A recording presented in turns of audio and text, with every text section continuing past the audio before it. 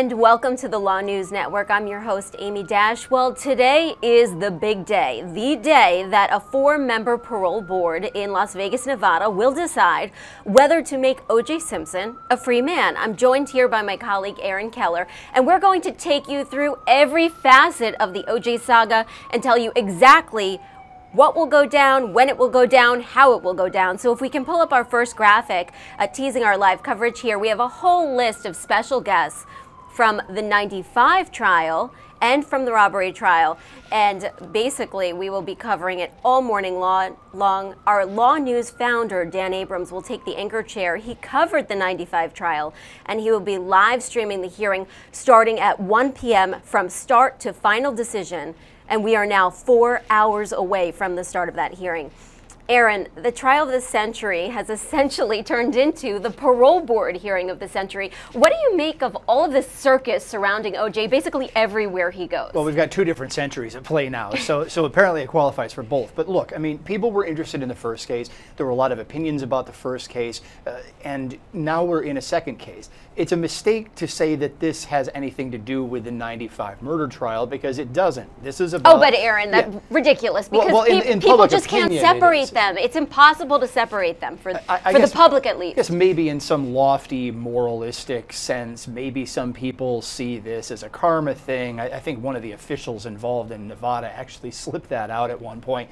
But look, this is a legal court. Oh, I think that was the judge. You're talking about officials. I think it was the judge who said to TMZ that she believes karma comes around. Not specifically referring to OJ, but still, I think that was totally inappropriate. The timeline lined up a little bit too much. And I would agree that it's not something that a sitting judge should say. But look, here's the thing.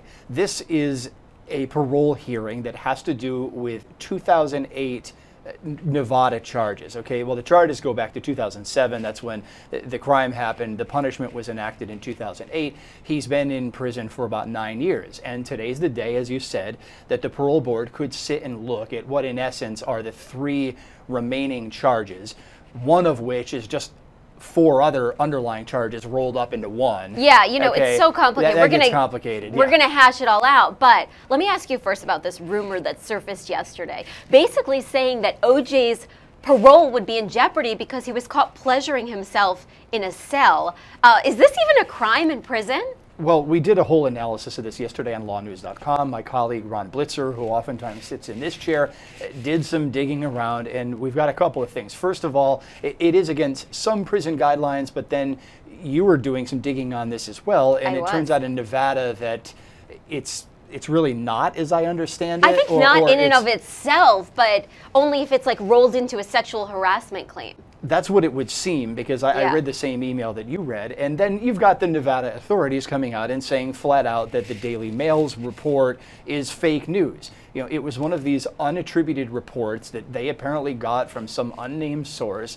And yeah, it was great clickbait, but when we dug into it here, and by we I say mostly you, it turned out No, because actually I think you were doing some homework too, and you found some inconsistencies on the website regarding the charges and stuff. But so let's get to that, because basically that other rumor, that's fake news. Yeah, it doesn't exist. It never happened. Right, so basically he's in prison because the gist of it is that he wanted to get back his stuff. He heard that 2 memorabilia dealers in Las Vegas had some collectibles of his, so he came up with this idea to bring a bunch of guys in there. Some of them had guns, which was pretty foolish, and basically demand his stuff back. He took his stuff, but he also made away with some other memorabilia that didn't belong to him. A lot of people don't realize that. So what charges was he actually convicted on? Okay, so there was a conviction by a jury on 12 charges. There were conspiracy charges, 3 of them.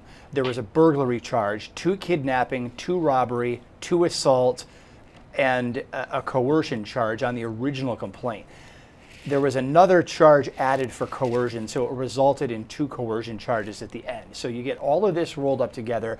The jury just went party line down the line on convictions. Guilty, guilty, guilty, guilty. All the way down the line. Well, the thing that's interesting about that is the 2 coercion charges, charges 11 and 12, were dismissed prior to sentencing because they were originally designed to be alternates to 2 other charges. So in other words, if the jury didn't convict on 2 of the bigger charges, they could convict on the coercion charges, well... Oh, like a backup Yeah, charge. the bigger charges stick. So then the coercion charges were dismissed prior to sentencing, so that left 10 charges right there at sentencing. And he was paroled on a bunch of them already. Many people don't know this, but he was paroled 4 years ago on a bunch of those charges. If we can bring up the 2013 charges, so you can just take us through the charges that he was already paroled on. Yeah, so here's where this gets really confusing, and believe me, this is confusing. So in 2013, he was paroled completely on burglary with a deadly weapon, okay? It's out of there. He was also, so that charge is done. That was paroled. He served the minimum sentence, and that charge was taken off the table in 2013. However, there were 4 other charges that were subject to both the 2013 hearing and the current hearing that's coming up today. The reason why he needs to get paroled twice is because the kidnapping and the robbery charges had enhancers. They because also of the had deadly weapon, an element of the deadly weapon, right. The gun being present. So he had to serve the underlying kidnapping charges and the underlying robbery charges. He's paroled out of them into the enhancer for the deadly weapon. So basically all that exists right now is the deadly weapon charge. He's paroled on the underlying kidnapping and robbery. More or less. But now, so, tell me though, why are there 2 counts of kidnapping with a deadly weapon, 2 counts of robbery with a deadly weapon?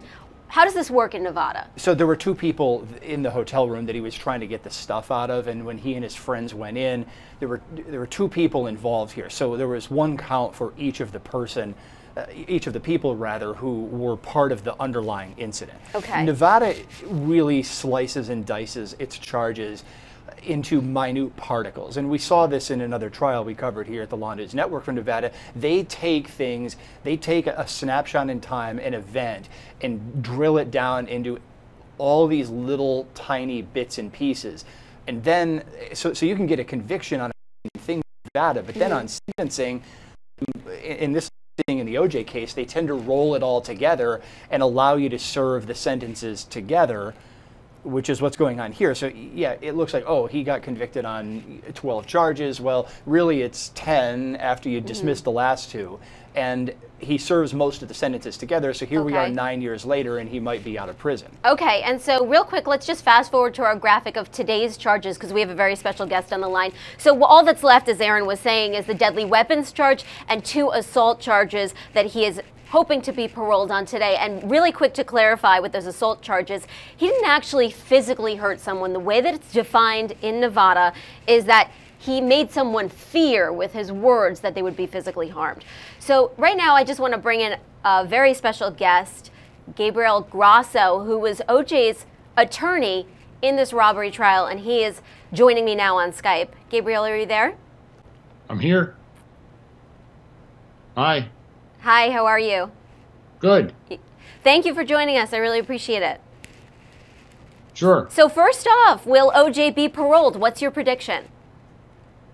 Everything that I see points towards him being paroled. You guys have just been talking about a bunch of things, and a lot of what was talked about when your show started just now also are factors that are going, I think, point towards OJ's parole.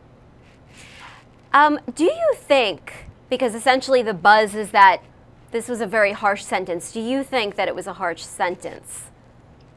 I think it was an extremely harsh sentence. I think it was something that when you take the entire person into focus and know that OJ had really no prior convictions, was 60 years old at the time.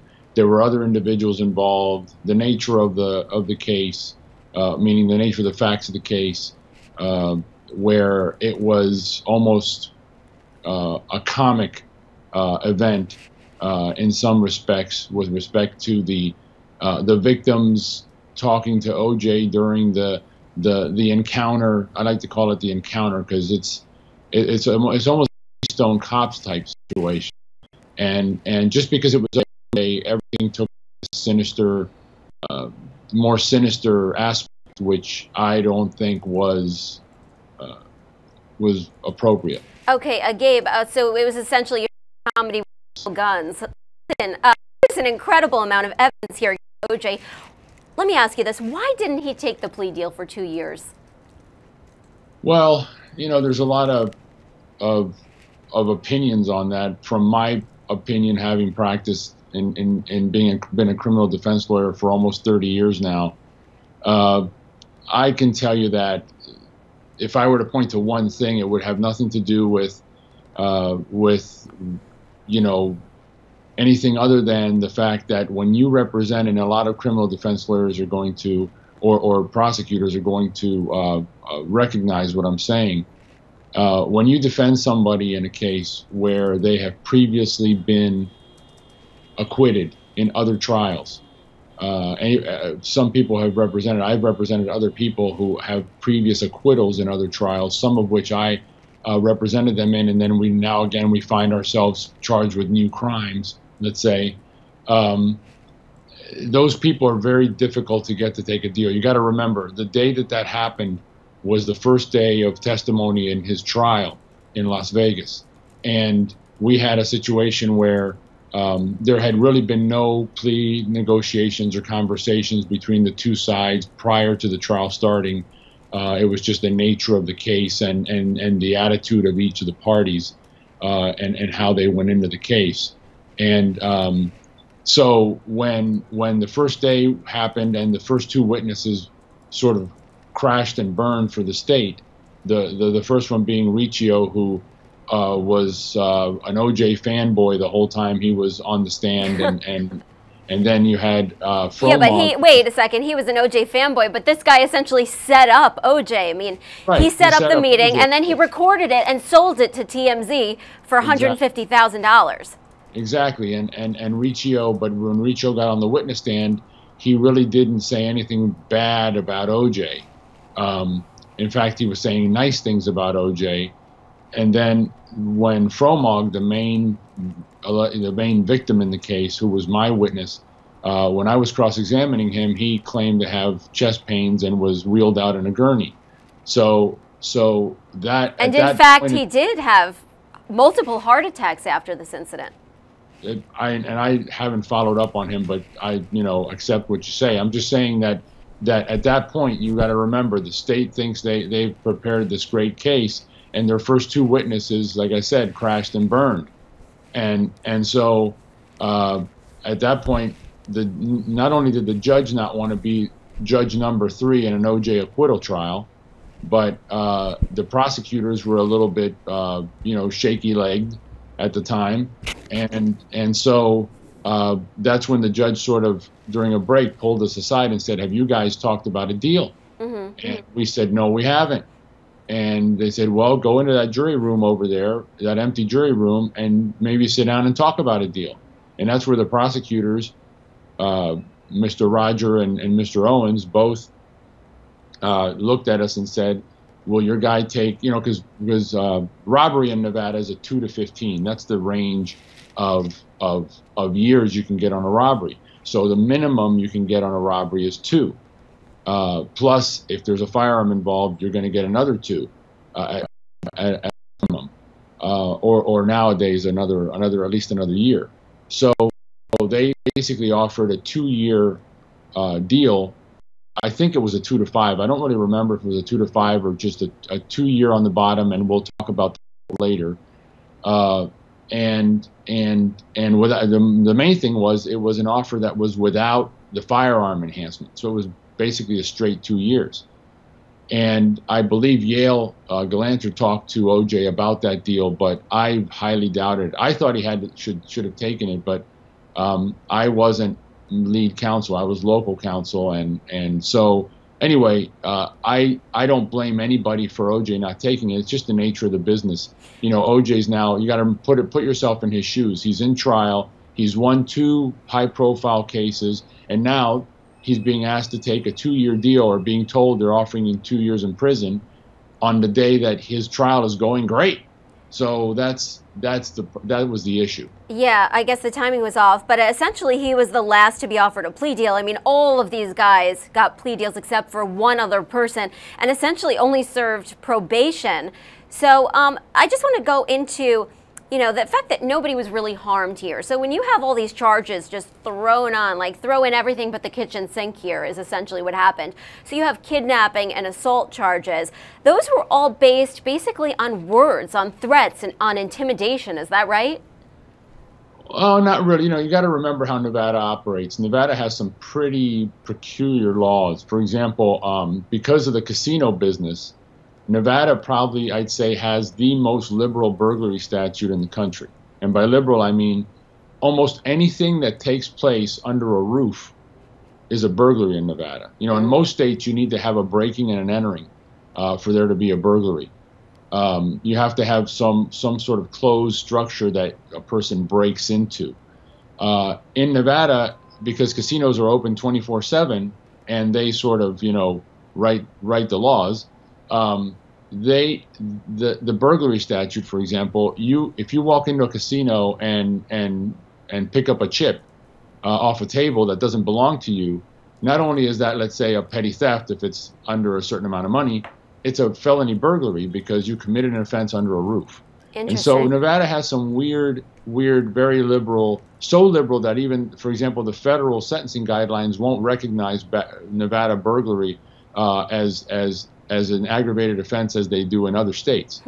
So you know, you have these laws where kidnapping in Nevada basically means moving somebody, you know, from one spot to another inside the same room, you know, with the use of fear, that can be a kidnapping in Nevada. It's anything can be a kidnapping in Nevada. So now I just want to listen to the audio, basically, of what went down inside this hotel room. So we're going to play that right now, and then we'll talk about it. I'll let nobody out this one. I want you to hang that fucking motherfucker. You think you can steal my shit and sell it? Don't let nobody out here. You motherfucker. So Gabe, OJ says the words, "Don't let nobody out of this room." You say that in Nevada, kidnapping is basically if you move someone from one side of the room to the other, but did those words also come into play in the kidnapping charge? They sure did. I mean, the fact that the two individuals, Mr. Beardsley and Mr. Fromog, were in a room, that they were sort of backed into a corner, and that you know, the allegation was, and the charge was, a robbery took place. Items were taken from their possession through the use of threats or force. The fact that that occurred, and that during that robbery, they were sort of, I mean, they were stopped from leaving the room. That's a tricky question. You know, we defended that because what the law does require in a robbery situation or in any criminal situation when you have a kidnapping in the state of Nevada is that the detention, I guess you'd call it, the detention of the victim has to be over and above the detention required to commit the crime. In other words, whenever there's, let's say, a person points a gun at somebody and says, "Give me your wallet," the person may stop walking and hand over the wallet. That's not a kidnapping because those are all things that have to happen in order for a robbery to take place. But if then the person says, "Okay, now I have your wallet, let me grab you by the arm and walk you over here and stick you in a closet and I'll stand outside and make sure you don't get away," that's a kidnapping. So that was sort of a fuzzy area in the case, and the jury decided it was a kidnapping as opposed to what we wanted. There are lesser included offenses in that. For example, coercion. It's called a felony coercion, which is forcing somebody to do something that they don't want to do. And so that well, I guess you didn't win on that one. But with the tape, I mean, I spoke to OJ's best friend the other day. His name's Tom Scotto, and he has this claim, basically, that you guys, and specifically Yale, and we'll ask him about it later, but if you have any knowledge of this, that you tried to get the tape into evidence instead of keep it out, even though it's clearly damaging. Is there any truth to that? First of all, I guess the semantics of that aren't correct. Tom Scotto's semantics aren't correct. With respect to getting the tape into evidence, there was an issue at the beginning of the case. The issue was, were we going to file a motion to suppress the audio tape of the incident prior to trial? Now, as everyone knows, Yale Galanter was lead counsel in the case, and I would offer my advice, but he was the one making the final. He was OJ's main lawyer, and the decision was made early on in the case not to challenge the audio tape, and the reason was that I'm assuming Yale's decision was that he felt that we could work around the audio tape, and the second thing was a consideration of what the likelihood was of it being suppressed. Now, some lawyers would say just file the motion and that gives you always a point on appeal. If you want to appeal the case, you could always appeal it, etc. if you lose. But you know, I guess in hindsight, it might say, well, we should have done it. But with all due respect, I mean, in hindsight, why do you need hindsight to know that you should try to keep a tape like that out? It is so damaging. Well, that's correct, but here's the issue. It's not a question of, you got to remember, with the final, my understanding of Mr. Galanter's decision was the final arbiter of this or of deciding factor was that he felt that this tape was not going to be suppressed, and the reason was this: there was no state action in that audio tape. The audio tape was set up by Riccio. It was found by the police. It wasn't recorded by the police. See, when you have state action, you may have constitutional issues. The only possible way to try to keep it out was that it was recorded without OJ's knowledge. However, Nevada is a one-person state with respect to recording. In Nevada, you're allowed to get on the phone, turn on an audio recording, and record somebody that you're calling from across the country. Now, there may be some federal violations, but that was not in Nevada law, and the Nevada court wasn't going to suppress that tape. Right, but so, I mean, if you thinking you're going to lose something isn't a good enough reason to not try to keep it out, just because you think you're going to lose the motion.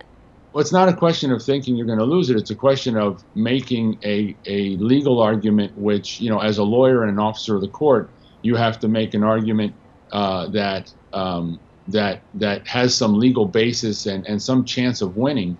You got to remember, it wasn't just us. There were other lawyers with other defendants in the case, and they all agreed also that they didn't try to suppress the tape. Mm-hmm. Now, remember, it wasn't just us.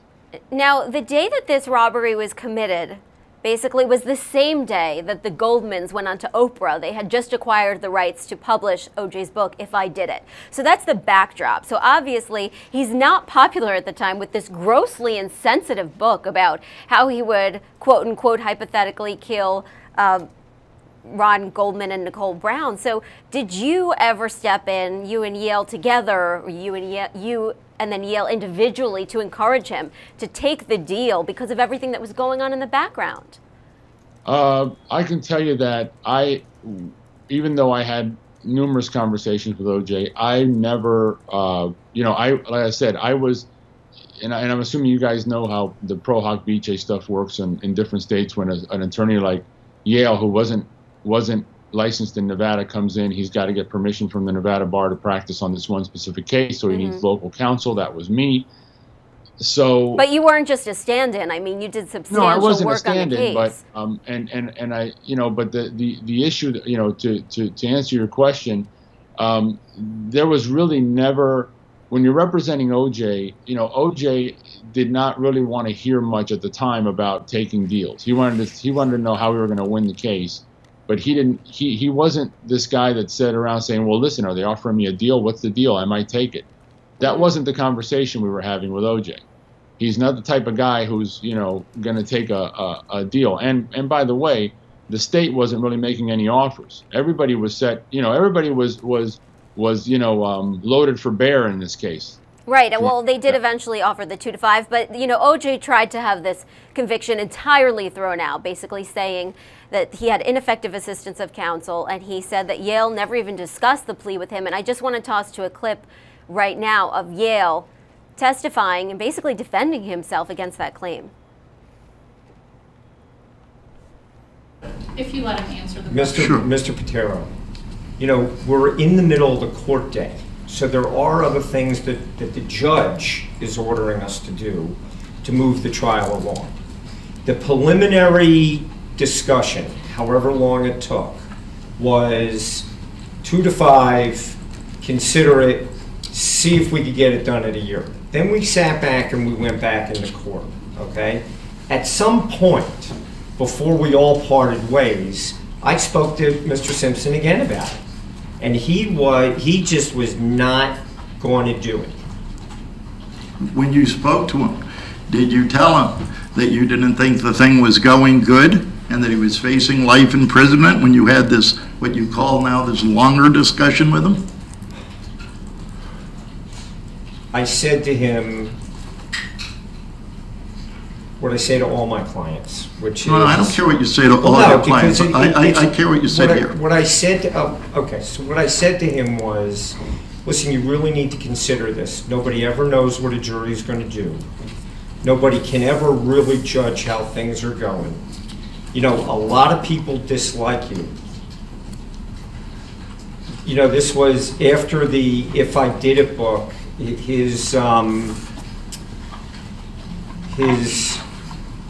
mean, anybody that liked him after that was just, I just thought it was devastating for Mr. Simpson when he did that. With all due respect, Mr. Calandra, I have no idea what you're talking about. Okay. My question The bottom line was I certainly conveyed to him that we didn't know what a jury was going to do, that there were a lot of people out there that didn't like him, that he really, really ought to consider the offer. Basically, Yale starts giving his personal opinion on the book, If I Did It, and the lawyer says, listen, I have no idea what you're talking about. That's not really relevant. We'll be speaking to Yale later today, but OJ claimed that basically he consulted with Yale about going to get his stuff, and Yale told him he had a right to get his stuff. Do you have any knowledge, first of all, that this happened? And do you think that if it happened, Yale really should have recused himself from representing OJ in the first place if he had any knowledge or discussions with him before this went down?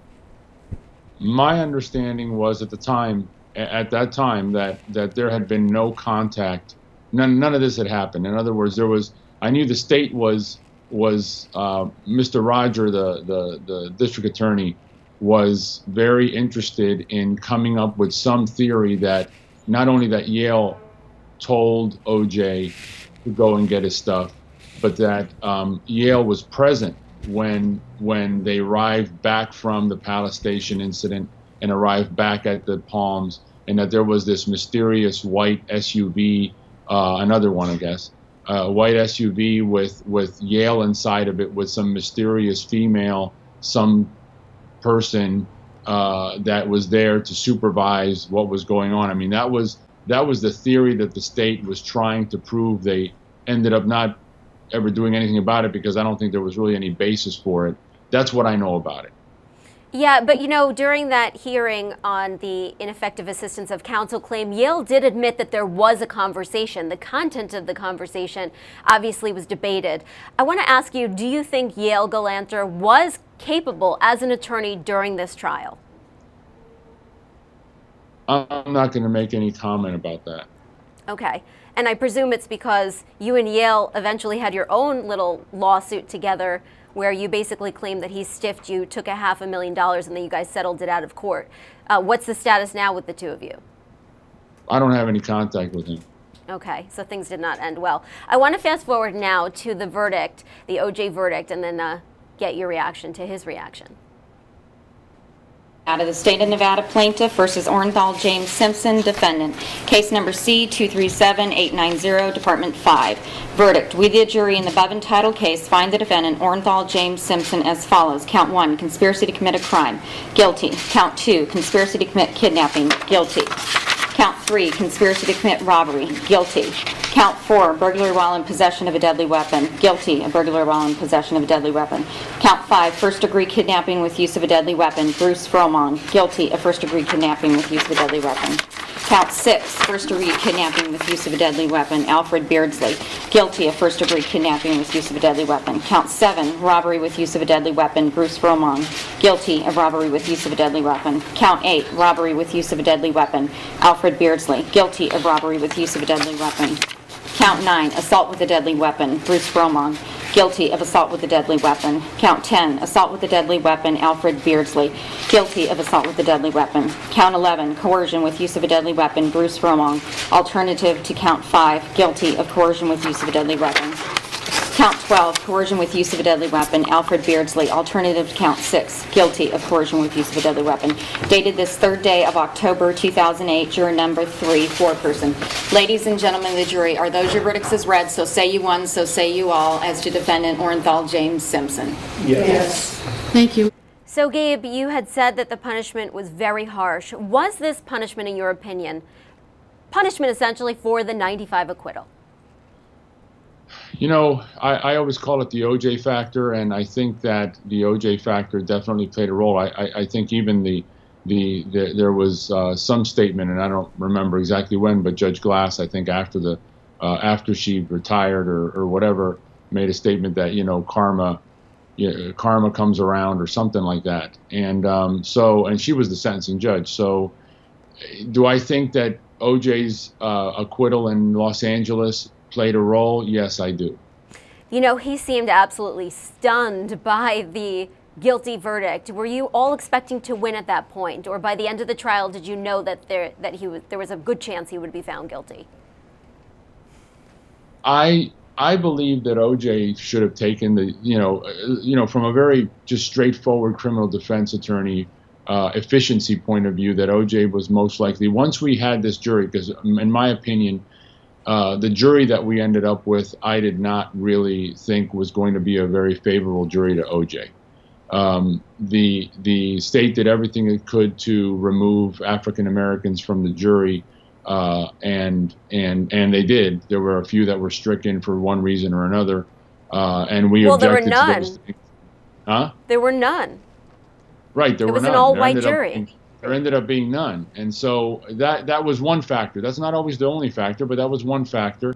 And then I just, I've tried literally hundreds of cases, and I know how to pick a jury, and I know I get feelings about juries, and I did not get a good feeling about this jury. So once that jury was seated, I never fell for any of the hoopla when the first day went so well, etc., and we thought we were winning. And I was always wary of this jury who and my understanding is, or not understanding, what actually happened was the jury actually even held off the verdict until October 1st because that was the anniversary of his acquittal in Los Angeles. It was, yeah, he was convicted 13 years to the day. So you're telling me that was on purpose? That was on purpose. I'm sure that was on purpose. How do you know? I'm sure I had a verdict before that, and I'm sure that was on purpose because there was all this waiting going around. And so bottom line is, I had a bad feeling throughout this trial, and when you try as many cases as I have, you get feelings about cases, and I had a bad feeling about this trial. I thought OJ, although it was an impossibility, he wasn't going to take any deals, that he should have taken the deal. But in the end, you always, hold out hope. I mean, you never give up. You always fight for your client. You hold out hope. And you do your best because sometimes you end up pulling them off. And do I want to say I was not shocked at all when the verdict came in? No, you're always shocked when your client's found guilty. So I guess that's what I can say about it. Yeah, but it sounds like from everything that you're telling us that prison just wasn't an option for OJ at that time, in his mind at least, in terms of taking the plea deal. I want to thank you so much for joining us on the LawNewz Network. I know you have to go catch a flight, so thank you for being with us. Thanks, Amy. Anytime. So now, Aaron, I'm going to play in a second OJ basically apologizing to this judge, but Gabriel brought up an interesting point. The judge made a lot of comments, not just after the trial, but she made some during this trial, basically calling OJ arrogant, ignorant. Did she step over the line, or is this something that is tolerated in the judicial system? I think it depends on the state. I mean, I can see more conservative judges in more conservative states, and I don't mean conservative politically, but perhaps more reserved or less bombastic states thinking that that's way too far over the edge. But I've seen other judges do it. And I mean, is it really a violation of ethics? Well, the judge is trying to ultimately keep control of the courtroom.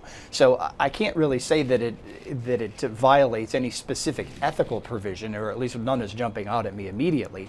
Maybe she was just reacting to a vibe in the room that she just didn't like. Yeah, well, also he had it. like violated his bail terms. And so that's the context in which she was calling him arrogant or ignorant, but people really harped on that. So let's just play right now O.J. Simpson talking to this judge, apologizing for what happened right before he's about to be sentenced. And I don't want to hurt Bruce. I didn't want to hurt any of these guys. I know these guys. These guys have eaten in my home. I've done book reports with their kids. I sung to their mothers when they were sick. You know, I wasn't there to hurt anybody. I just wanted my personal things, and I realized now I was stupid of me. I am sorry. I didn't mean to steal anything from anybody, and I didn't know I was doing anything illegal. I thought I was confronting friends and retrieving my property. So I'm sorry. I'm sorry for all of it. But all the other guys, except Mr. Stewart, volunteered. They wanted to go. Mr. Stewart is the only person that I asked, would he come to help me? All the rest of them, when they found out, they volunteered. Come on, let us go. One of them wanted to be the security guy. He claimed he was a security guy. But I didn't mean to hurt anybody, and I didn't mean to steal from anybody. Thank you. Thank you. So, Aaron, did you buy what he was saying? Did he come off as genuine to you in his apologies? Well, he was an actor before for a little while. You know, every defendant is going to apologize to the judge at the moment right before the charges are going to literally stick and well, that's and not send them true. off. I mean, I've seen like these sociopathic serial killers, and they don't show any remorse. Okay, so maybe not every, but almost every conscientious defendant, I'll say. I'll add a qualifier in there for you. Thank you for taking me to task on that. I know what you're talking about, though. You know, so there's an element of but what you're saying, basically, remorse is important because it's a tactic.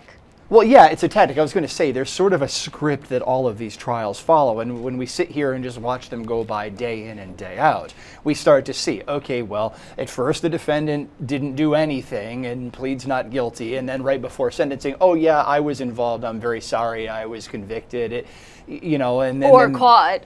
Or caught, and then, you know, usually if the defendant testifies, there's always going to be some period that they just black out or don't remember something. I mean, that comes up almost every time we see a defendant testify. Oh, I just don't remember that didn't know part. what would happen, didn't know it was illegal, which is something that O.J. said. He said he consulted with 2 attorneys, and they both told him he had a right to go do this. Now, whether they knew he would bring guns with him is a whole nother story. Well, I mean, saying that someone has a right to retrieve property that they believe is theirs is one thing, but then the question is the process. Okay, if somebody steals something of mine, I have a right to retrieve it, but there's a proper way to do it and an improper way to do it, and there may have just been a massive communication breakdown there, assuming that he sought the advice and assuming that the attorney from whom he sought it was competent. Yeah, you know, before she handed down her sentence, the judge stated basically multiple times that the 95 acquittal would not factor into this, that she was not there for revenge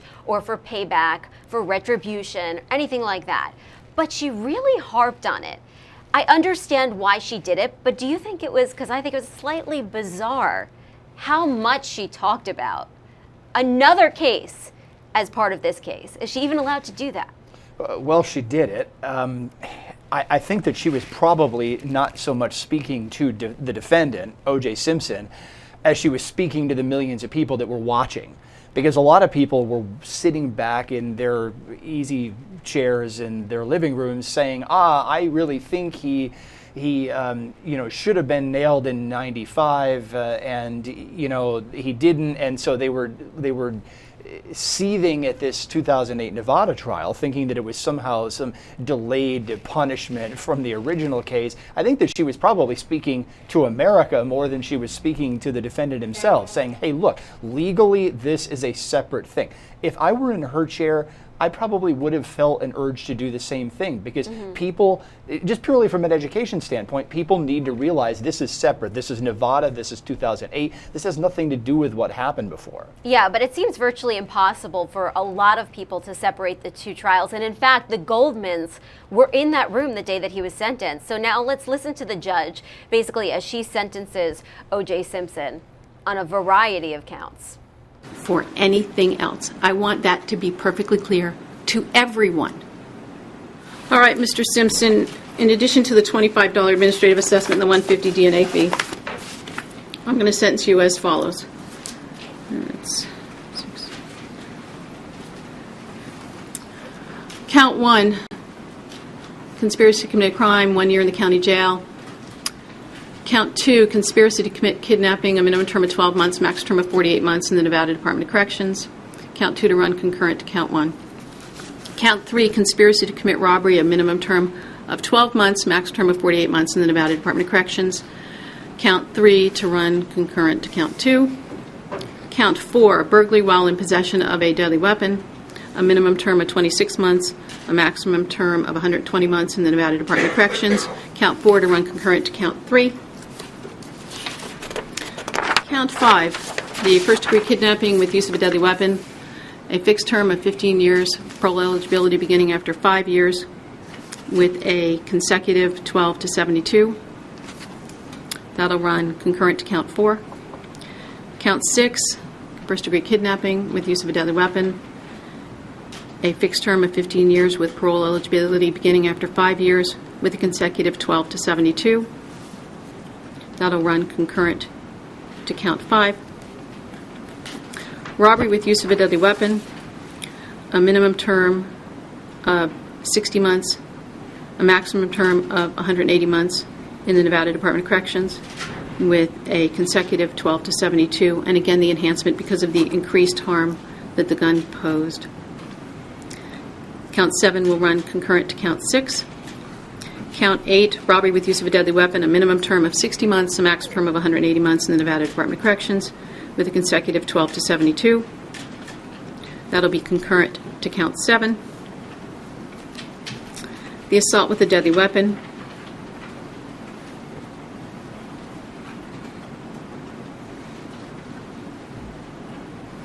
a minimum term of 18 months, a max term of 72 months in the Nevada Department of Corrections.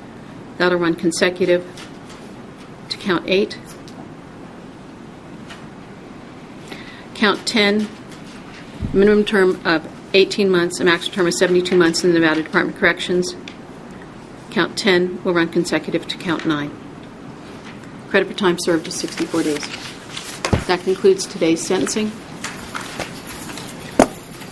So clearly, very emotional moment for the Goldman family. They were in the courtroom when O.J. was convicted and sentenced 13 years to the day after he was acquitted in the 95 murder trial. Aaron Keller here with me, and we are a little over 3 hours away from the live parole hearing.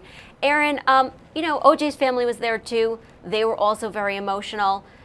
How many people has this whole, not just the 95 trial, but the robbery trial, how many people has it affected?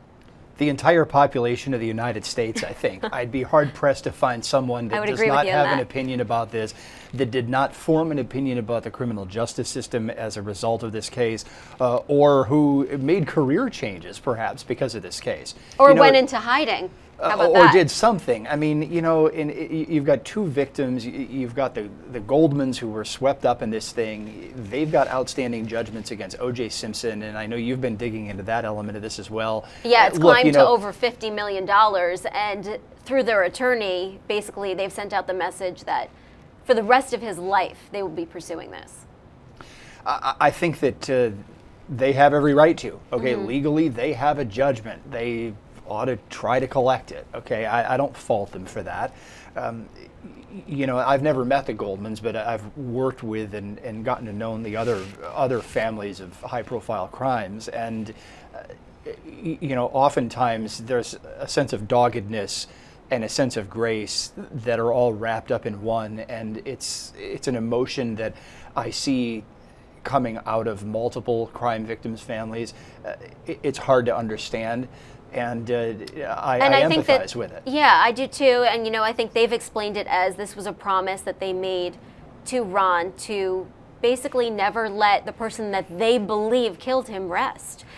So we want to listen right now to their press conference because they delivered an emotional statement after OJ was sent to prison on the robbery conviction, but it seemed like this was a semblance of justice for them related to the '95 trial.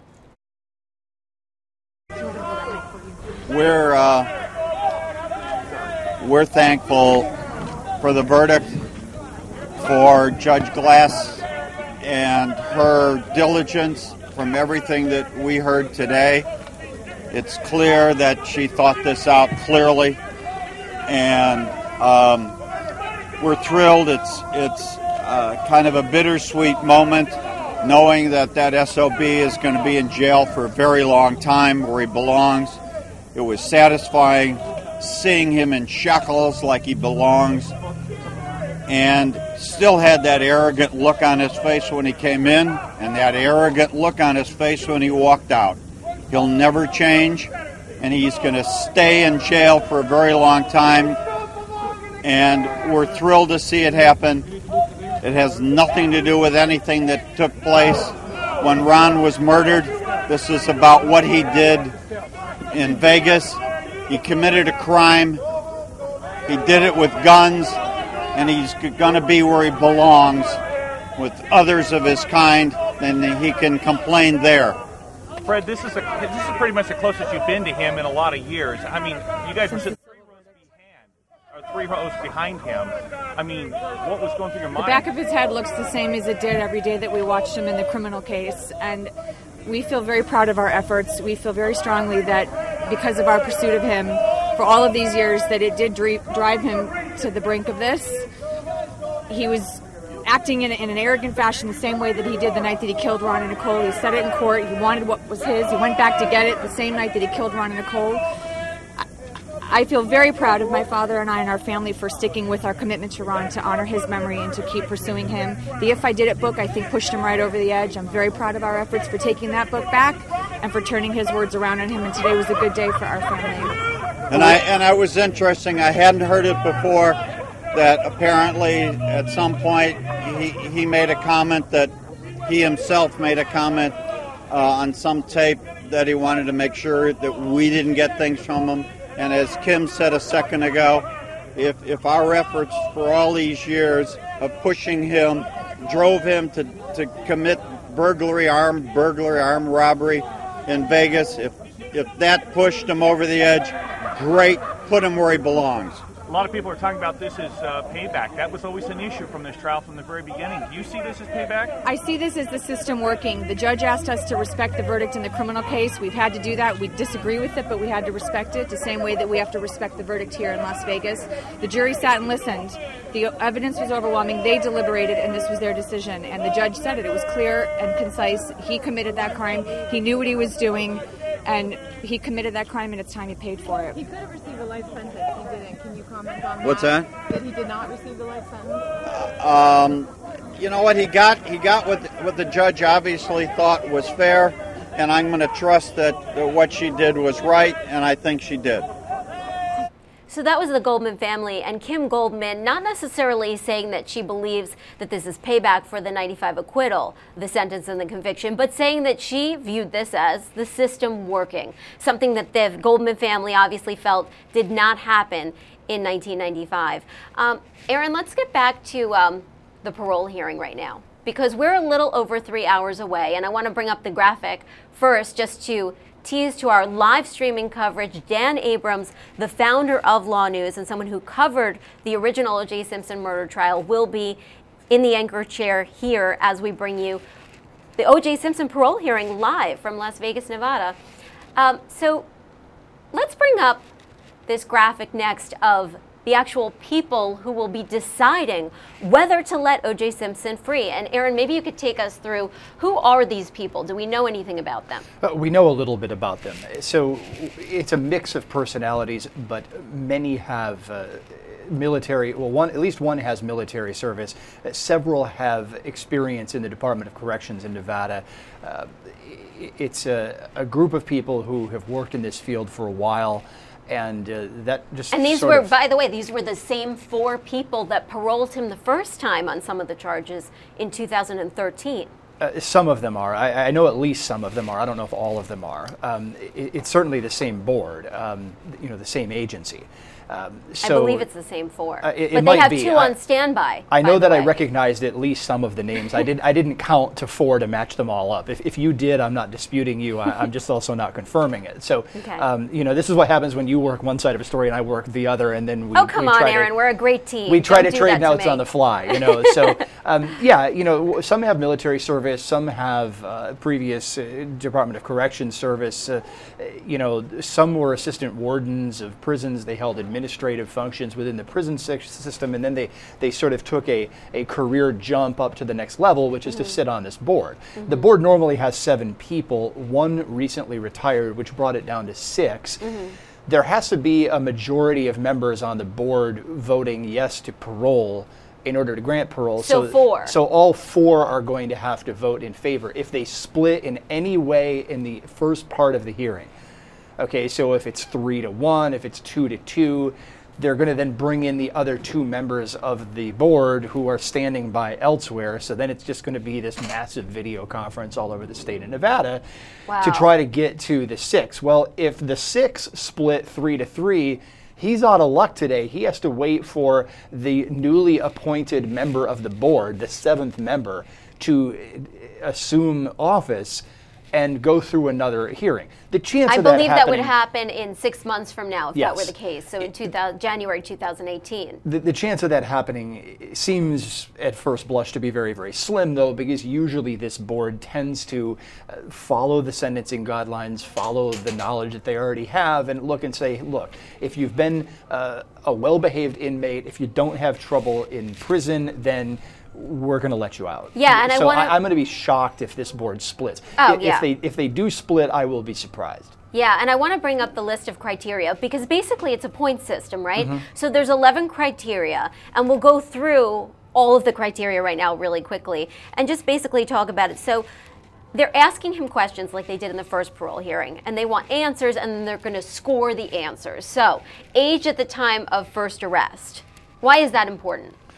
Well, younger people, at least the theory goes, are more apt to get out and re-offend. And so if it's a younger inmate, then there would be points assessed, assuming that the person may just sort of degenerate back into a life involving criminal acts. If it's an older inmate, the presumption at least is that they've learned their lesson, they may have taken more to the rehabilitative care in prison, whatnot, and that maybe they just want to get on with their life and leave the past behind. Right, so basically if you're older, you're less dangerous. Well, that sounds pretty discriminatory, but anyway, so well, they claim it's based on the social science research, so that's where that comes from. They claim that they've got some stats to back it up. So we've got age at the time of first arrest and current age, which are a factor. Prior probation or parole revocations. Okay, I think that's self-explanatory. Employment history immediately before arrest. Why does that matter? Well, if someone has a marketable skill, the idea being that if they're released, then they would be able to go out and try to pick up some kind of marketable skill, re-assimilate into the job market. Stay out of trouble. Yes, earn an honest living, so to speak. I think that you could just boil it down that quickly. Then we have age, and we also the programs that he's participated in.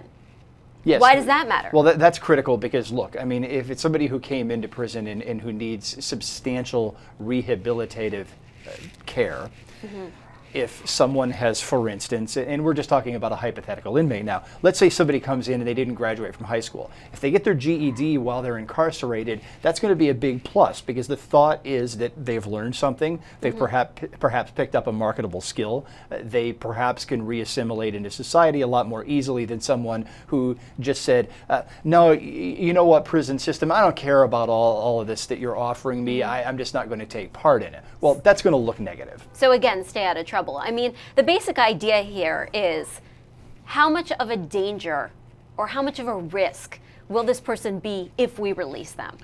That's true, and it's also part of the dichotomy of the prison system. It's part for punishment and part for rehabilitation. And I think what the parole board is looking at is whether or not an inmate has been rehabilitated in the sense that they've learned their lesson and have taken part in some of these programs to re-assimilate. The idea being that this is not the kind of charge where we need to lock somebody up and throw away the key. These are charges that were serious. They were felonies, but nobody was hurt. Ultimately, yeah. And that makes a difference too. You know, he's not a serial killer. Right, and then disciplinary write-ups, that's also self-explanatory. If you're causing trouble in prison, then you probably have a higher likelihood of causing trouble when you get out. Also with the programs that you talked about, substance abuse, if you had a problem going in and you got treatment, less likely to offend again going out, though, you know, that's kind of debatable because we always see a lot of people relapse. It's hard to stay sober for some people. I want to go to a clip from OJ's first parole hearing where he basically makes his plea to the board. And the reason why we want to show it is because I think what he's going to say today when he's broadcast live to the parole board from the Lovelock Correctional Center is going to be very similar to what he said 4 years ago. Here at Lovelock nearly 5 years ago, and when I met the then warden and Miss Megan and Mrs. I can't think of Carpenter, they told me what was expected of me here, and I gave them my word that I would try to be, or would be, the best prisoner they've ever had here. And I think for the most part I've kept my word on that. I've not had any incidences, despite all the stories in the tabloids and everything. I haven't had one incident since I've been here. I think on a daily basis I speak to more inmates and COs than anybody here. Inmates tell me their stories. Some of them tell me their crimes, and as far as burglary, which I'm here for, or robbery, I should say, they've told me every kind of story you can hear. Guys who have robbed banks, have robbed casinos, even one guy who robbed a gun shop, which I thought took a lot of guts. The difference between all of their crimes and mine is they were trying to steal other people's property. They were trying to steal other people's money. My crime was trying to retrieve from my family my own property that had been stolen from me, and property that since I've been here at Lovelock, the state of California's judiciary has ruled was my stuff, and I have it back now. Make no mistake, I would give it all back to these guys. They could have it all to get these last 5 years back. They've been somewhat illuminating at times and painful a lot of times. I've missed my 2 younger kids who we worked hard getting through high school. I've missed their college graduations. I've missed my daughters, my sisters, I should say, funeral. I missed all the birthdays and various things. When I went to that place that night, I had already discussed it with my kids. I spoke about it with my sister and brother-in-law, older sister and brother-in-law, who were originally going to go with me up until the last hour. I even talked to 2 lawyers about it. One the night before that I knew, and had a conversation with a lawyer that day who I didn't know. I had no intention. My intent was not to rob from anybody. I knew both of these guys who had my stuff. I was a little upset with them, and I think I wasn't as civil as I should have been. I brought some guys with me who I didn't really know, and one I didn't trust, and that's on me. For that, I've been here for 5 years, and all I could do about it since I've been here is be as respectful and as straightforward as I could be. Aaron, I have to say, if everything in 1995 hadn't happened, if there was no OJ effect, OJ saga, and you were just listening to this person and it wasn't OJ Simpson, with the facts of what happened, where he was trying to get back stuff that belonged to him, and he's saying that he lost 5 years of his life at that point. Now it's 9 years. He's missed his kids. He's missed their graduations. He missed his sister's funeral. If he weren't O.J. Simpson and he sounded like that, would you feel bad for him? That's not the first emotion that crossed my mind.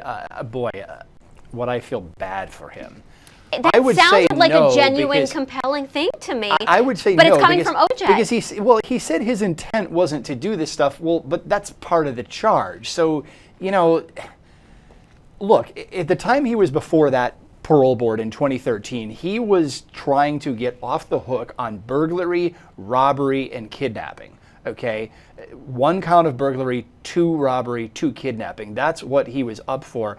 And he said he did it, but he said, well, what I heard there was basically, I didn't really mean to do it because it was really my stuff. And then it's like, okay, I didn't mean to bring guns and wave them at people's heads. Well, part of his thing is like somebody else had the gun. Right. But it's like, okay, well, you know, like I said before, there's a right way to get your stuff back and there's a wrong way to get your stuff back. And look, the court system adjudicated this and said, look, that was the wrong way to do it. But he's still sitting here sort of hemming and hawing as to whether or not it was the wrong way to get his stuff back. So I'm surprised that that didn't offend the board a little bit more than perhaps it would offend other people. Yeah, you know, but I think really a big factor here, and this is something that the judge brought up right before the sentencing, was the potential for so much to go wrong. That basically he lucked out that nobody was hurt and that things didn't escalate when you have tension so high and guns and many people stuck in a small space with a lot of valuable things. Okay, that all said,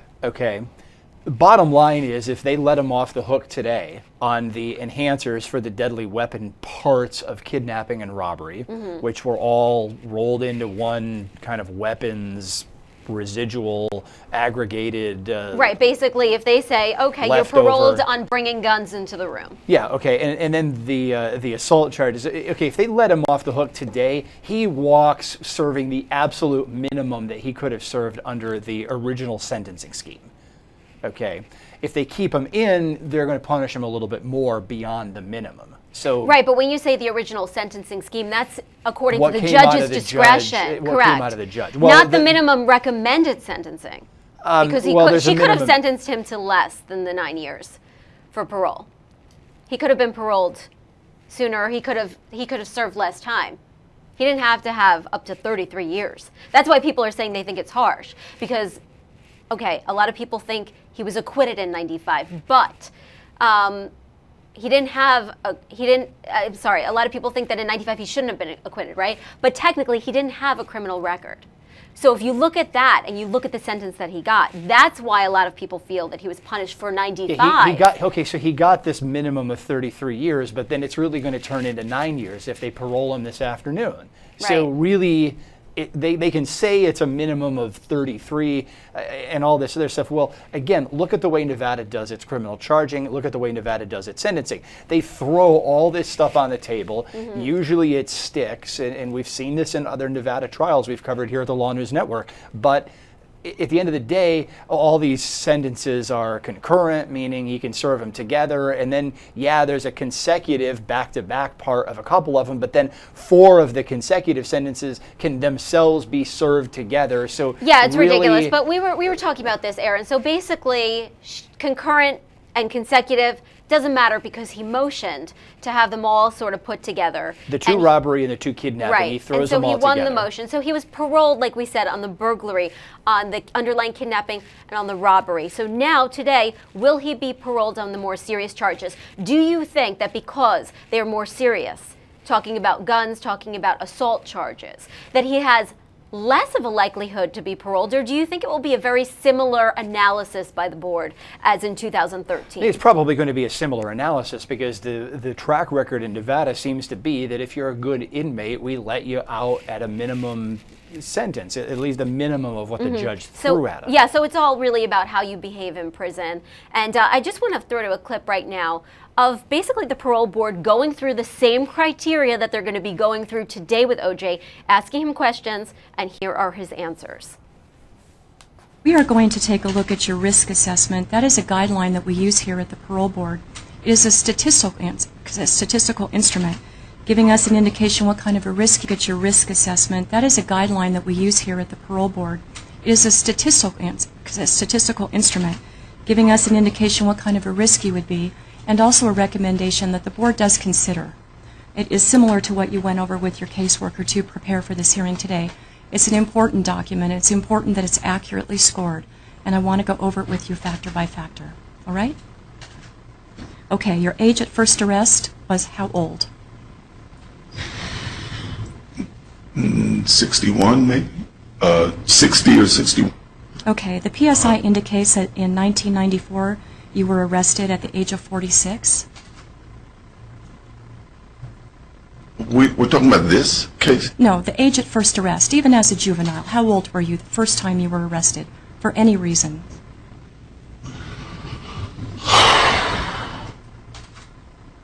I think about 46, yes. Okay. No juvenile arrests then? No. Okay. You've had no revocations of supervision, either of probation or parole.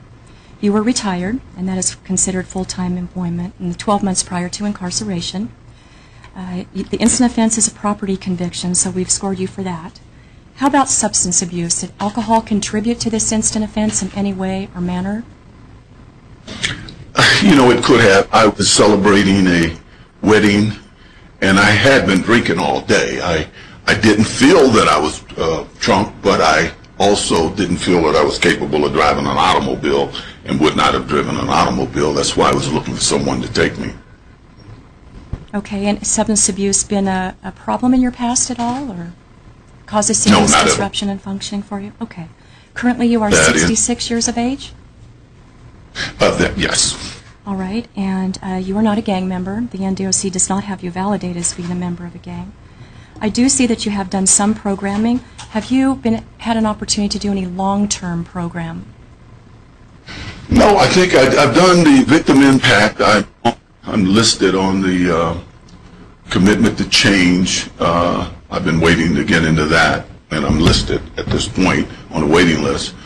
And I'm told that some of the programs they have here, I don't qualify for yet. But I've been outside so long programming.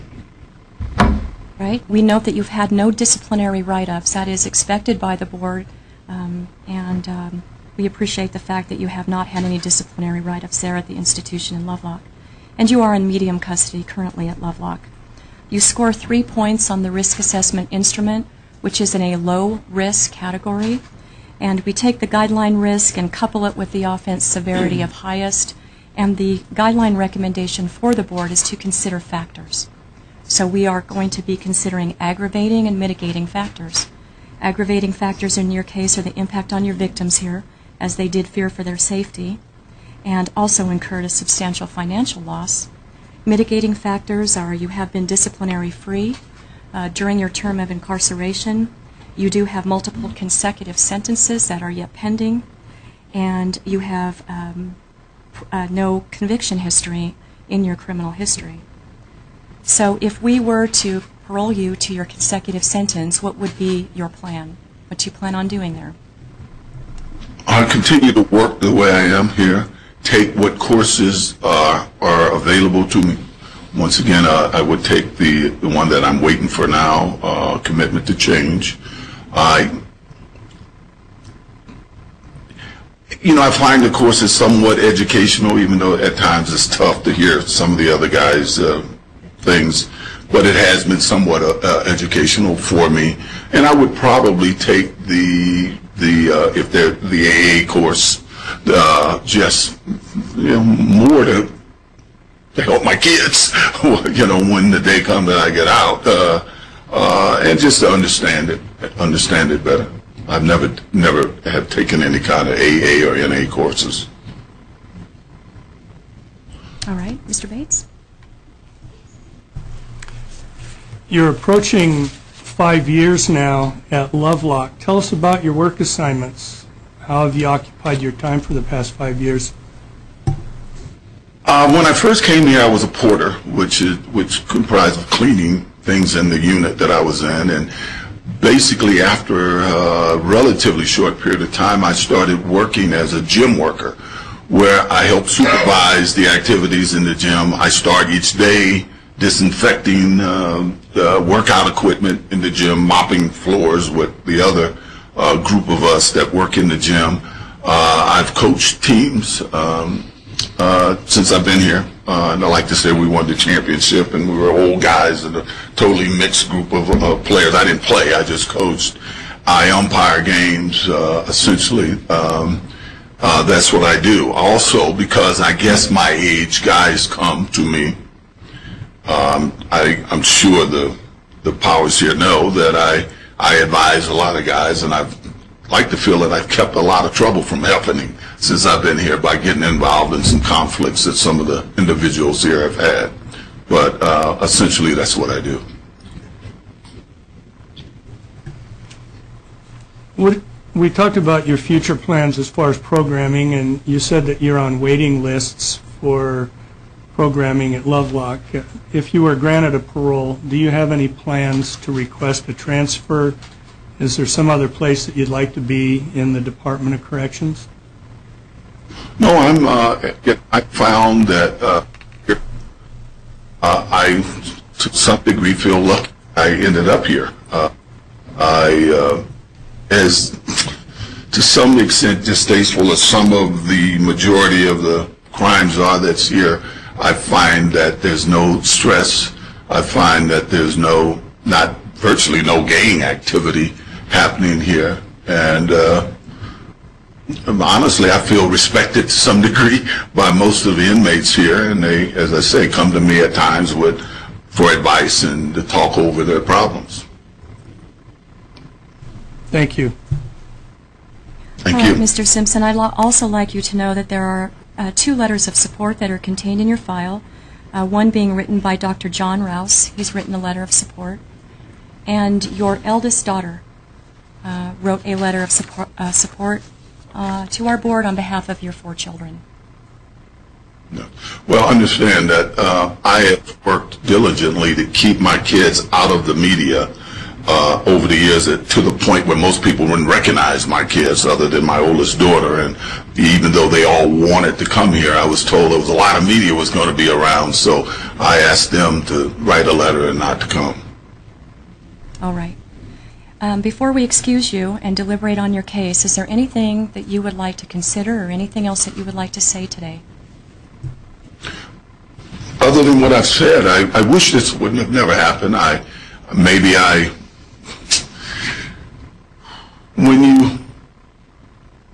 When something's done by friends, I think in my case it hurt me more than the actual fact that they had these things. The fact that guys that I knew their families, they've eaten at my home, and maybe that upset me more and made me less civil than I normally would have been under those circumstances.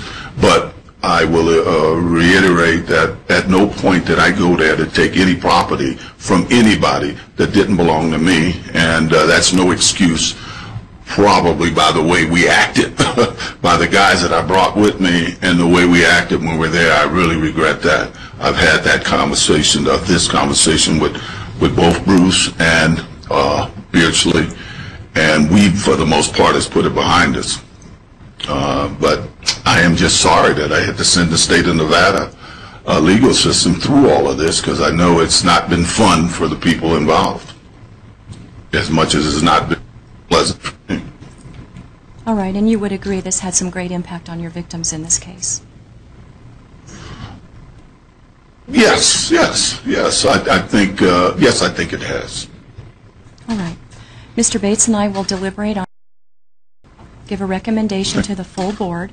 It does take a majority of 4 of the 7 commissioners to grant or deny parole. An order is then forwarded to your caseworker and should have results within about 2 weeks. Okay? Well, thank you. Thank you. Good luck. Thank you.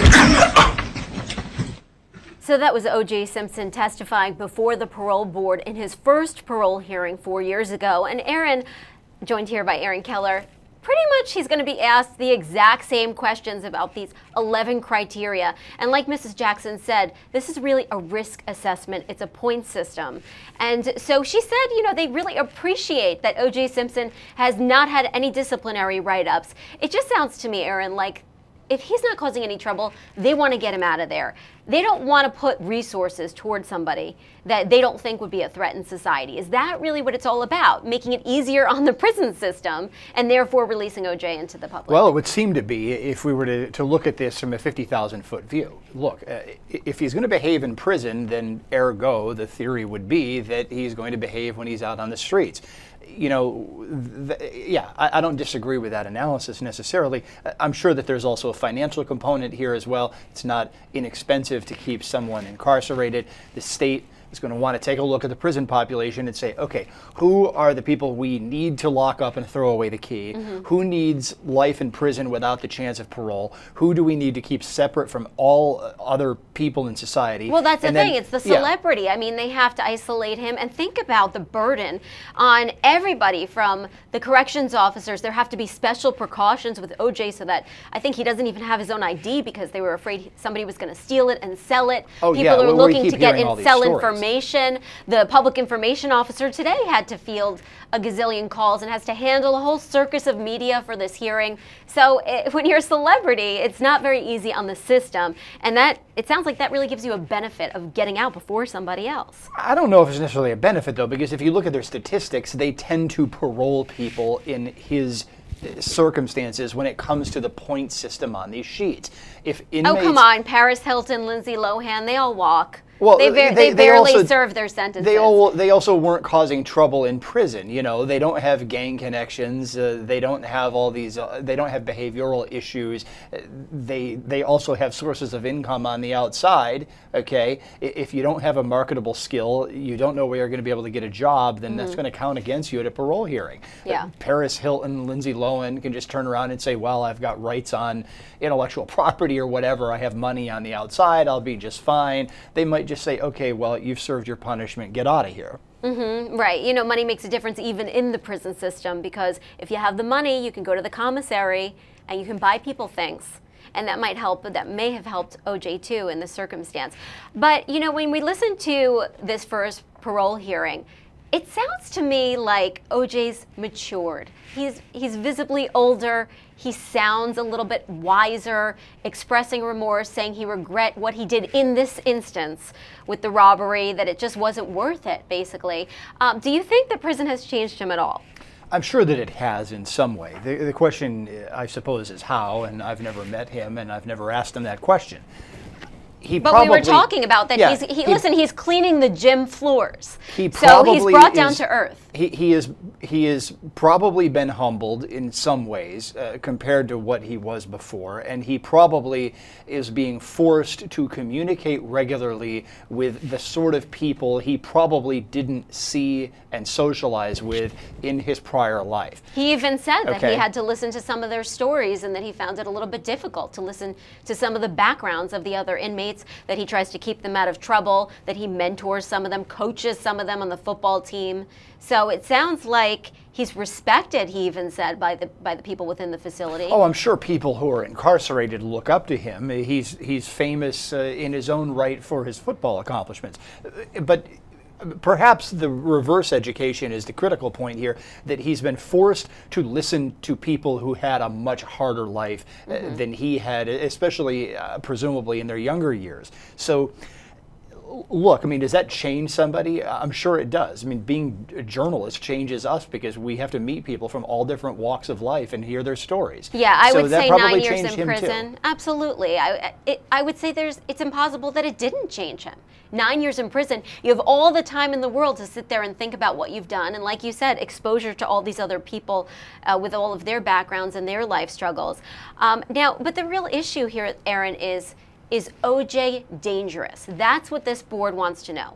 Is he going to be a risk if they release him? And I spoke with Gloria Allred, who represented the Nicole Brown family in the '95 trial, and she had some really interesting theories about how the laws should change and how the parole board criteria should change. So we want to take a listen to that right now.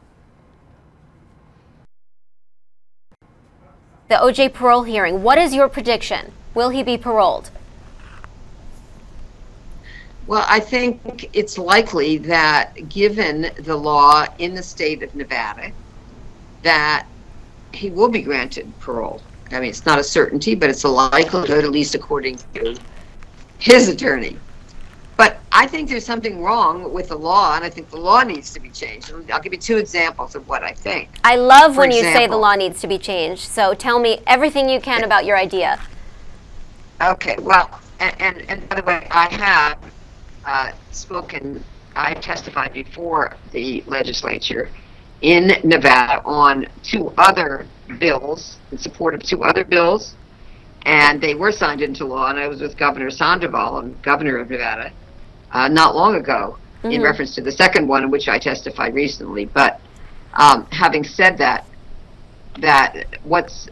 I think that the issue that he did enter a plea of no contest to spousal battery of Nicole many years ago. He was allowed to plead to no contest, tantamount to guilty.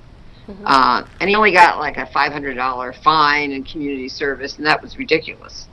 But he did, that's a conviction for spousal battery. Now, that may have been expunged, I don't know, but I think that should be able to be taken into consideration. It's a crime of violence.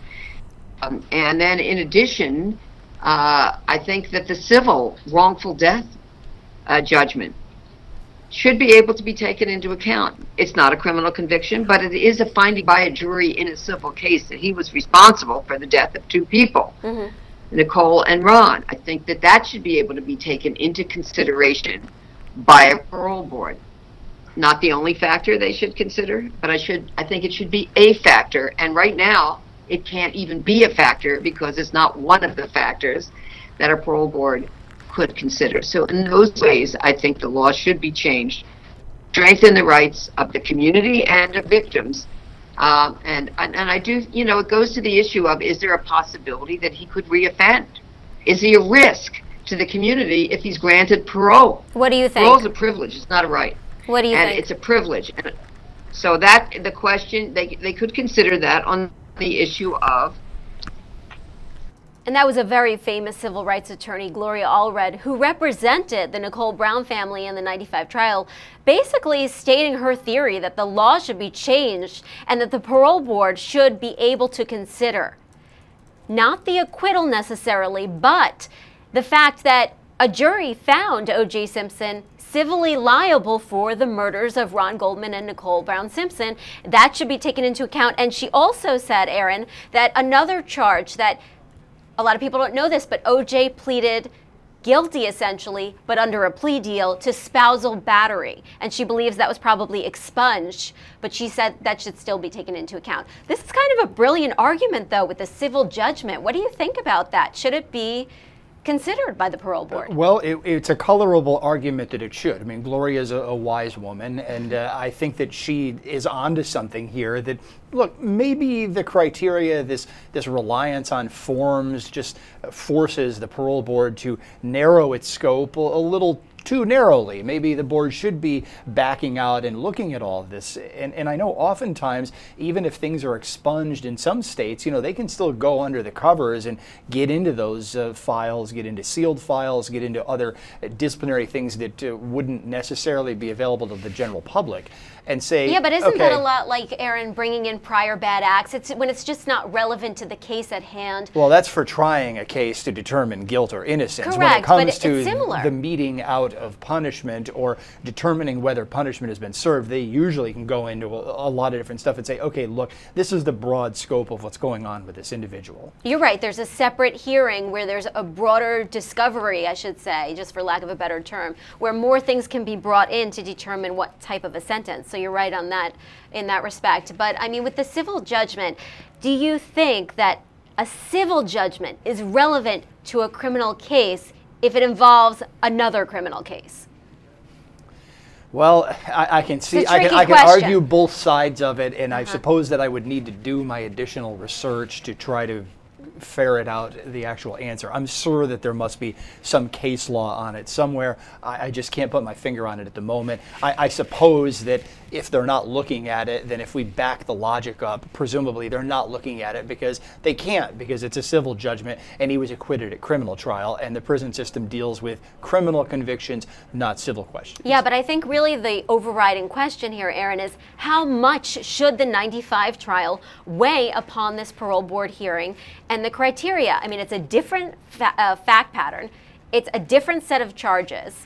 It's just an entirely different case. So do you even think that the Goldmans, let's say, should be able to testify before this parole board because they won in that civil lawsuit? Well, the answer is that apparently they can't because they're not. But should they be allowed to? This is what Gloria is suggesting. Well, she's suggesting it, and she's also sitting in the position of someone who represented the family of one of the victims. So surely she's going to make an argument. And like I said, it's a colorable argument that in this grand scheme, if we're to impart massive degrees of justice on top, if we're to superimpose like a big picture moralistic sense of justice onto the criminal justice system, well, yeah, I mean, should they be able to throw everything in? I'm sure that under that standard they should.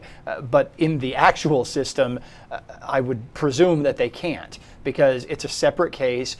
It resulted in an acquittal at criminal court, and you know, maybe he sued his plumber too, and he owes the plumber money, or maybe his plumber. But here's the argument, Aaron. Here's the argument. Okay, if it's a separate case and you can't bring in the civil judgment into the parole board, you can't bring in the spousal battery because it was expunged into this parole board hearing.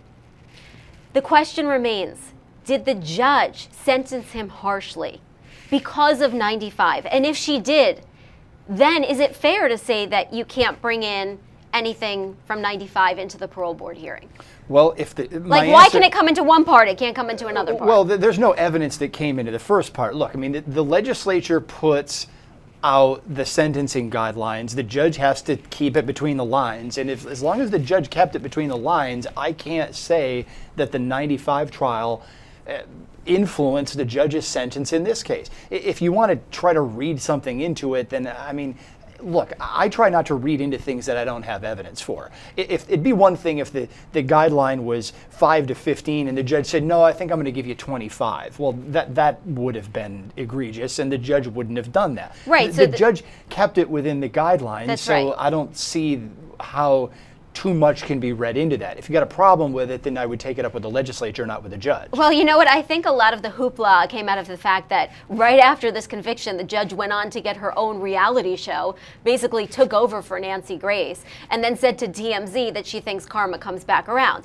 We know that during the sentencing, excuse me, and during the trial, she was saying a lot of things that people felt were harsh, that people, of course, that are on OJ's side, that OJ was arrogant, that OJ was ignorant, things that people felt were inappropriate. But on the flip side, if you look at the history of this judge, she's known as a hardline judge. She's done this before. She's treated other high-profile people like this before.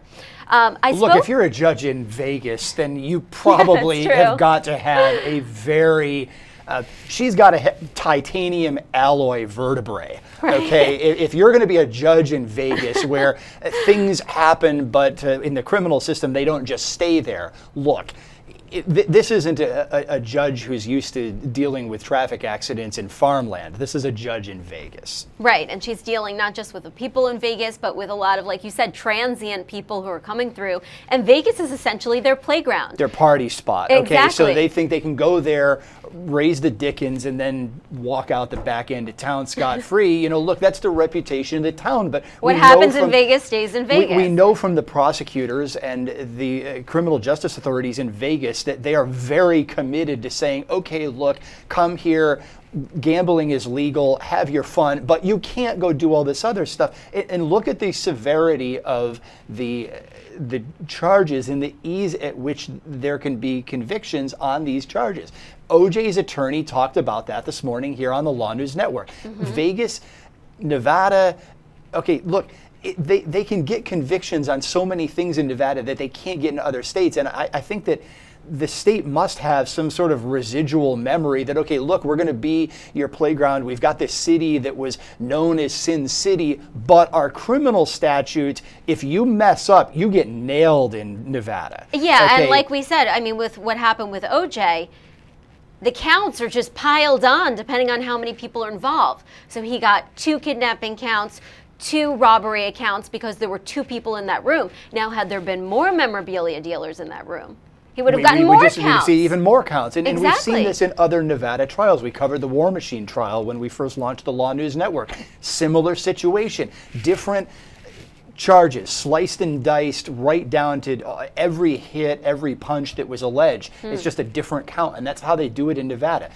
And as we heard OJ's attorney describe earlier today, hey, look, in many states, this wouldn't be a conviction, this wouldn't be kidnapping, but in Nevada, it is. And maybe that's why a lot of people feel that it's harsh. Listen, if there's anything to take away from this OJ Simpson conviction, it's Be careful when you're in Nevada, okay? Don't get into trouble, if that's the only takeaway. Yeah. But I spoke with a former Dream Team lawyer, Alan Dershowitz, and he is convinced, Aaron, that this definitely was intended to be punishment for the 95 acquittal. So let's listen to what he had to say.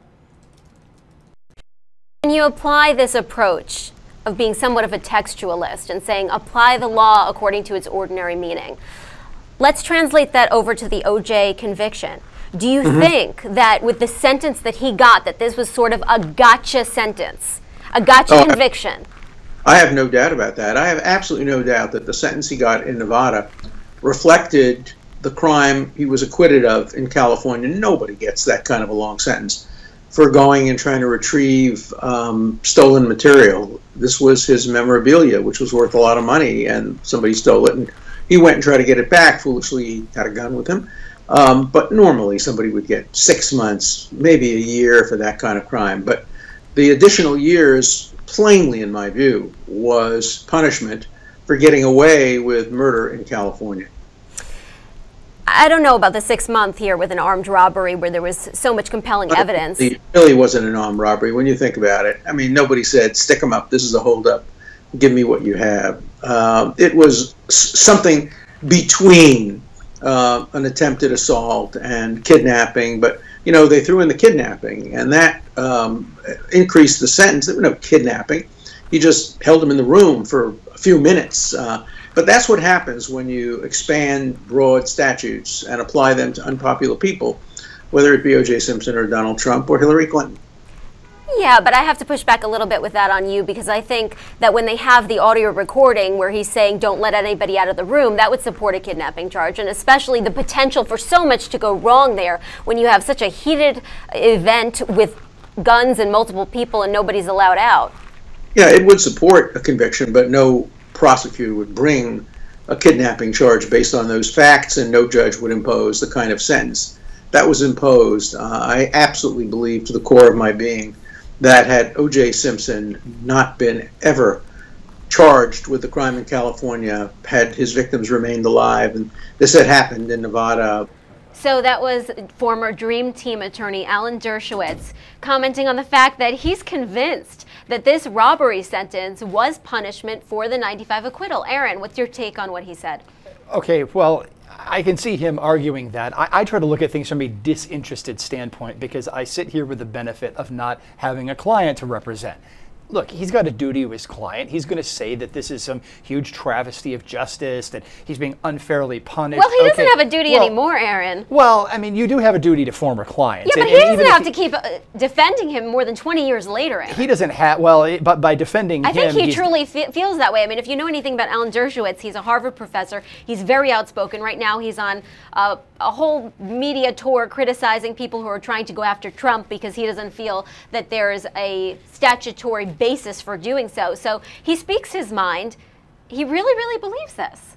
I'm sure he does, and he's entitled to his opinion. I'm entitled to sit here and say, well, great, you're entitled to your opinion. But you don't agree because it fit within the sentencing guidelines. Yeah, I mean, if he's got a beef with it, then why is he complaining about it on media tours? Why isn't he going to the legislature and lobbying them to pass some law to change what he perceives as an evil thing attached to the system? I mean, because it's a problem in the system, Aaron, that if it did in fact happen, and I'm not taking a position either way, but I'm saying if it did in fact happen, there are ways to conceal it. And what I mean by that is the judge sits there and says, I'm in no way, everybody, going to be punishing him for the 95 murder trial. This is not about any type of retribution or payback. I am following the sentencing guidelines, okay? But we don't truly know whether there was a bias there, because it's so discretionary. You know, she could have sentenced him on the high end just because she wanted to.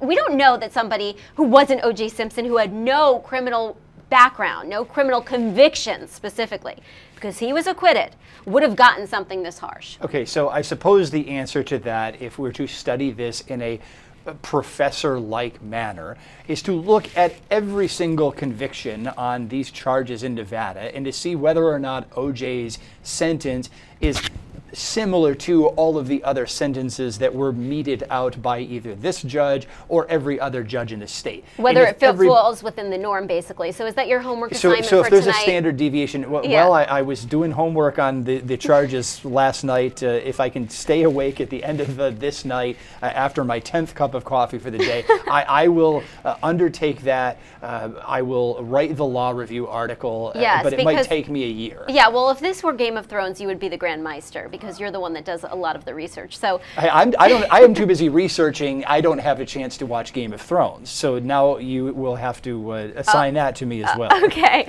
I think that could take you a year just to catch up. But you know who also disagreed, predictably, with Alan Dershowitz? Gloria Allred, who represented, again, the Nicole Brown Simpson family, and she disagreed. This sentence was overly harsh and that it was punishment for the 95 acquittal. Let's listen to what she.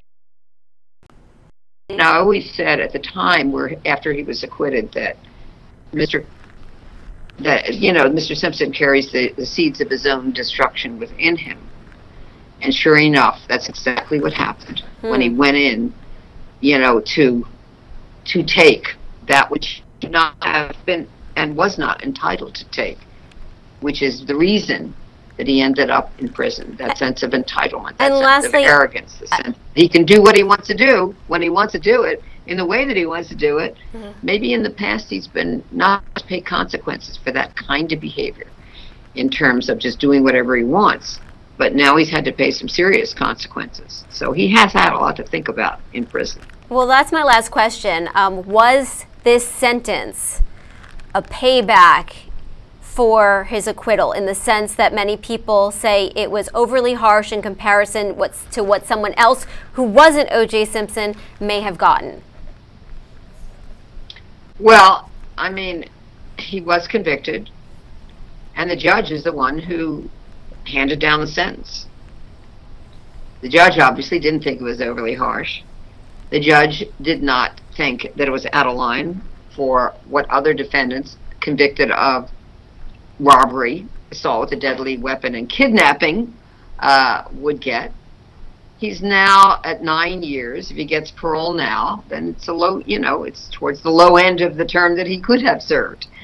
So I'm not feeling sympathetic to Mr. Simpson. No, I don't think that the court handed down a stiff sentence because of a case that was not before her, namely the murder case from which he was acquitted.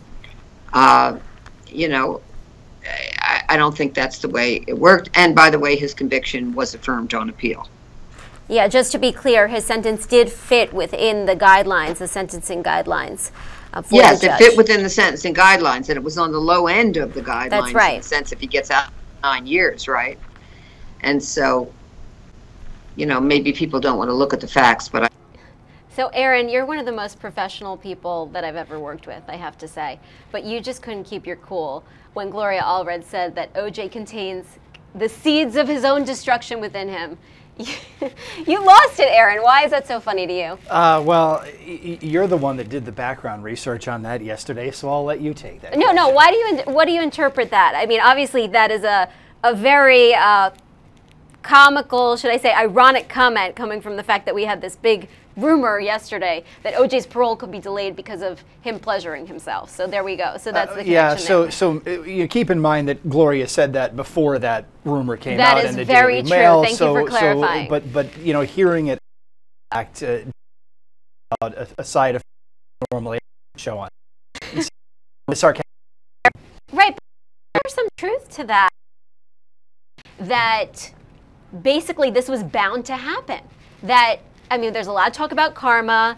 For the people who feel that O.J. was guilty and justice wasn't served in 95, do you think it makes sense that those same people would feel that ultimately one day something was going to happen with O.J. and he was going to get for it, that he was basically going to be his own worst enemy? The seeds of his destruction were brewing, Aaron, and this was just the culmination. I can see the reason for the argument, and it goes back to whether or not somebody is just predisposed to walking on the shady side of life.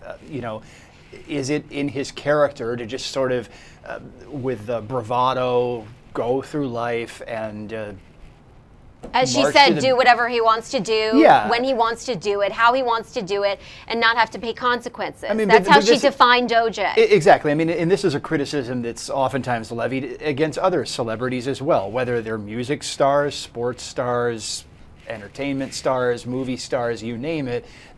People with a lot of money just oftentimes, again, they get this criticism all the time.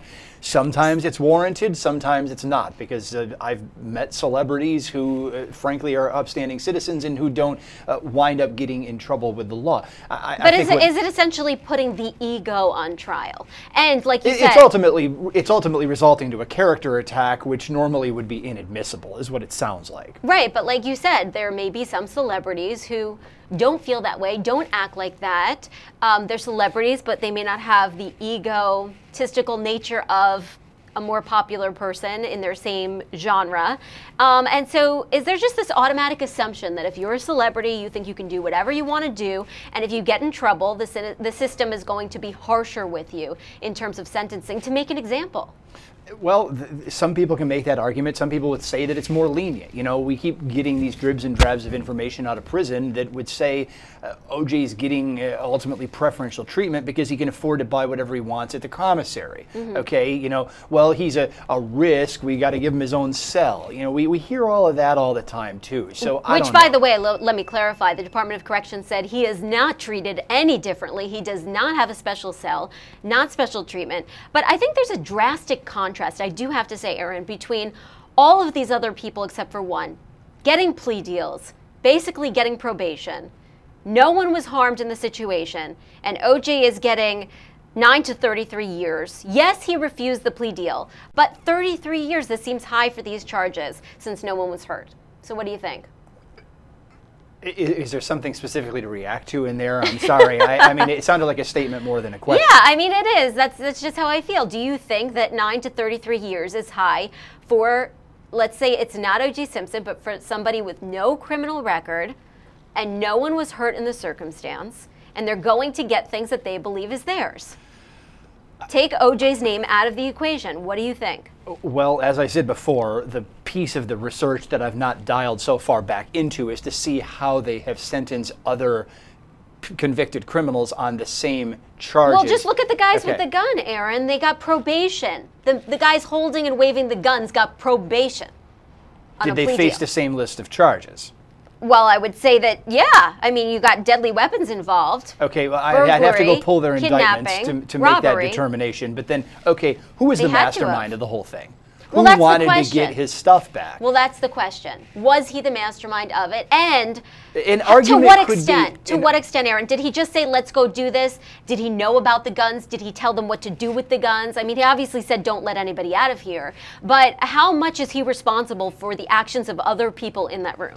Well, you know, this is another one of these factual things that we could argue a couple of different ways. One of the memorabilia collectors tipped him off to this cache of memorabilia, and then he sort of swept other people into what ultimately led to the conspiracy. It was charged as such, and he served those sentences out. So under the conspiracy, he would basically be liable for everybody's actions no matter what. I mean, that's how the law works. Yeah, like he didn't have the gun, but they charge him with having a gun because that's the way it works. So look, I mean, a colorable argument could be made that they threw the book at him because he's OJ, but it's, I mean, I guess we're going down to whether or not the prosecutor should have the discretion to be able to do that. Yeah, and the question also, when you think about the mastermind, how much of a role in this plot did the guy who actually set up the meeting, Tom Riccio, film the meeting? Was OJ framed? Was he antagonized into doing this? That is a defense that came up at his trial, that basically, listen, he was set up. I want to listen right now again to Alan Dershowitz, who goes into this and says, listen, he thinks that OJ is a victim of his celebrity. And O.J. Simpson was offered a 2-year deal, but he really became framed as sort of the mastermind of all this. What's your take on that? Well, you know, when I taught criminal law at Harvard for 50 years, I would always tell my students, the first rule of committing crime in America is always commit a crime if you're going to do it with somebody more important than you. So you can turn them in and they can't turn you in. And that obviously came out in this case, as it does in so many other cases.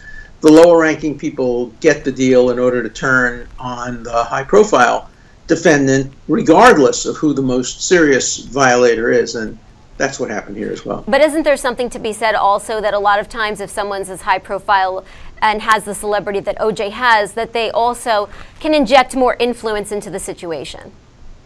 It could be. I think they would have to prove that beyond a reasonable doubt, and I don't think they bothered to do that. I think they got a conviction based on the technicalities of the crime, and I think nobody expected that the sentence would reflect what happened in California, but I'm absolutely convinced that the sentence did reflect what happened in California. Of course, everybody in Nevada denies that, but I think common sense leads you to a different conclusion, and I hope the parole board recognizes that. And I hope he's released as quickly as possible, because he shouldn't stay in jail as a result of his acquittal in California. So why do you think he didn't take the plea deal then? I don't know. I wasn't his lawyer. He didn't seek my advice. I don't remember who his lawyer was. I think it was the same lawyer that did the Florida case. He thought he was innocent. He didn't want to serve 2 years. He had already served more than a year for a crime he was acquitted of. And so, if this, by the way, had been in California, I would have argued that he should get credit for the time he served in the California system for a crime that he was acquitted of. But you can't cross boundaries and make that kind of calculus. So and what would you have advised him to do had you been asked? I don't know. I'd have to know the facts. I'd have to know how powerful. Look, with the benefit of hindsight, of course you take the deal. It's better to have 2 years than whatever he got. Long time. But with foresight, without hindsight, you don't know what he's going to get. I don't think that he dreamed in a million years he would get more than 2 years if he went to trial and was convicted, particularly if he had a chance to, present some mitigating factors in this case. But that's not what happened. But were you shocked that he even took these steps in the first place? I mean, he's O.J. Simpson. Come on. It was foolish. Look, he's done a lot of foolish things in his life.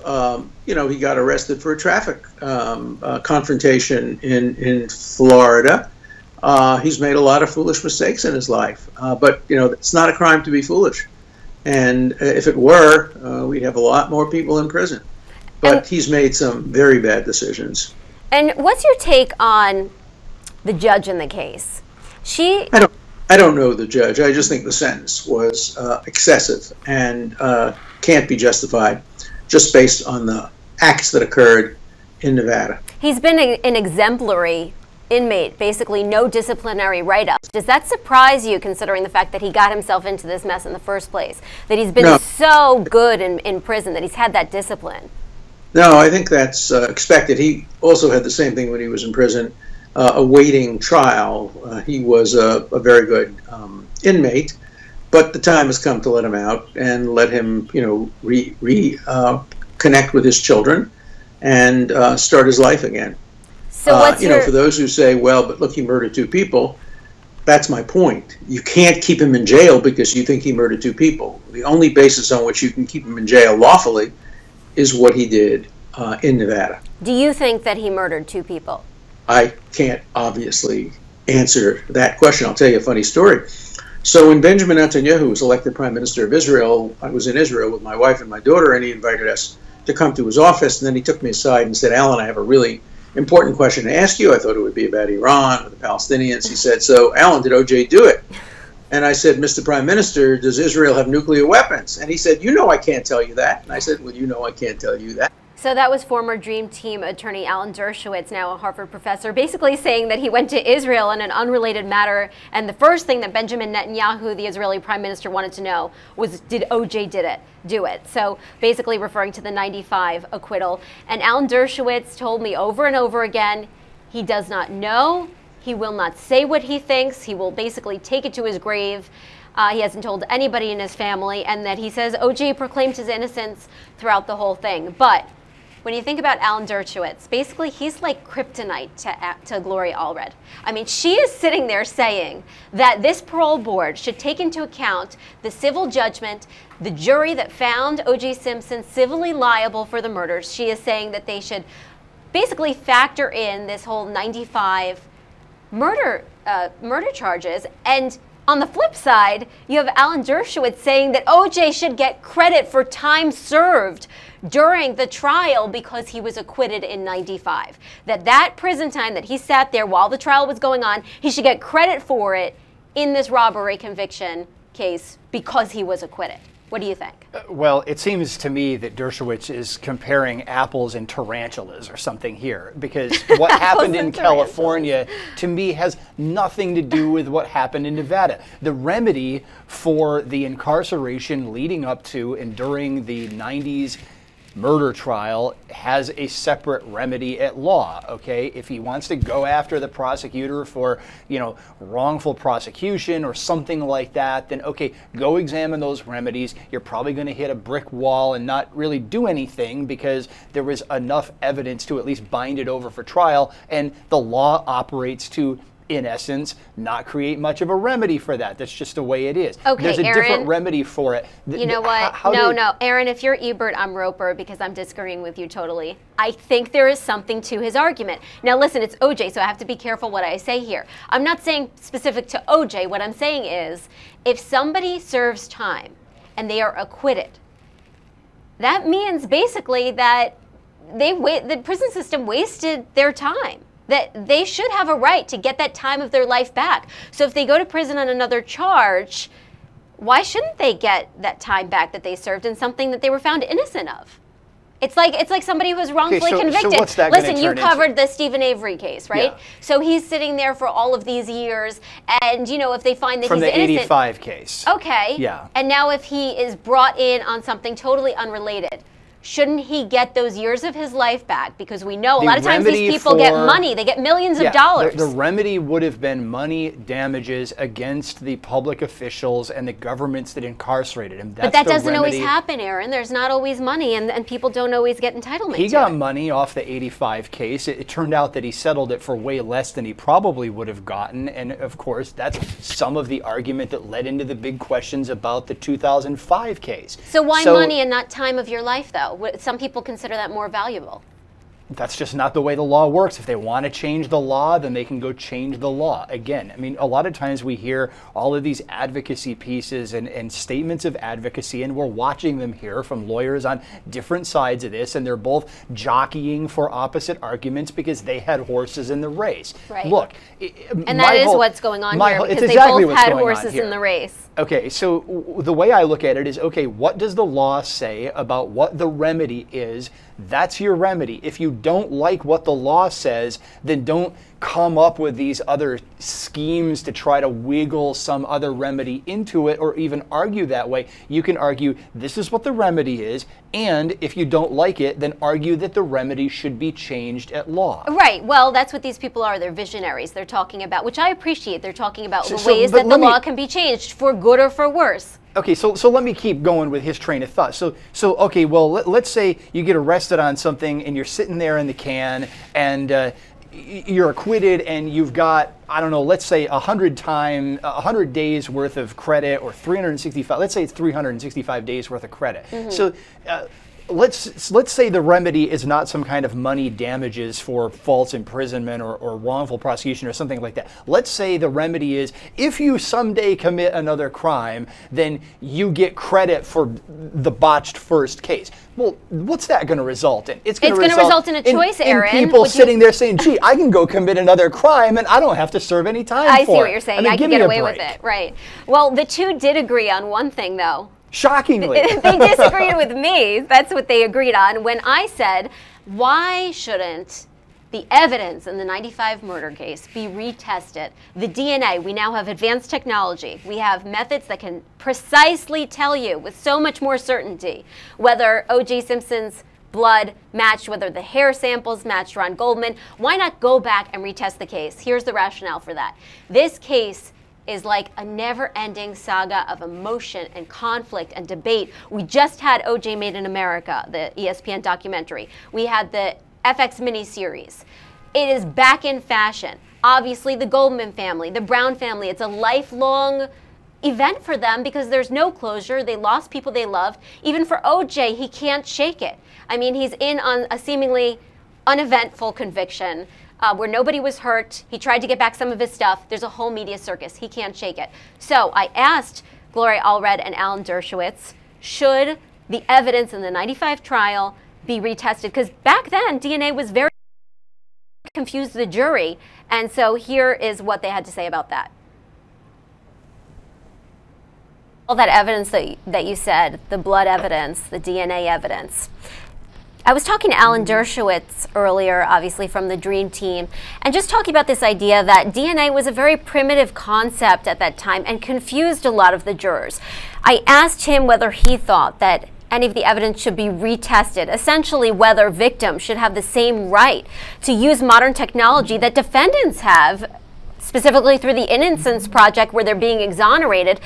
So essentially, should we do away with double jeopardy and let victims go back and test and see who the real killer is now that we have all this technology? Well, I don't think we're going to be doing away with double jeopardy. Just when it comes to DNA, though, Gloria, what do you think? Yeah, right. The double jeopardy simply means that once a defendant is tried and acquitted, he cannot be tried again for that same crime with which he was charged. And so, no, you know, even if the blood were tested and came out differently, he could not be retried for murder. But I mean, I think I agree that it was confusing perhaps for the jurors. And I don't think the defense won. I think it's unfortunate that, but true, that the prosecution just didn't prove their case beyond a reasonable doubt, satisfaction of those jurors. Now, the majority of the American people at the time, in the court of public opinion, had convicted Mr. Simpson, but that not in the court of law. And the court of law is the one that matters the most. And so I have a lot of respect for juries, so I'm not going to criticize the jury, but I'm just saying they could have found him guilty beyond a reasonable doubt, but they did not. And that was up to them. But I'm just going to push you. The court found there was sufficient evidence to go to the jury such that they could have decided that he was guilty, but they didn't. Right, but I'm just going to push you one more time on this question because it's an important one to me, and that is, do you think that in a hypothetical world, do you think that victims should have the right to take advantage of modern technology and retest some of the evidence, and if the DNA comes up as a match or a more convincing match, a more exact match, that they should be able to retry Simpson? No, I don't believe in doing away with double jeopardy, that concept. I do believe that victims need to have more rights during criminal. I was asking that question before. I mean, obviously, if somebody puts their hand into a glove, it might be an important step to test the inside of the glove for DNA. This leads to my next question, is that DNA was so primitive.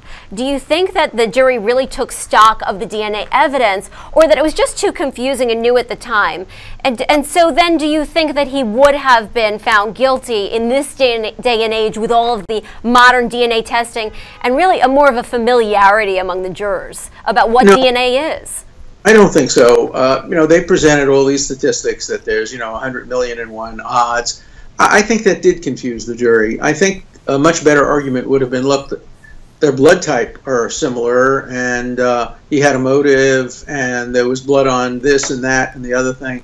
I think a common sense case, rather than a case involving experts, might have served the prosecutors well. They overtried their case. They put on far, far too much evidence, which allowed us to destroy much of their evidence. And once you destroy some of the evidence, the jury doesn't really have a lot of trust. As one of our expert witnesses said, when you find a cockroach in a bowl of spaghetti, you don't just throw out the cockroach, you throw out the whole bowl of spaghetti. And that's what basically our side asked the jury to do, and they did it. Barry Scheck, your colleague on the Dream Team, went on, and now he runs the Innocence Project, and he helps exonerate people on the basis of DNA evidence. Let's talk about the flip side of that. Do you think that victims should have the right? Forget about double jeopardy for a second, even though that's what the rule is. Should victims have the right to go back and test DNA evidence, such as in the Simpson case, with the new advanced technology, and have the right to retry somebody if there's more compelling evidence?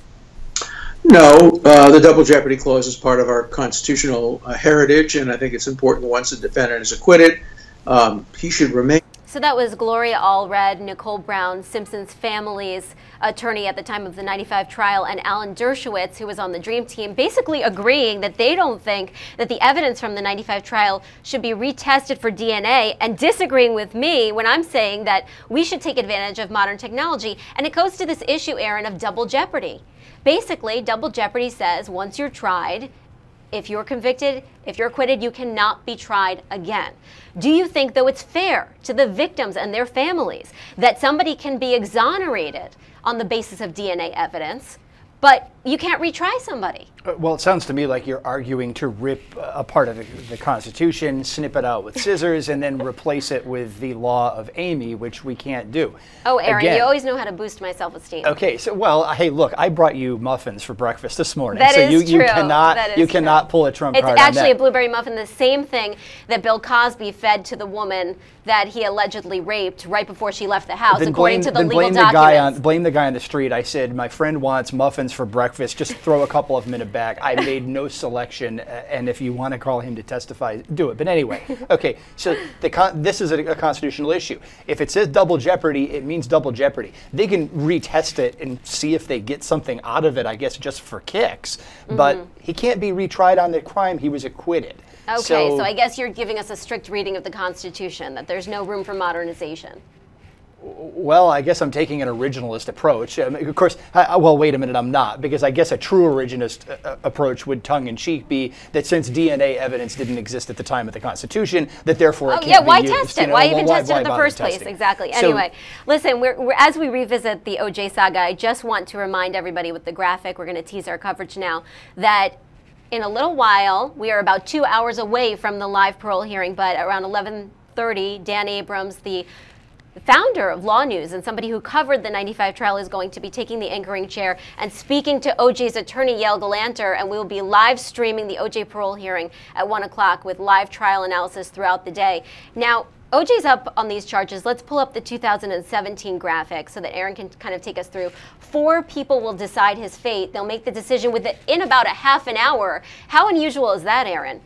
Well, it's a bit unusual in Nevada because the parole board, well, they normally do meet with 4 people. They don't usually bring the whole board in, but there has to be a majority of the full board. Normally it's a 7-person board. In the instant right now, there are only 6 people sitting because 1 retired, so right now we have 6. The 4 people are going to have to be unanimous in order to get the majority of the total board necessary to grant a parole here. So if they fracture in any way on the initial panel of 4, they've got a video conference in the other 2 remaining members. If at that point they don't we can't count to 4 votes in favor of parole, then this is over. He's got to wait for another parole cycle. When will he be eligible again for parole? They say it usually takes anywhere between a year and I think 3 years to sort of kick this thing into drive. But yeah, I think I heard 2022. But if he is paroled, he'll get out when? If he is granted parole today, then he gets out this fall. Interesting. And there'll be, of course, conditions on his parole. Can you talk a little bit about that? I haven't gone that far into the research. Okay, so I'm but sure I mean, I heard he's allowed to leave, though. He's allowed to leave the state, but of course there's going to be supervision, basically. I would assume so, yeah. Yeah. So, the hearing is pretty uneventful. There's this huge circus around it just because it's OJ. As we talked about before, OJ Made in America, the Fox miniseries. I mean, this is back in fashion. And so I actually talked to Alan Dershowitz about the racial tensions, because that was a backdrop of this OJ Made in America documentary. The racial tensions in the LAPD and the African American community at the time, and how racial makeup of a jury played into not only the 95 trial, but the robbery conviction in 2008. So take a listen to what he had to say. I will comment about. Do you think there will ever be a time when you will reveal what you truly think about it? Oh, no, absolutely. You'll take it to the grave? I haven't told my wife. I haven't told my children. I'm not going to leave a note that's buried in my grave because I'm afraid grave diggers will come in and try to get it. On the night of the verdict, I was in New York. It was the night before Yom Kippur, the most important Jewish holiday, and I wasn't going to fly out to miss my Yom Kippur services. But that night, when they had announced earlier in the day that a verdict had been achieved, a truck parked in front of my house with a parabolic mic directed at my window. Wow. In order to try to pick up my private conversations with my other lawyers. Of course, I didn't know what the verdict was, but they thought I would know, and they as to whether he was going to be acquitted or convicted. Fortunately, a neighbor of mine who's an expert on electronics spotted them and chased them away. Finally, what do you think of O.J. Made in America? I didn't like particularly the one where actors played. I thought they were very unfair to Bob Shapiro, and they stereotyped. I didn't like that at all. Are you referring to the people? ESPN. I like the ESPN documentary. Yeah. I thought that did a very good job. Yeah, that was the one I was referring to. So the ESPN doc. Yeah. Now, do you think there's something to this claim that the jury makeup, the racial makeup, really makes a huge difference? Can that ever really be measured? Because we had the majority African Americans in the '95 trial, and in the robbery conviction, an all-white jury. Yeah, well, that was the decision made by the prosecutors. They put the case in downtown LA instead of in where the crimes occurred. So they knew we would get a largely African American jury. Marsha Clark thought having black women on the jury would help her. She just miscalculated. We had our experts. We had people that we paid a lot of money to assess what kind of jury would be most open to our defense that the police may have tampered with evidence. And she ignored her experts or didn't have experts. So, you know, the decision to have the jury being comprised of the majority of African Americans was basically their decision, not our decision. But our hardest juror was a woman named Anise Aschenbach, a white juror who had previously sat on a jury that was 11-1 for acquittal, and she turned them around and made them vote 12-0 for conviction. But she, in the end, concluded there was a reasonable doubt. And so here you have at least one white juror, a couple of Asian jurors. The verdict was unanimous, so the African-American jurors alone could not have produced this verdict. Many of us expected perhaps a hung jury because of the racial composition of the jury, but the jury unanimously acquitted and did it very quickly, too quickly in my view. And how much of an impact do you think the racial makeup made? Well, I think if it was an all-white jury from a suburban area, they wouldn't have been as receptive to our arguments about the police tampering with evidence. Look, we had a sock that had the blood of O.J. and one of the victims on it, and we were able to prove in 3 different ways that Officer Van Adder poured blood on the sock. It didn't have blood splatter from the crime.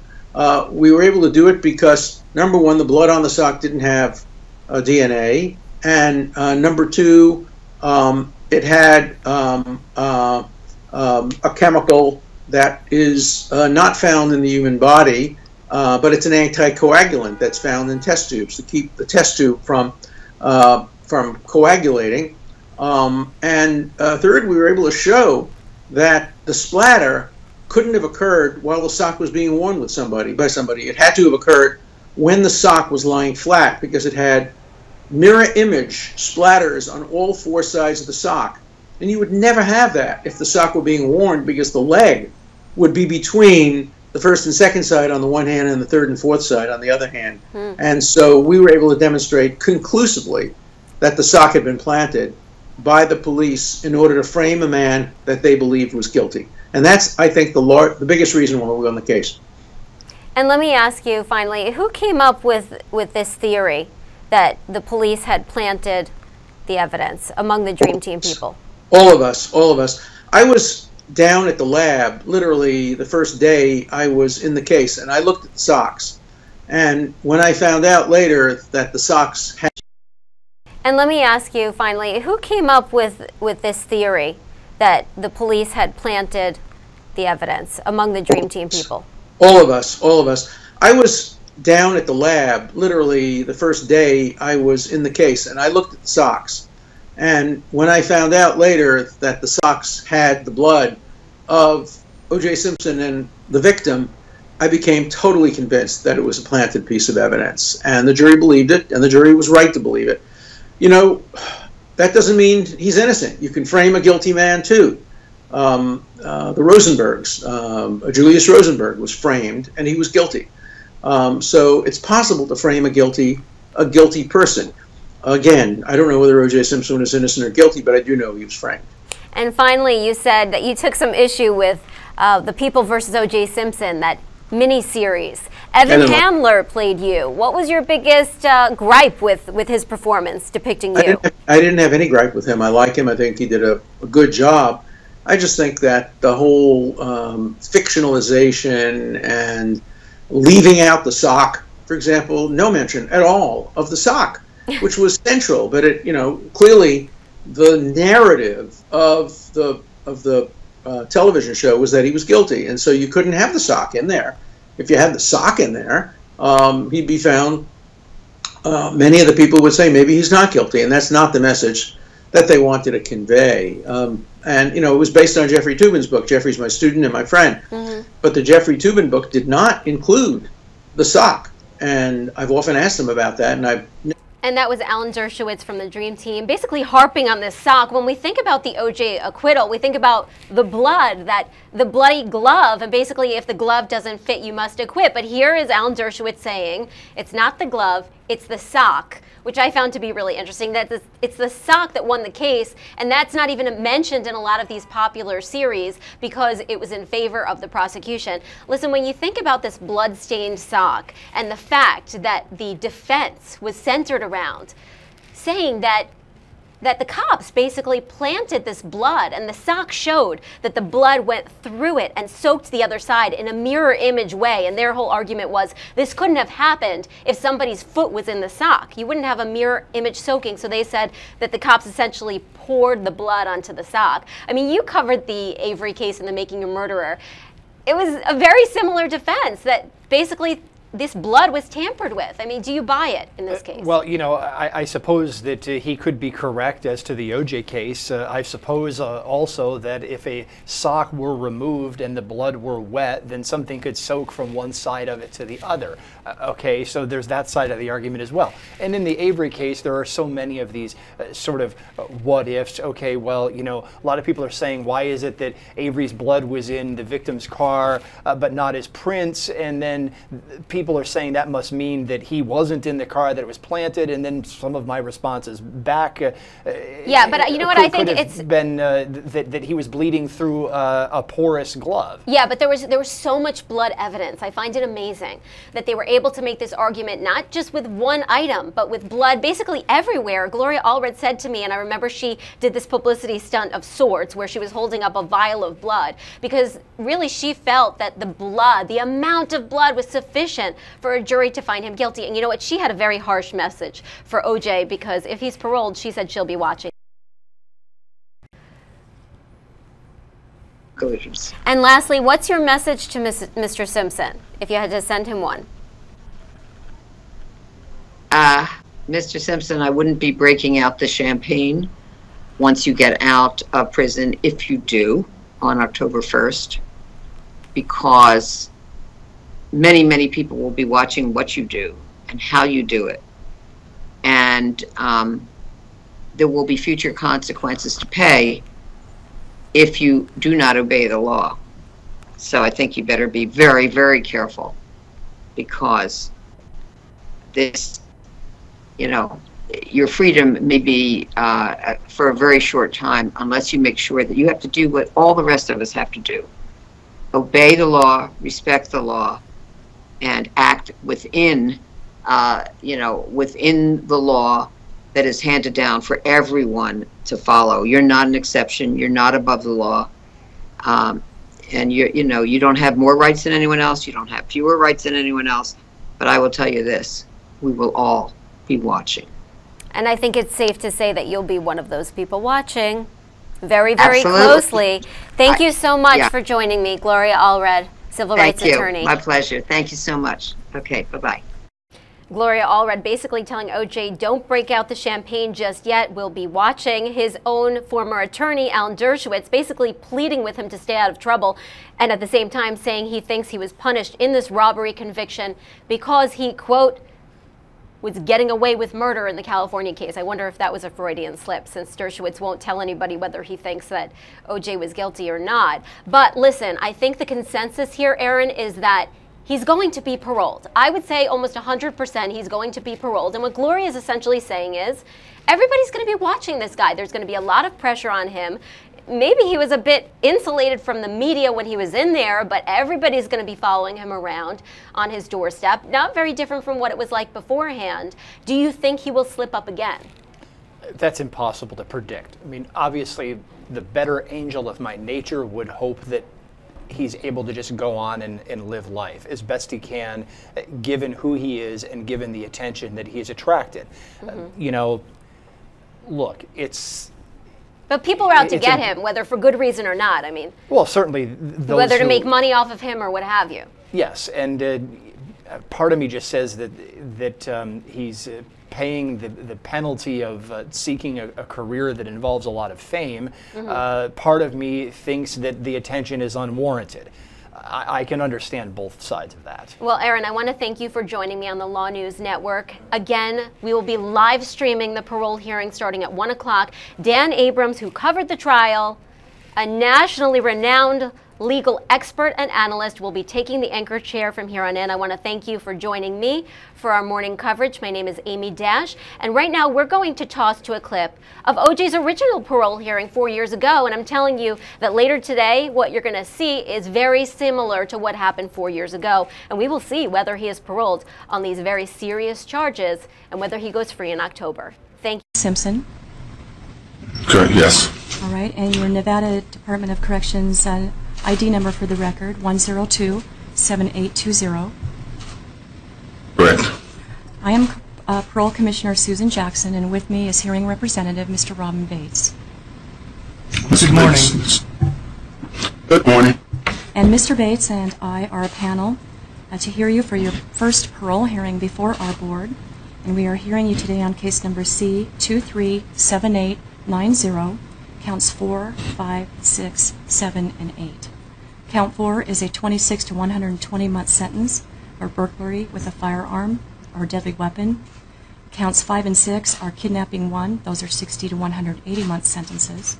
And count number 7 and 8 are 2 60 to 180 month sentences for robbery. You are eligible for parole on these sentences on the 2nd of October of 2013. Projected expiration date currently is the 6th of May of 2016. If you were to be granted a parole by our board, it would be to a consecutive sentence. There are 4 running concurrent, all of which are 12 to 72 month sentences for use of a deadly weapon enhancement. Is that your understanding? I believe so. 4 that are running concurrent. That is correct, sir. The consecutive sentences are running concurrent as well. Okay. Yes. Okay. About a month ago, you received notice of this hearing and advisement of rights through your caseworker. I'm going to put that document up on the screen and ask that you would please verify your signature. It's my signature. All right, thank you. That indicates to our panel you've been properly noticed for this hearing today, and we can go ahead and continue on. And so with that, Mr. Simpson, is there a statement that you would like to make to our panel today? Yes. You know, I arrived here at Lovelock nearly 5 years ago, and when I met the then warden and Miss Megan and Mrs. I can't think of Carpenter, they told me what was expected of me here, and I gave them my word that I would try to be, or would be, the best prisoner they've ever had here.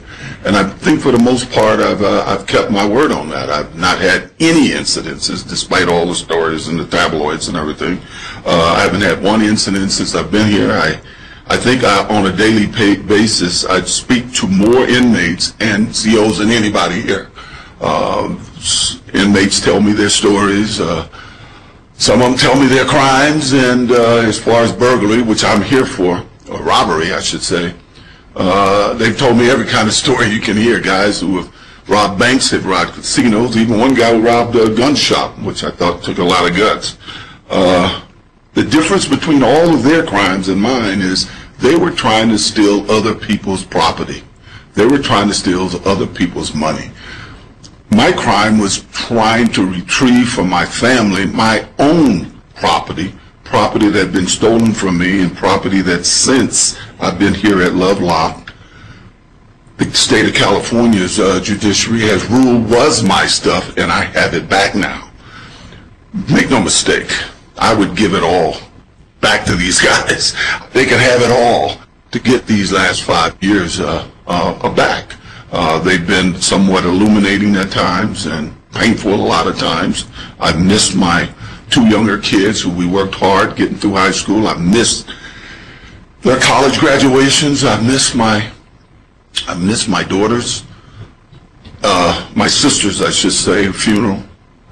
I missed all the birthdays and various things. When I went to that place that night, I had already discussed it with my kids. I spoke about it with my sister and brother-in-law, older sister and brother-in-law, who were originally going to go with me up until the last hour.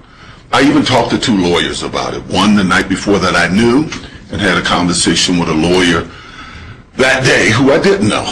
I had no intention. My intent was not to rob from anybody. I knew both of these guys who had my stuff. I was a little upset with them, and I think I wasn't as civil as I should have been. I brought some guys with me who I didn't really know, and one I didn't trust, and that's on me. For that, I've been here for 5 years, and all I could do about it since I've been here is be as respectful and as straightforward as I could be with the staff here at Lovelock, and do my time as best as I can do it. I am sorry for what has happened. I have spoken at length to both of the victims. They've apologized. I've apologized. I know their families. They know my families, and I just wish I had never gone to that room. I wish I didn't. I wish I'd have just said keep it and not worry about it. Other than that, I'm just sorry that all of this had to happen. All right, thank you for your statement. We are going to take a look at your risk assessment. That is a guideline that we use here at the Parole Board. It is a statistical instrument giving us an indication what kind of a risk you would be, and also a recommendation that the board does consider. It is similar to what you went over with your caseworker to prepare for this hearing today. It's an important document. It's important that it's accurately scored, and I want to go over it with you factor by factor. All right? Okay, your age at first arrest was how old? 61, maybe? 60 or 61. Okay, the PSI indicates that in 1994 you were arrested at the age of 46. We're talking about this case? No, the age at first arrest, even as a juvenile. How old were you the first time you were arrested, for any reason?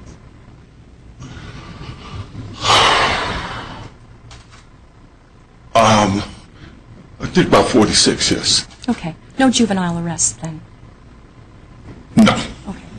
You've had no revocations of supervision, either of probation or parole.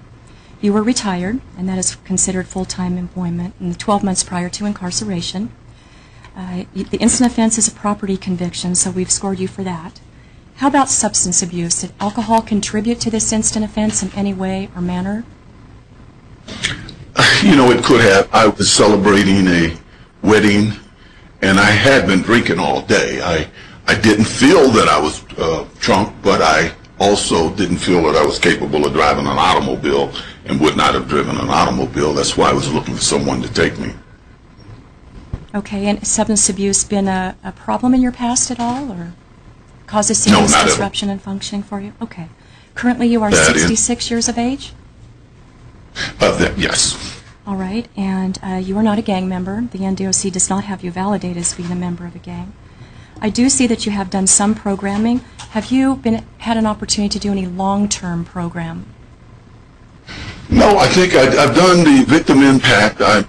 I'm listed on the commitment to change. I've been waiting to get into that, and I'm listed at this point on the waiting list. And I'm told that some of the programs they have here, I don't qualify for yet. But I've been outside so long programming. Right. We note that you've had no disciplinary write-ups. That is expected by the board, and we appreciate the fact that you have not had any disciplinary write-ups there at the institution in Lovelock. And you are in medium custody currently at Lovelock. You score 3 points on the risk assessment instrument, which is in a low-risk category. And we take the guideline risk and couple it with the offense severity of highest. And the guideline recommendation for the board is to consider factors. So we are going to be considering aggravating and mitigating factors. Aggravating factors in your case are the impact on your victims here, as they did fear for their safety, and also incurred a substantial financial loss. Mitigating factors are you have been disciplinary free during your term of incarceration, you do have multiple consecutive sentences that are yet pending, and you have no conviction history in your criminal history. So if we were to parole you to your consecutive sentence, what would be your plan? What do you plan on doing there? I continue to work the way I am here, take what courses are available to me. Once again, I would take the one that I'm waiting for now, commitment to change. I find the courses somewhat educational, even though at times it's tough to hear some of the other guys' things, but it has been somewhat educational for me. And I would probably take the AA course, just more to help my kids, when the day comes that I get out, and just to understand it better. I've never have taken any kind of AA or NA courses. All right, Mr. Bates. You're approaching 5 years now at Lovelock. Tell us about your work assignments. How have you occupied your time for the past 5 years? When I first came here, I was a porter, which comprised of cleaning things in the unit that I was in. And basically, after a relatively short period of time, I started working as a gym worker, where I help supervise the activities in the gym. I start each day disinfecting the workout equipment in the gym, mopping floors with the other group of us that work in the gym. I've coached teams since I've been here. And I like to say we won the championship, and we were old guys and a totally mixed group of players. I didn't play, I just coached. I umpire games, essentially. That's what I do. Also, because I guess my age, guys come to me.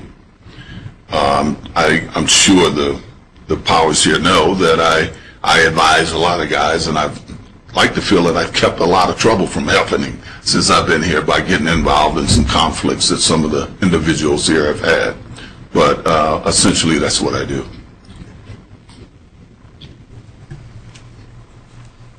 We talked about your future plans as far as programming, and you said that you're on waiting lists for programming at Lovelock. If you were granted a parole, do you have any plans to request a transfer? Is there some other place that you'd like to be in the Department of Corrections? No, I found that I, to some degree, feel lucky I ended up here. As to some extent distasteful as some of the majority of the crimes are that's here, I find that there's no stress. I find that there's virtually no gang activity happening here, and honestly, I feel respected to some degree by most of the inmates here, and they, as I say, come to me at times for advice and to talk over their problems. Thank you. Thank you. Mr. Simpson, I'd also like you to know that there are 2 letters of support that are contained in your file, one being written by Dr. John Rouse. He's written a letter of support, and your eldest daughter wrote a letter of support to our board on behalf of your 4 children. No. Well, understand that I have worked diligently to keep my kids out of the media over the years, to the point where most people wouldn't recognize my kids other than my oldest daughter. And even though they all wanted to come here, I was told there was a lot of media was going to be around, so I asked them to write a letter and not to come. All right. Before we excuse you and deliberate on your case, is there anything that you would like to consider or anything else that you would like to say today? Other than what I've said, I wish this wouldn't have never happened.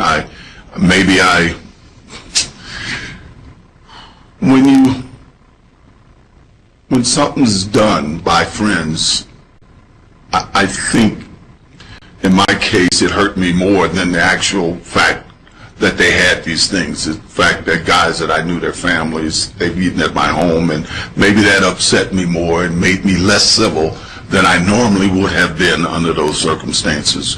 But I will reiterate that at no point did I go there to take any property from anybody that didn't belong to me, and that's no excuse.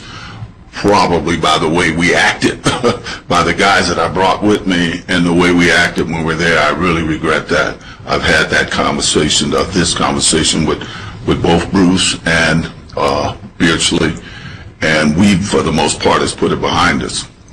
But I am just sorry that I had to send the state of Nevada legal system through all of this, because I know it's not been fun for the people involved, as much as it's not been pleasant for me.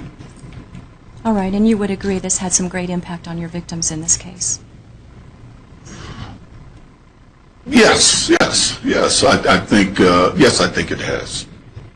All right. Mr. Bates and I will deliberate on your case today, give a recommendation to the full board. It does take a majority of 4 of the 7 commissioners to grant or deny parole. An order is then forwarded to your caseworker and should have results within about 2 weeks. Okay? Well, thank you. Thank you. Good luck. Thank you. Which comprised of cleaning things in the unit that I was in, and basically after a relatively short period of time, I started working as a gym worker, where I help supervise the activities in the gym. I start each day disinfecting the workout equipment in the gym, mopping floors with the other group of us that work in the gym. I've coached teams since I've been here. And I like to say we won the championship, and we were old guys and a totally mixed group of players. I didn't play, I just coached. I umpire games, essentially. That's what I do. Also, because I guess my age, guys come to me. I'm sure the powers here know that I advise a lot of guys, and I've like to feel that I've kept a lot of trouble from happening since I've been here by getting involved in some conflicts that some of the individuals here have had. But essentially, that's what I do.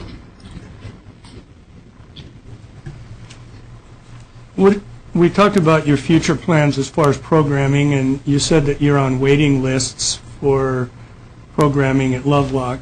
If you were granted a parole, do you have any plans to request a transfer? Is there some other place that you'd like to be in the Department of Corrections?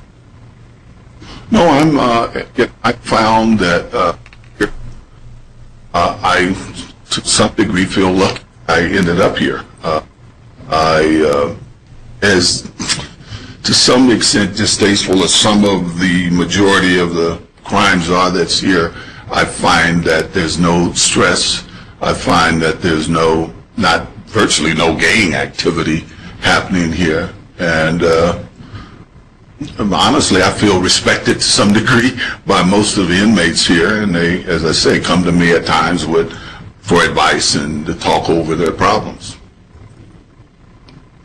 Thank you.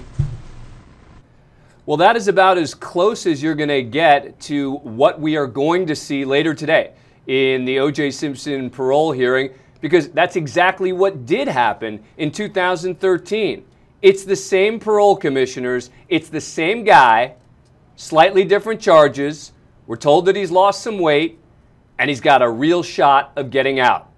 I'm Dan Abrams, and thank you for joining us here on our Law News live coverage of the O.J. Simpson parole hearing. We're going to be on this all day.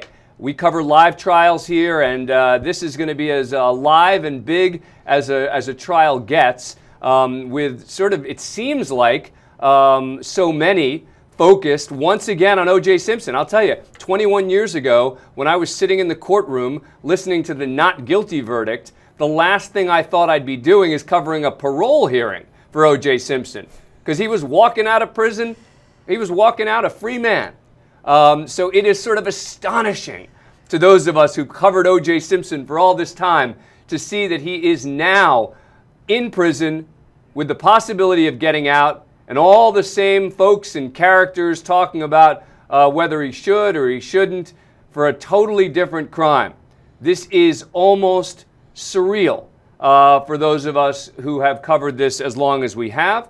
I'm joined in the studio by someone else who has covered this from the beginning, Beth Karras, the longtime court TV reporter, the former New York prosecutor, in addition to a CNN reporter. Beth has done it all and covered many of the most high-profile cases in the country, including this one. And so, Beth, I'm going to ask you, and I will then answer this question after I ask it to you, which is the ultimate question, which is, do you think O.J. is going to get parole? I do. I don't see that, at least we're not aware of any major differences in his behavior in prison. In the past 4 years, he scored in the low-risk category in 2013. I really don't see any reason why. His victims, because he's up on 2 assault charges as well as the use of a weapon, and his victims weren't hurt in a major way, although Bruce Fremont, who was the one surviving victim, did say that he has suffered several heart attacks and financial problems. But he's going to testify for O.J. Right. Right. So he's the one who suffered some effect of this, but he's not testifying in favor of the state. So I had to actually go to LawNewz, to a piece written by Aaron Keller, which you helped out on, Rachel Stockman and Ron Blitzer, and the whole team worked on this one piece, which was, what are actually the charges that he's facing in this parole hearing? Because I was totally confused as to exactly, and what I'm not going to do is let you go into a whole long explanation about all, but here, they've just put up the factors that are going to be considered by the parole board. But in terms of what the charges are, okay, you made the point that he was paroled back in 2013 on certain charges. Right. This time, we were talking about this before, you're saying really there are 2 buckets now, right, that he's now facing on these in this parole hearing today. That's right. He is facing 2 counts of assault, 1 for each victim, and he got a 1.5 to 6 year sentence for each one, and they had to be served stacked or consecutive, right? So that was already 3 to 12. But there was a mandatory consecutive sentence to the charges he was already paroled on, the kidnapping and robbery, for use of a deadly weapon, and that was another 1 to 6 years that he had to serve. So all of those had to be consecutive. So it was a 4 to 18 year sentence, and that sentence didn't start until he was paroled in 2013. So it wasn't. So I initially had thought that it was that there were the more serious charges. Me too. Were the ones that he was facing now, but it isn't. It's just about the way that the math worked in the sentences. And the way the judge sentenced him in December of 2008. She made certain sentences concurrent and some consecutive. And when you have 2 different victims and assault on the victims, those were consecutive sentences. She had some discretion here, but I believe the use of a weapon is a mandatory consecutive. They can be concurrent to each other if there are several uses of a weapon, as there are here. There were 4. But each one, but it's a consecutive sentence to the underlying crime, but they can be, I don't want to get in the weeds here. So the piece is called The Definitive Guide to the O.J. Simpson Parole Charges, and it's on LawNewz.com. You can go read it if you want to go through all the charges and which one he served and which ones he hasn't. But Beth, in the long shot event that he does not get parole, the reason will be that he's O.J., right? I mean, listen, that's why I think he got a 9 to 33 year sentence in the first place. I mean, I have had Las Vegas attorneys tell me that if this were a non-O.J. person, it would have been a lesser sentence under these particular facts. Not that the crimes aren't serious, they are. You don't go into a crowded hotel with guns. Yeah. Something could have gone wrong, and the judge was right, obviously, when she said that at one point, sentencing, I think. But, you know, O.J. really got banged, and Tom Riccio, who set up the recording device in the room where this happened, it was still going when the police were searching, and the police are heard saying, California didn't get him, but we will. Remember that? Yeah. We are about 2.5 hours away. No, we're 1.5 hours away from the O.J. Simpson parole hearing starting live. We're actually less than that. We're about 1 hour and 19 minutes away from the parole hearing starting live, and this is the place to watch it because we're going to be live streaming it as it happens. Here's what I want to do. If we can prepare OJ9, we're going through these clips from the case, but we've got Yale Galanter, who was actually O.J. Simpson's attorney during this case, not the murder trial, this case. He's joining us in a moment, but First, I want to play this piece of sound from O.J. Simpson, basically claiming, and this was in his sentencing, that he didn't mean to hurt anybody. Let's listen. And I don't want to hurt Bruce. I didn't want to hurt any of these guys. I know these guys. These guys have eaten in my home. I've done book reports with their kids. I sung to their mothers when they were sick. I wasn't there to hurt anybody. I just wanted my personal things, and I realized now I was stupid of me. I am sorry. I didn't mean to steal anything from anybody, and I didn't know I was doing anything illegal. I thought I was confronting friends and retrieving my property. So I'm sorry. I'm sorry for all of it. But all the other guys, except Mr. Stewart, volunteered. They wanted to go. Mr. Stewart is the only person that I asked, would he come to help me? All the rest of them, when they found out, they volunteered. Come on, let us go. One of them wanted to be the security guy. He claimed he was a security guy. But I didn't mean to hurt anybody, and I didn't mean to steal from anybody. Thank you. Thank you. Mr. McClinton, one of the reasons why I listened to Mr. Terry on your behalf is because I want you to know that even though this says in here recommends probation and the state's not taking a position, you were the one that had the gun, and I heard over and over again during the trial that you brandished the weapon, and I certainly heard you menacing might not be the right word during the event. So I wanted to hear from your attorney why it is I should consider you as a viable candidate for probation. Is there anything you want to add to tell me right now that I should consider before I pronounce sentence? Yes. Okay, what is that? I first off like to start off by apologizing for my actions on September the 13th. I also like to apologize to the state of Nevada and the court and the victims of the robbery at the Palace Station Hotel. I realize that I made a foolish mistake that day by going and participating in that situation.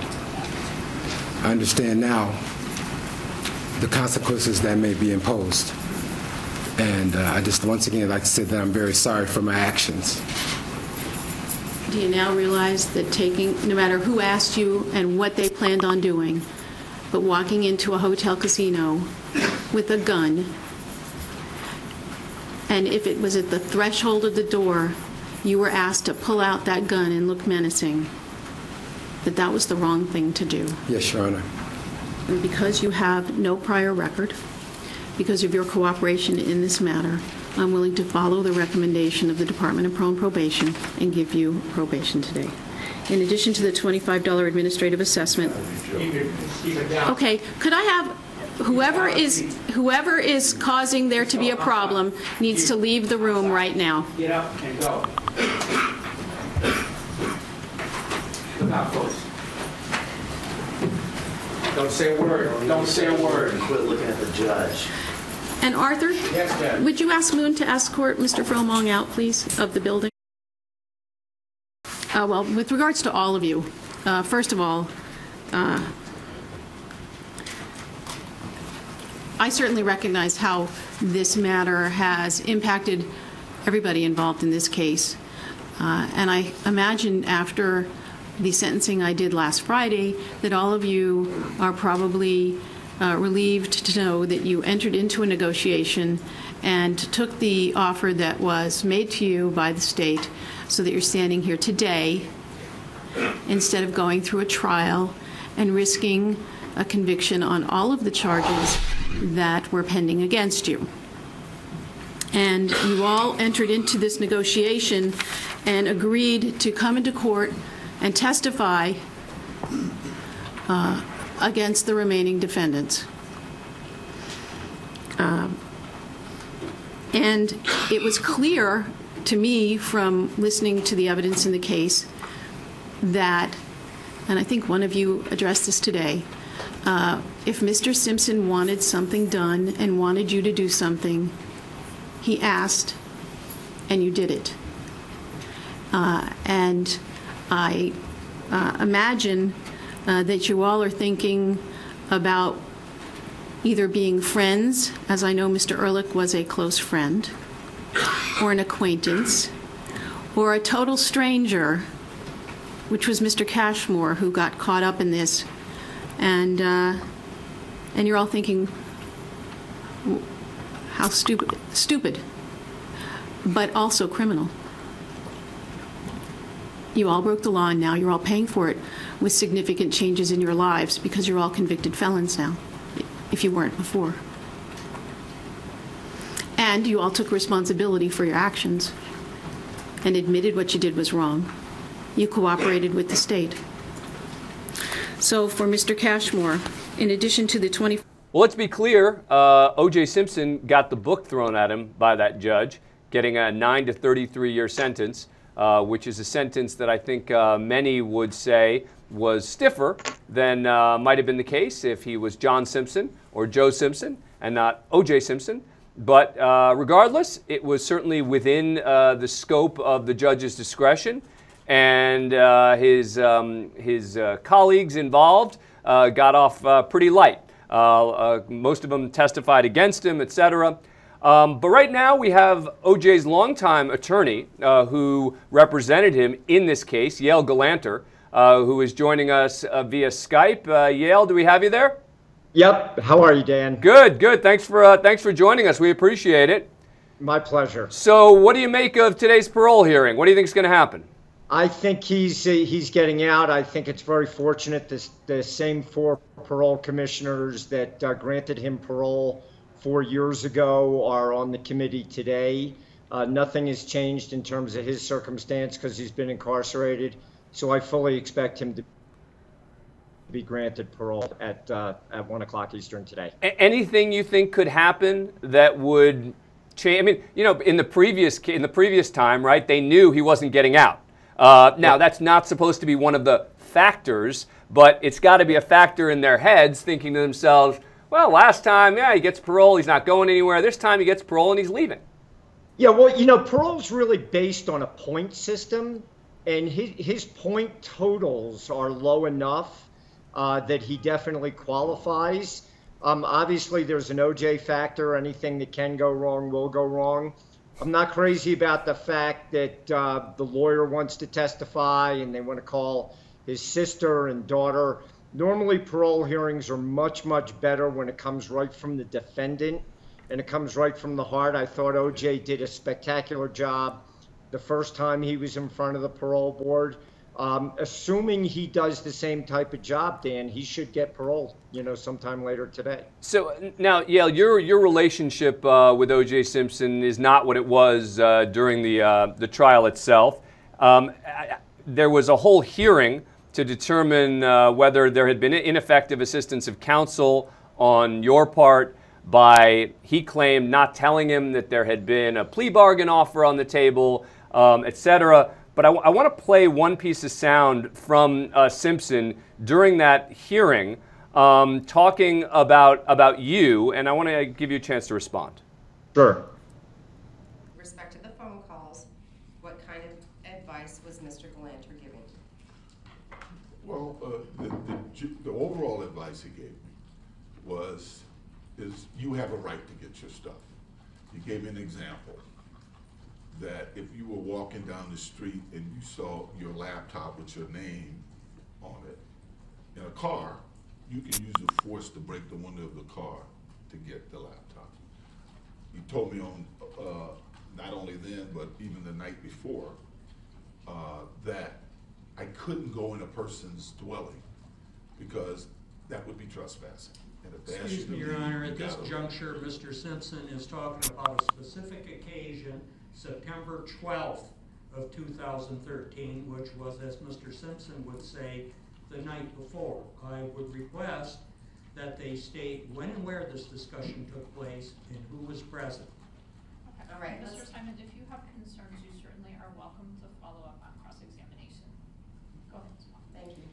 So, he's telling you not to commit a trespass? Yes. Okay. So, does the plan that you have to retrieve your property evolve based on his advice to you? Yes. All right. And you talked to him how many times, do you think? 4, 5, 6, yeah. Okay. And so you talked to him in those last couple of weeks of August? Yes, I mean, the whole conversation wasn't about this, but yes. And All right, so Yale, that's O.J. Simpson during a hearing I'm sure you remember well, basically saying it was Yale Galanter's fault that all this happened. What's your response to that? Well, as I testified, you know, the first I heard of this incident was we were having a dinner at the Palms Hotel. I was in Vegas on a completely separate matter, and it was the first time that I had heard that O.J. Had suspected that some of his family mementos might be in Las Vegas, and he was planning on setting up some kind of a self-sting operation to go get them. And as O.J. testified himself, I clearly said to him, O.J., if you believe that your stolen property is somewhere here in Las Vegas, you need to call law enforcement. And then there was some discussion about how they wouldn't do anything, and I kept saying, O.J., you need to call law enforcement. And then, you know, he of course said, well, isn't it legal to get back your own property? And went through all these different scenarios, and I said, as he testified to, O.J., you need to call the police. And that was pretty much it. The next I heard of it was when he was coming out of the Palace Station Hotel, and he made that one of those first phone calls to me. Now, I remember you and O.J. Simpson had a long friendship and relationship leading up to this. That must have been a tough situation to suddenly be the accused in connection with all of this. You know, Dan, I'll tell you, and you're a lawyer, so you can certainly appreciate this. I know a lot of lawyers who are listening to us today can appreciate this. I had represented Simpson for over 12 or 13 years. I had gotten him acquitted on a road rage charge, a drug charge, a cable charge. There were a number of things that I had represented him on, and then he asked me to represent him in the Las Vegas case. And after we worked out all of the financial arrangements and the retainer agreements, and I represented him in the Las Vegas case, we failed. And, you know, he was convicted. I was devastated. He was devastated. But he hired me to do the appeal. So the first question you have to ask is, why would you think your lawyer was so bad and hire him to do the appeal? We lost the first appeal, and then he hired me to do the second appeal, which of course you have to ask yourself the same question. Why would you hire a lawyer that you thought was so lousy 2 other times? After we lost in front of the Nevada Supreme Court, O.J. and I had this long talk, and we were getting ready to go into federal court, which to this day I still believe should have occurred, because I think he would have gotten a fairer shake in the federal system on a habeas corpus. And he met these other lawyers who convinced him to file this ineffective assistance of counsel. Now, in my world, that is a very common thing to do, and I, quite frankly, I fully supported it at the time. I didn't support the way it was done because they'd never contacted me. They didn't do any discovery. Normally, the new team can kind of meet with the old team and kind of find some common ground because, you know, obviously the defendant's devastated that they're incarcerated, but as a defense lawyer, losing a case like this, I was devastated also. So I would have certainly fallen on the sword, not lied, certainly not, don't get that impression, but certainly would have tried to find some common ground on things that I could have helped him with. But they never contacted me, so it became very adversarial. And then, of course, when they lost the ineffective assistance of counsel petition, the Nevada Supreme Court said to one of their arguments that there were so many cumulative errors in the trial that O.J. Simpson was denied due process. The Nevada Supreme Court said not only were there no errors, there were no cumulative errors, there were no errors, and Galanter didn't commit any errors. So that was certainly made me feel good that the Nevada Supreme Court had reviewed the entire transcript, had actually seen me perform in front of them a number of times, and said that there were no errors in O.J.'s trial. Look, I watched the case, and you know the notion that they were going to win an ineffective assistance of counsel claim based on your conduct always seemed sort of absurd to me. But you know, the key issue was, did you not talk to him about possible plea bargains, right? Because that would have gotten him, what, 3 to 5 years, 2 to 5 years, whatever the number had been that apparently was offered. And his position was, hey, my lawyer, Yale Galanter, never told me about this. And as a result, I never had the chance to accept it. Yeah, that never occurred. There were actually two really serious plea bargaining sessions.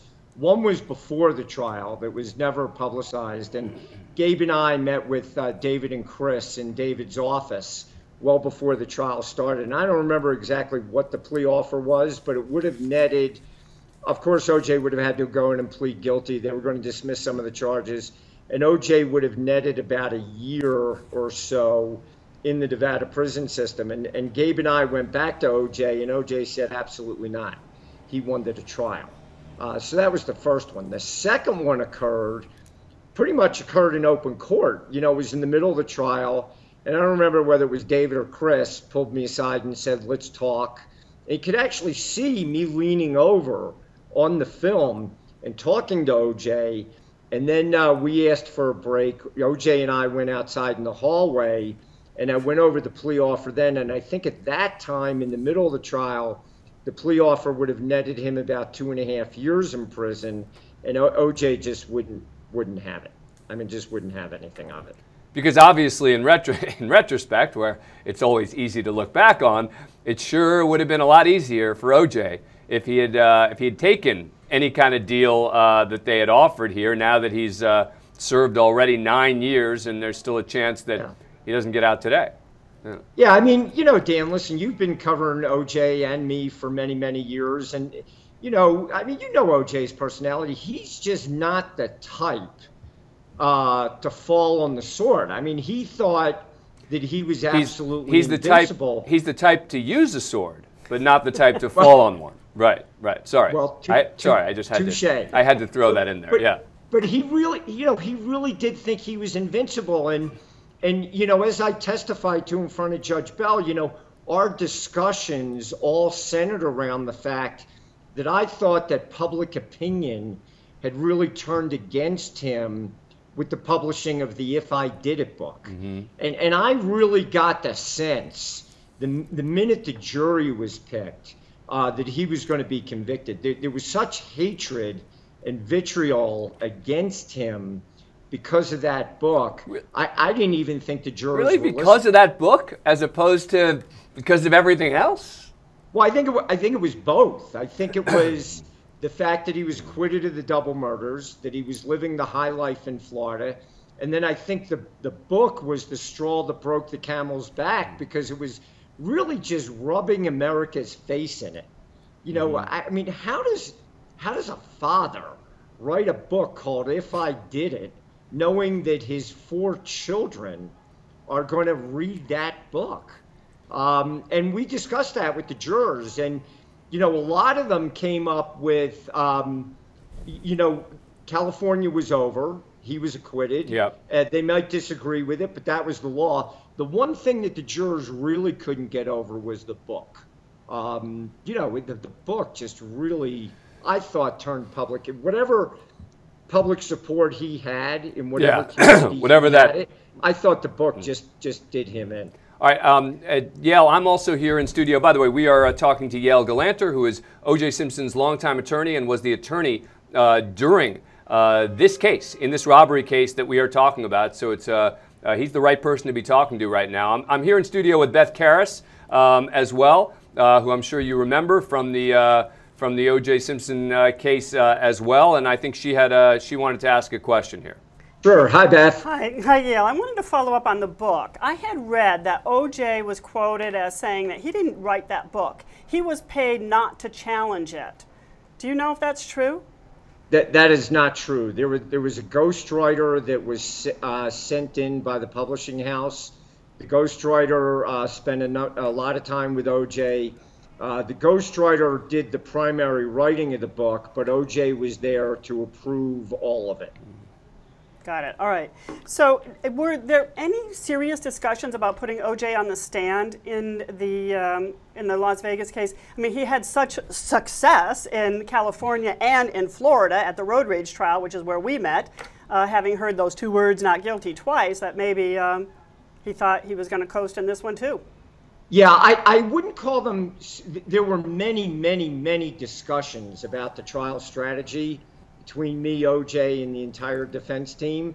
I don't think they were serious because from day one, OJ was convinced that once the tapes became known, that there was no mention of guns on the tapes, he thought that was going to set him free. So the fact that there were no guns mentioned on the tapes, he thought that was as good as him testifying. And of course, he didn't want to be subject to cross-examination. Right. But there wasn't a day that went by that OJ and I didn't discuss that, because my feeling was that if I was going to put him on the stand, then I was going to challenge the introduction of the tapes. OJ really wanted those tapes to be played because he thought that those tapes vindicated him, which is why we never objected to the admission of the tapes. I was looking for the clip of the tape. Yeah, can we pull up number 22 if you guys can? It's just a 10-second clip from the audio of the robbery from TMZ. Do we have that, guys? Yeah, let's listen. I'll let nobody out this one. I want you to hang that fucking motherfucker. Think you can steal my shit and sell it? Don't let nobody out of here. You motherfucker. And yeah, you can hear O.J. Simpson there, sort of, saying, "Don't let anybody out of here, mother, whatever. You can't steal my stuff." I got it. It's you know this tape as well as anybody. Yes. So how does he think that helped him? I mean, how did he listen to that tape and think to himself, "Oh, that's good news for me"? OJ kind of focused in on the guns. Despite what the team was telling him, his whole thing was, I didn't have a gun. I didn't know there were guns in the room. And that was pretty much the defense he wanted to go with. And there were many, Dan and Beth, there were many discussions about that, but his whole thing was, I didn't know there were guns in the room, I wasn't using force, and I certainly didn't have a gun.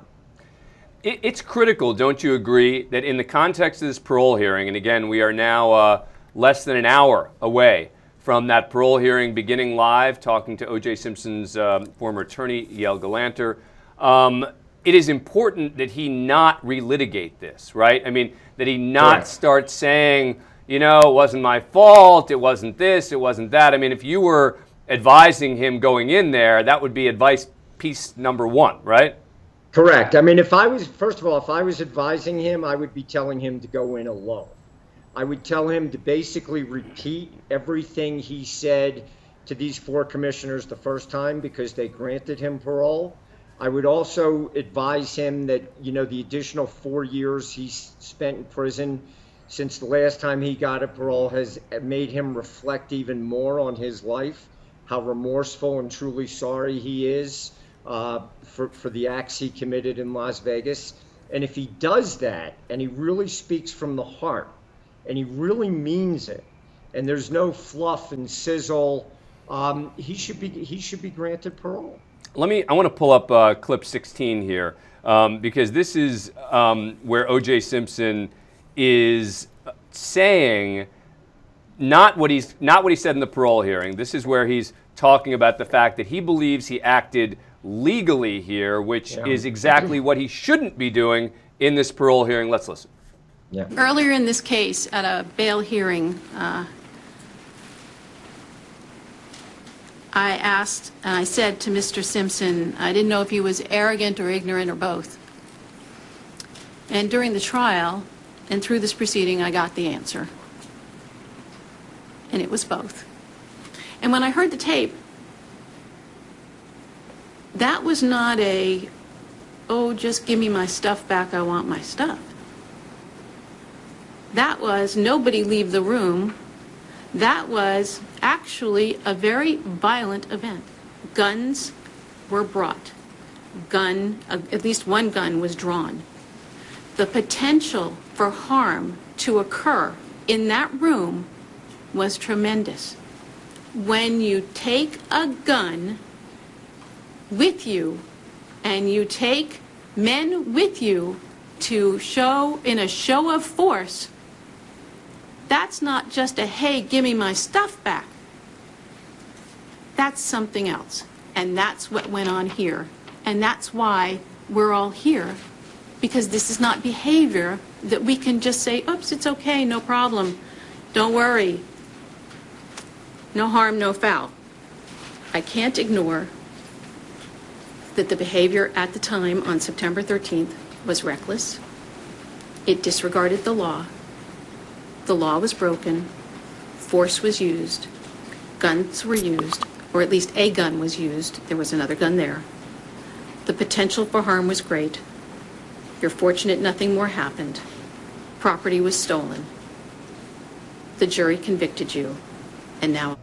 That was the judge verbally spanking O.J. Simpson at the sentencing. And, you know, Yale, you were basically saying a minute ago that you think that he should be saying, basically, look, even in the 4 years since I was at this parole, in front of this parole board, I've become even more remorseful, etc. You know, is this all gamesmanship? Because my bet is that O.J. Simpson still feels like he didn't really do anything wrong. Dan, the one thing I have learned in over 30 years of practice of criminal defense law is that humility and an ounce of honey will always get you more than an ounce of vinegar. And I don't think that's gamesmanship. I think that if O.J. Simpson goes in front of that board today and truly means that he's remorseful and truly speaks from the heart and looks back on this as one of the stupidest things he's ever done, then he's going to get it. If he goes in and he says, listen, you know, my lawyer told me this and I thought I could do that, and guns are okay, and pointing them and threatening them and walking out is okay, and then partying afterwards and living it up, I mean, it's going to go downhill. I mean, it's just, you know, he really has to get outside of himself and reflect upon this, about what the you know, losing 9 years of his life behind bars means, and really, you know, have some humility. I mean, that's really that's real, and that's not gamesmanship. I mean, he's either got it or he doesn't. Fair enough. Let me ask you, as the attorney who represented him in the case, that he, you know, got the book thrown at him, got 9 to 33 years, convicted on all counts. Any regrets on your part? Anything you think you should have done differently? Yeah. That's you know, Dan, that's such a good question, and I knew it would come from you. You know, I probably should have been stronger with him. You know, I probably should have said to him, when I had that first meeting with David and Chris, who by the way, were such gentlemen and such professionals. These are the prosecutors in the case. Yeah, I mean, they were. I mean, I know the media made this whole big thing about how we were doing battle in the courtroom, and we did, but they could not have been more professional and more gentlemanly towards me and towards Gabe and the rest of the team. They really were. They were just super lawyers, and they were super decent people. But as they were starting to flip people, I would keep saying to OJ, you know, Charlie's testifying against you.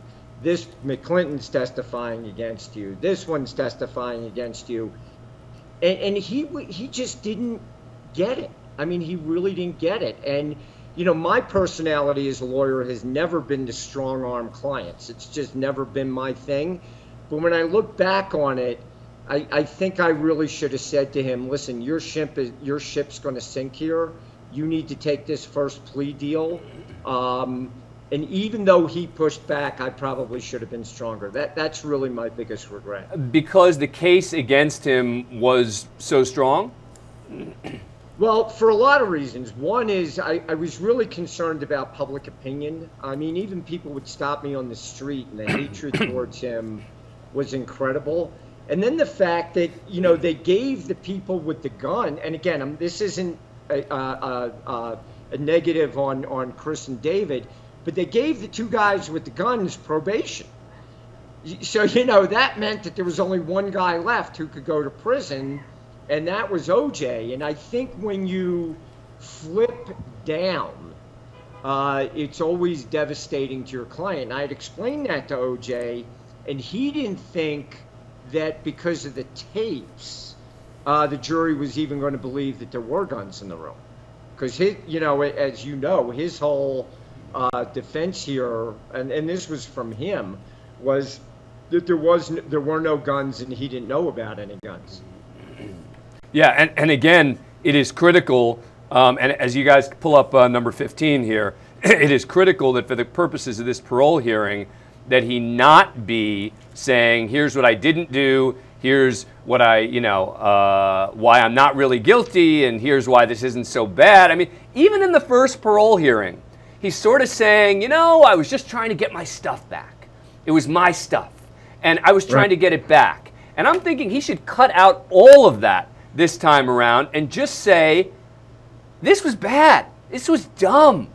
This was, you know, maybe I didn't know that there was going to be a gun used, but after there was, this is a really horrible situation that I'm really sorry about.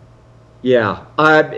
Dan, I hope he's listening before this hearing, because if he was smart, he would echo your words. A, it was dumb. B, I shouldn't have done it. C, I don't know what I was thinking. D, when I put this whole cast of characters together, you know, emotion was taking over. And as I reflect back, it was one of the dumbest things that any human could do. Period, end of story. I'm sorry. I want to get out. Whatever time I have left on earth, I want to spend it with my really close friends and reestablish the relationships with my family. You know, prison's devastating. It really does destroy family relationships and friendships. I've tried to be a model prisoner. I've tried not to get into any trouble, you know, tried to counsel people. I really am a changed person. And that would bode very, very well for him. Let's play another piece of sound. This is from O.J. Simpson at the sentencing hearing number 15. So until you get into your Mr. Stewart's vehicle, did you ever hear, from the time you left the room till you get to the vehicle, did you ever hear any talk about weapons? No. Did you ever see any weapons? No. Did anybody complain about seeing weapons? No. All right. So you're in the vehicle, then what? I called and I wanted to ask Ricio about these Montana prints, because I still hadn't seen them. So you're calling Mr. Ricio, who was where? He was back at the room with these guys. All right. And I'm asking him to, calling to ask him to ask Bruce, you know, the prints, is there anything else, you know? And he was telling me that that Beardsley was going nuts and, you know, stuff, and they're talking about armed burglary and armed robbery. And I said, well, it was your room. We came into your room, and nobody had any weapons. And then I think he ended up Beardsley ended up getting on the phone, and that's when I heard about weapons. Okay, and Mr. Beardsley told you what about weapons? Well, now understand, Ricio had told me any number of times during these conversations that they were trying to call the media, they were trying to call the tabloids. And so when he got on the phone, he said that, and I didn't believe him. I thought maybe they were just trying to rev up some, you know, make it a better story for the tabloids. I asked then all the guys in the car. And that would be Mr. Stewart, I Mr. asked Ehrlich, Mr. and Stewart, Mr. Mr. Ehrlich, and Mr. Cashmore that Spencer show a gun, and they said no. All of them said, no, hell no, he didn't show no. And why did you ask about Spencer? Well, when they brought up the thing about a weapon, he would have been the only guy I thought that could have possibly had a weapon. He was proud of his CCW. He seemed to be proud of that, but I thought, well, maybe, you know, maybe he showed it. I don't know. Okay, so you asked them, they say no. They say absolutely not. All of them said no. All right, so that was actually the hearing where O.J. Simpson testified to claim that the attorney we're talking to right now, Yale Galanter, who you occasionally see in the courtroom in some of that video, was ineffective in his assistance of O.J. Simpson, but Yale has made the point that he initially supported this motion. But Yale, you got to, while you say you supported the motion at the outset, it's got to be tough to support a motion where your former client is basically saying, my lawyer was so bad, that I deserve a new trial. And you're saying, yeah, I supported that. I mean, I think some people are going to find that a little hard to believe. Listen, in my world, it happens all the time, Dan.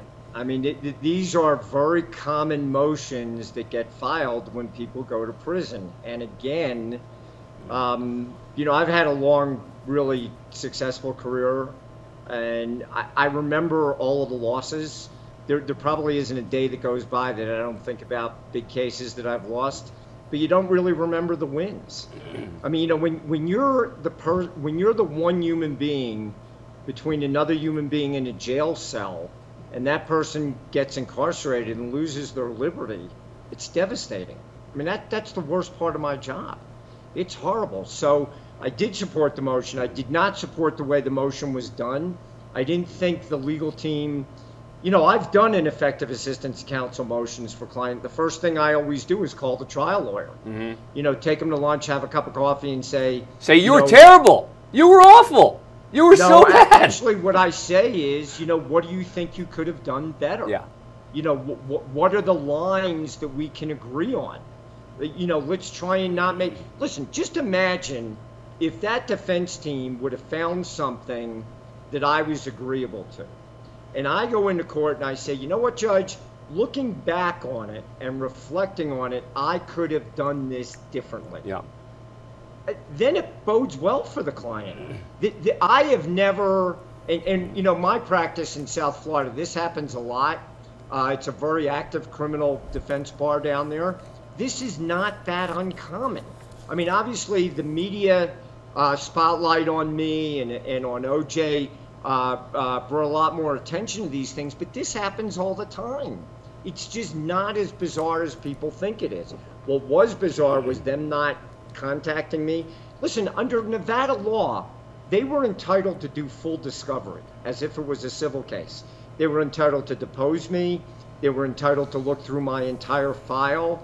They were entitled to question my entire office staff and the entire team. They never did any of it. And I just couldn't imagine why that never occurred. You are watching LawNewz's special coverage of the O.J. Simpson parole hearing. We've been talking to O.J. Simpson's attorney. To begin in about 40 minutes from now. For those of you who are watching us via MSN, welcome to you as well here at the LawNewz Network.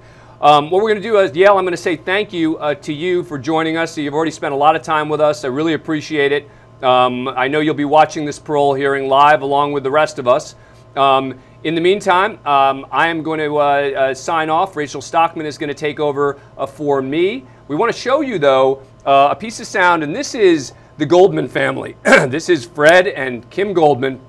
Right after this verdict came in, this is their reaction.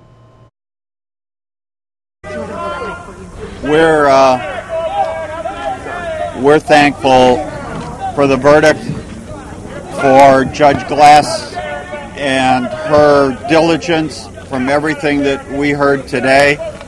It's clear that she thought this out clearly, and we're thrilled. It's kind of a bittersweet moment, knowing that SOB is going to be in jail for a very long time where he belongs.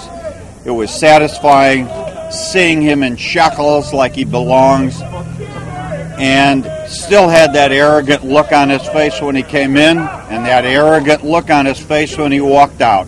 He'll never change, and he's going to stay in jail for a very long time, and we're thrilled to see it happen. It has nothing to do with anything that took place when Ron was murdered. This is about what he did in Vegas. He committed a crime. He did it with guns, and he's going to be where he belongs with others of his kind, and he can complain there. Fred, this is pretty much the closest you've been to him in a lot of years. I mean, you guys were sitting 3 rows behind him. I mean, what was going through your mind? The back of his head looks the same as it did every day that we watched him in the criminal case, and we feel very proud of our efforts. We feel very strongly that because of our pursuit of him for all of these years, that it did drive him to the brink of this. He was acting in an arrogant fashion the same way that he did the night that he killed Ron and Nicole. He said it in court. He wanted what was his. He went back to get it the same night that he killed Ron and Nicole. I feel very proud of my father and I and our family for sticking with our commitment to Ron, to honor his memory and to keep pursuing him. The If I Did It book, I think, pushed him right over the edge. I'm very proud of our efforts for taking that book back and for turning his words around on him, and today was a good day for our family. And it was interesting. I hadn't heard it before, that apparently at some point he made a comment, that he himself made a comment on some tape that he wanted to make sure that we didn't get things from him. And as Kim said a second ago, if our efforts for all these years of pushing him drove him to commit armed robbery in Vegas, if that pushed him over the edge, great, put him where he belongs. A lot of people are talking about this as payback. That was always an issue from this trial from the very beginning. Do you see this as payback? I see this as the system working. The judge asked us to respect the verdict in the criminal case. We've had to do that. We disagree with it, but we had to respect it the same way that we have to respect the verdict here in Las Vegas. The jury sat and listened. The evidence was overwhelming. They deliberated, and this was their decision. And the judge said it. It was clear and concise. He committed that crime. He knew what he was doing, and he committed that crime, and it's time he paid for it. He could have received a life sentence. He didn't. Can you comment on that? What's that? That he did not receive the life sentence? You know what? He got what the judge obviously thought was fair, and I'm going to trust that what she did was right, and I think she did.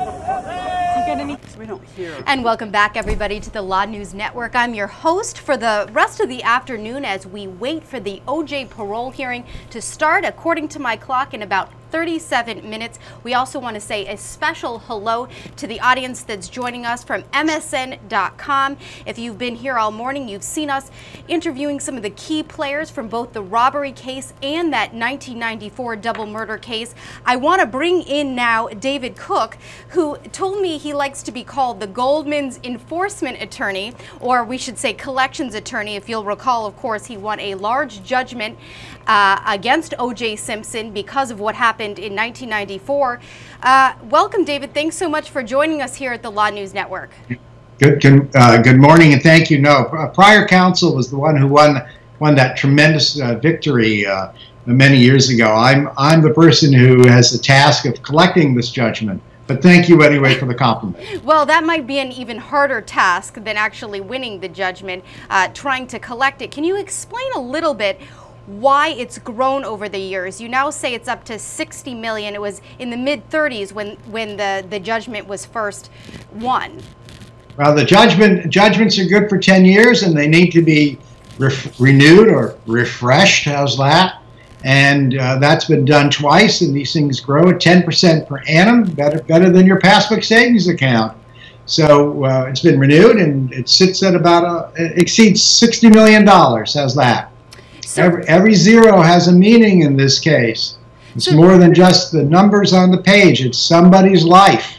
So tell me this, David. How much so far have you been able to collect from OJ?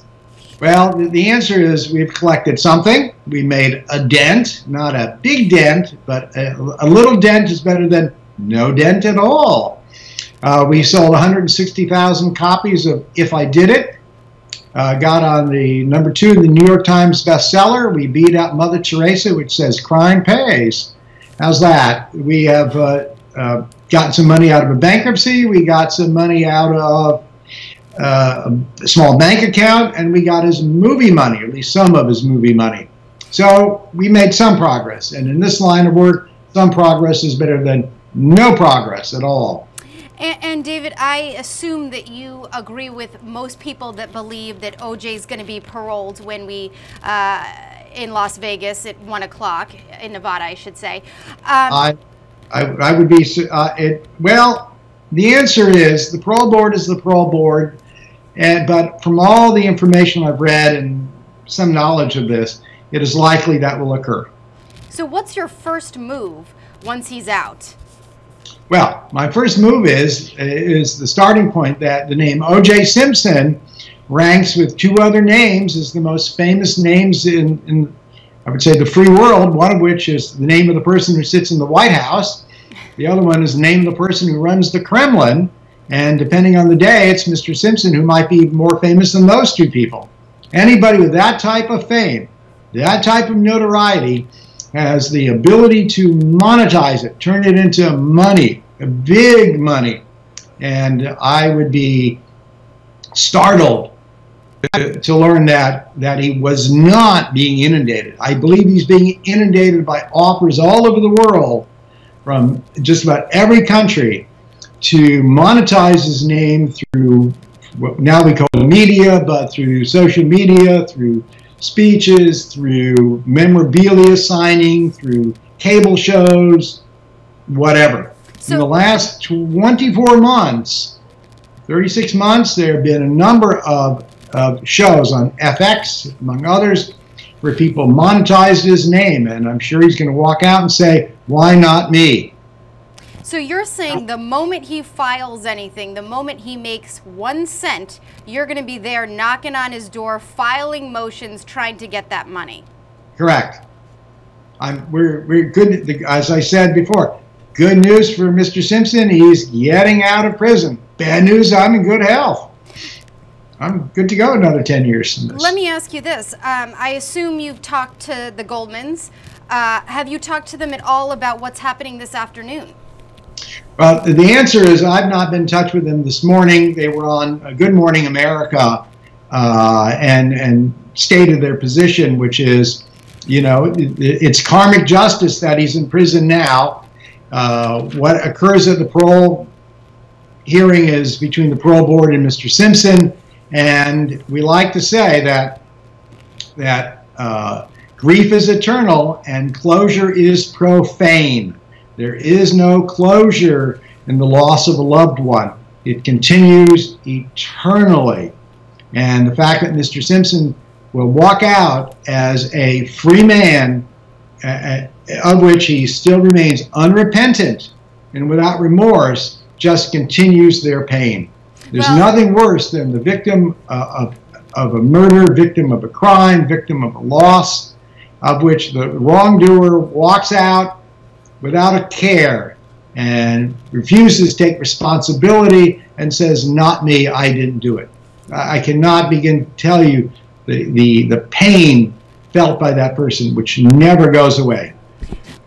And if you're just joining us here at the LawNewz Network, we are about a half an hour away from the parole hearing for O.J. Simpson. I'm here alongside my guest, Beth Karras, who was at the original robbery trial back in 2008. We have David Cook on the line, the Goldman's collections attorney, who pledges Beth to go right after that money the minute O.J. gets out. Beth, you had a question for David. I do. Mr. Cook, thank you for joining us. My question has to do with garnishing anything that O.J. may make. I know he has plenty of money through his pensions. That's judgment proof. And wage garnishment laws typically are that you can get 25% of what he makes. But since he has plenty to live on, does that mean if he makes any outside income, you can get 100% of it? Well, by the way, the legal term for his pensions is called Kevlar. Kevlar, because they're bulletproof. How's that? Got it. I do not. Your analysis is spot on for somebody with a job. Of course, the answer is that under most states, that only 25% of the net is subject to the creditor's reach. However, we don't perceive Mr. Simpson having a job. That these would be essentially media events where he'd be paid a large sum of money for his services or for his efforts or for production value or for whatever venture he engages in. Our experience and knowledge of law is that 100% would be subject to enforcement. Others might lay claim, be an agent or producer or third parties, but we take one deal at a time. But if he's going to make some money off, say, memorabilia, a tour, or some type of TV show, cable show or presentation or book or speech, we perceive the whole thing, the gross would be subject to enforcement. So the bottom line is there are exceptions to the 25% garnishment law, and he certainly, there's a very strong argument to be made that he comes within the exceptions, that you're entitled to much more than 25%, if not 100% of his outside income. You got that. Got it. Well, David, thanks so much for joining us. I know you have a very busy day, a lot of different TV and network appearances that you have to attend to. Of course, I know LawNewz Network was your #1 destination. We appreciate you. You're very welcome. There is a message we can pass on to Mr. Simpson and to the parole board. This is his moment to repent. This is the moment for him to take responsibility. This is the moment for him to change America. He should do that. Okay? The 1994 murders and the acquittal after that created a divide in this country, and he's the person who can close that divide by taking responsibility. Nothing stops the Nevada Parole Board from asking that question, and nothing stops him from answering that. That would be a seminal moment in history. David, I beseech everybody to do that. I'm going to venture to guess that Mr. Simpson is probably not going to mention the double murder trial during the parole hearing. I don't think that's going to come up, but it will be interesting certainly to see what he says in regards to the robbery, because during the last parole hearing, I don't think he was exactly apologetic about what happened. He really did still think he was in the right. So certainly He was not in the right. Well, of course, that was what he told the board back in 2013. David, thanks so much for joining us. I hope you'll come back, and thanks again. You're very welcome. My pleasure. All right, bye-bye. Beth, so tell us, we've been talking to some of the key players in this case. We haven't really talked too much about what to expect, and we're now about 27 minutes away from the parole hearing. We're going to take it live right here on the LawNewz Network. Tell us what you think we're going to expect. How long is it going to be? Who's going to talk? What do we know? It's possible that everything will be finished within an hour or so, because the commissioners and 4, they're making an exception this time, 4 are needed for a vote one way or the other. Grant or not, grant or deny parole, and 4 will be sitting instead of the typical 2 or 3. Can we show the pictures of the 4 that are going to actually be attending the hearing? I believe we have a slide where you can see them. They're right there. And these are the same 4 that were at the previous 2013 We have the 2013 parole report. We have the names on that report that they granted parole. It's the same 4. And 2 more will be on standby if it isn't a 4-0 vote one way or the other. But in terms of the content of the hearing, O.J. Simpson has a right to speak just as he did. He has a right to have an attorney address the court, possibly, or address the commissioners, possibly. Somebody from the victim's side could testify. Now, there's only one surviving victim, Al Beardsley, one of the 2 victims in the room that day, one of the 2 people robbed and kidnapped. He passed away 2 years ago. Bruce Ramon could be there, somebody on his behalf, and somebody on behalf of OJ's family. It's not like, there can be a parade of 100 people getting up there. It's very limited. And we had gotten some indication, Beth, that Bruce was going to be there and may even address the parole board. Explain to our viewers who he is. He was the collections guy, memorabilia guy. Right. He was one of the sports memorabilia dealers who was selling some items, and OJ knew him. He did not know OJ was coming to the room. He thought someone was coming to take a look at the memorabilia and to purchase some of it. It was laid out on the bed in the hotel room, and then OJ burst in with 5 other people, 4 of whom cut a deal and testified against him. 1 went to trial with him. And some of them were brandishing guns, and the man who set up the meeting, Tom Riccio, had put a recording device in, an audio recording device, so the whole thing is captured. You hear OJ saying, nobody's going anywhere. That's the basis of the kidnapping. So Bruce Ramon was one of the 2 people selling this stuff. The other guy is Al Beardsley. Bruce Ramon, he's gone on the record saying way back when that he thought a 9 to 33-year sentence is a little steep. He supported something more like 1 to 3, if I recall. And he has given interviews that have been reported. I haven't spoken to him lately, that he actually favors OJ's parole. So he's not actually going to be there testifying against OJ. No, the prosecutors so that's might pretty be there. unbelievable. That's pretty that here heavy. you have the supposed victim of OJ's crime going to show up, we're hearing, at the parole board hearing to say, let him out. Let him out. And the charges the parole board is considering are 2 assault charges as well as use of a weapon during the kidnapping or robbery. Here, one of the assault victims is saying, let him out. We believe he's going to say that. Okay, I don't want to go too into this because we have a very, very informative article on LawNewz.com about the charges, and it can get very complicated. I know a lot of you aren't lawyers. But let's pull up the slide of the 2017 Nevada parole charges that the board's going to be considering.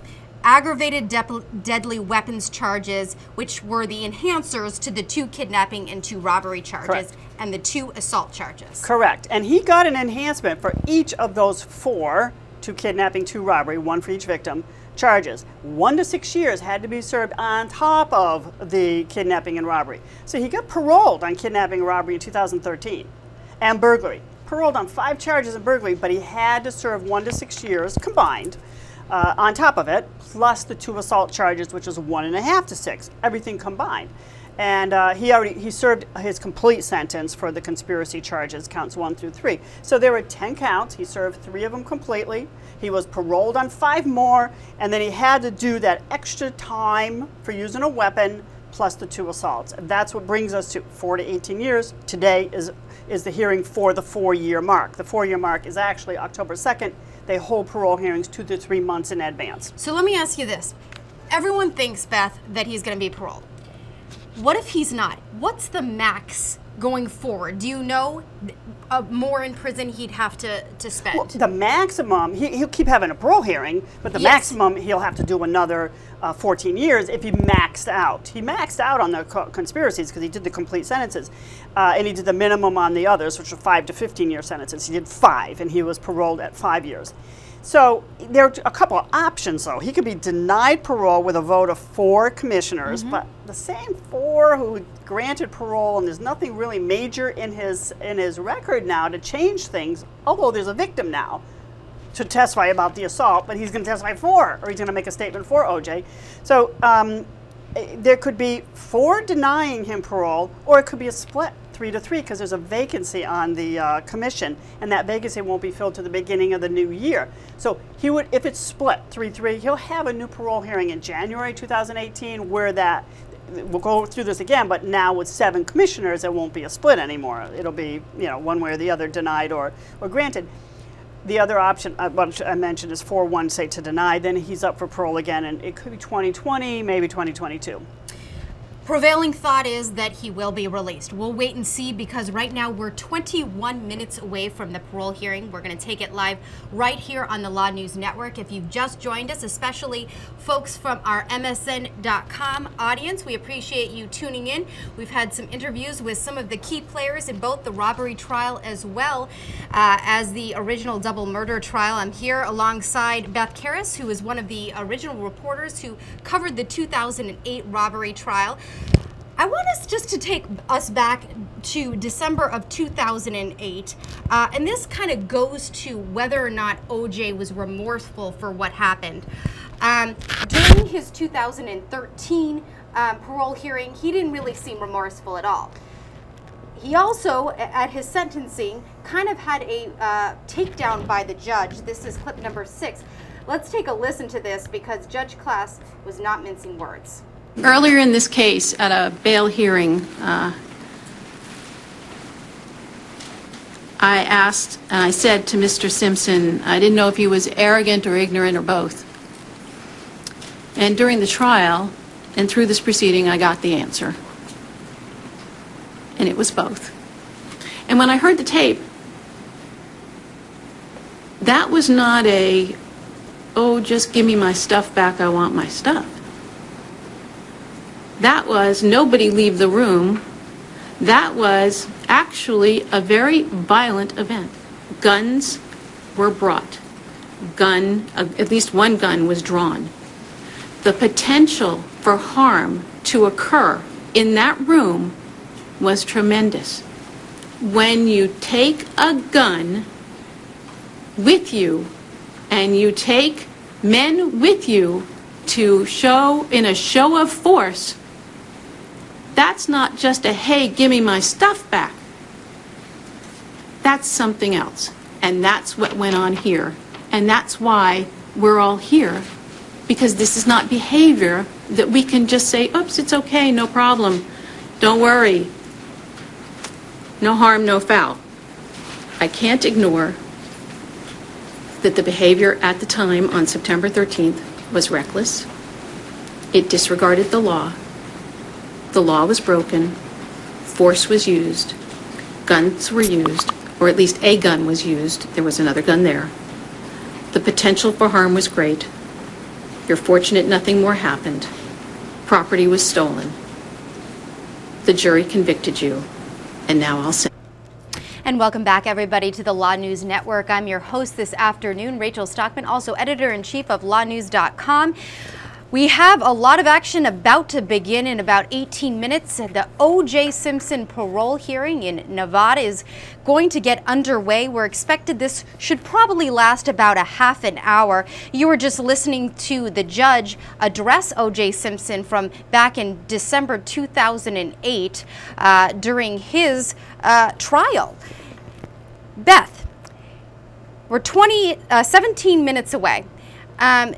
Everyone believes he's going to be paroled here. But what are some of the factors that the commissioners are going to be considering as they determine whether or not O.J. gets paroled? Okay, so there are a number of factors, and they score +1, -1, +3, whatever, depending upon what his answers are to these factors. And they're looking at low risk, medium risk, or high risk categories. He was low risk in 2013. He scored only a 3. But among the factors they'll look at is his age now at the time of the crime. They'll look at his employment. You know, he's retired and he has, you know, plenty to live on. This is not a person who's going to be out on the street, you know, trying to you know, hustle up money and perhaps engage in future criminal conduct. Does he have any prior convictions?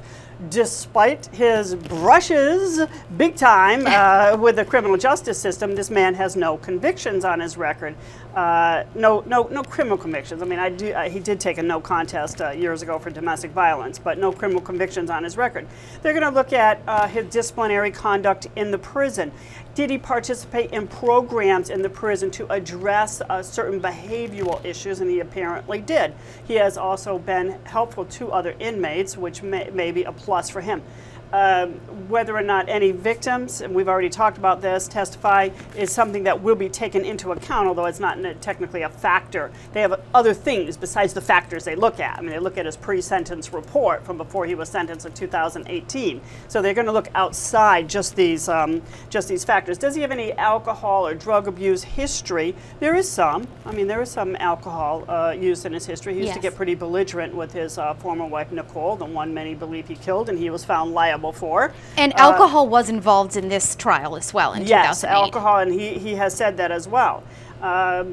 He made parole the first time he was up for parole in 2013. That is something that will weigh in his favor, this being his first time up on the remaining charges. How much do they consider how you got into this a little bit, how he's behaved in prison? Because if you'll remember from his 2013 parole hearing, he really put himself out there as the model prisoner, and that all the inmates went to him seeking advice, and he coached folks.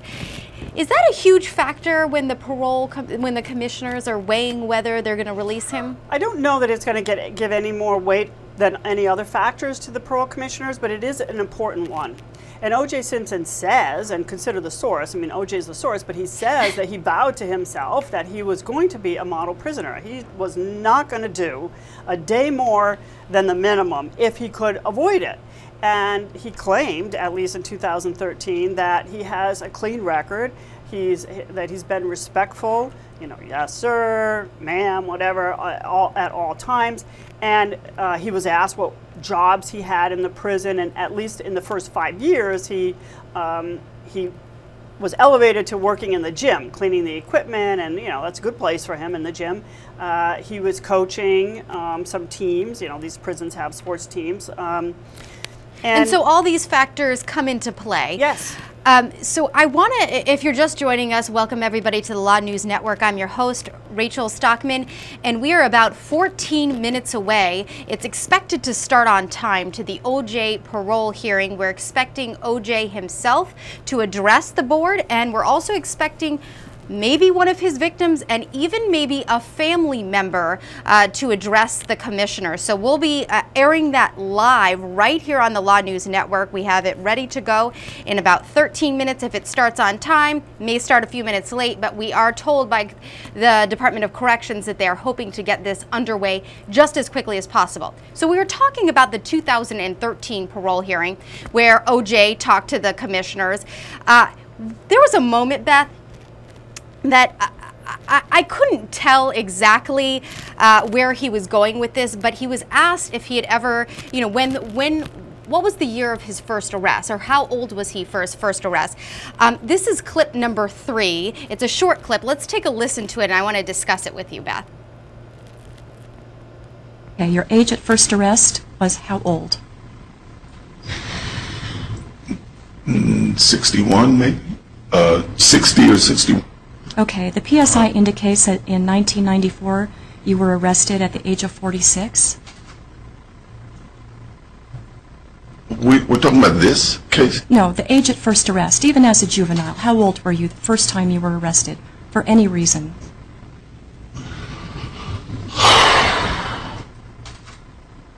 I think about 46, yes. Okay, no juvenile arrests then? No. Okay. You've had no revocations of supervision, either of probation or parole. You were retired, and that is considered full-time employment in the 12 months prior to incarceration. The instant offense is a property conviction, so we've scored you for that.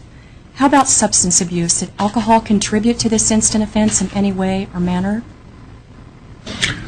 You know, it could have. I was celebrating a wedding, and I had been drinking all day. I didn't feel that I was drunk, but I also didn't feel that I was capable of driving an automobile and would not have driven an automobile. That's why I was looking for someone to take me.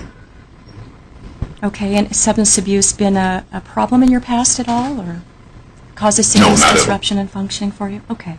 Currently you are 66 years of age?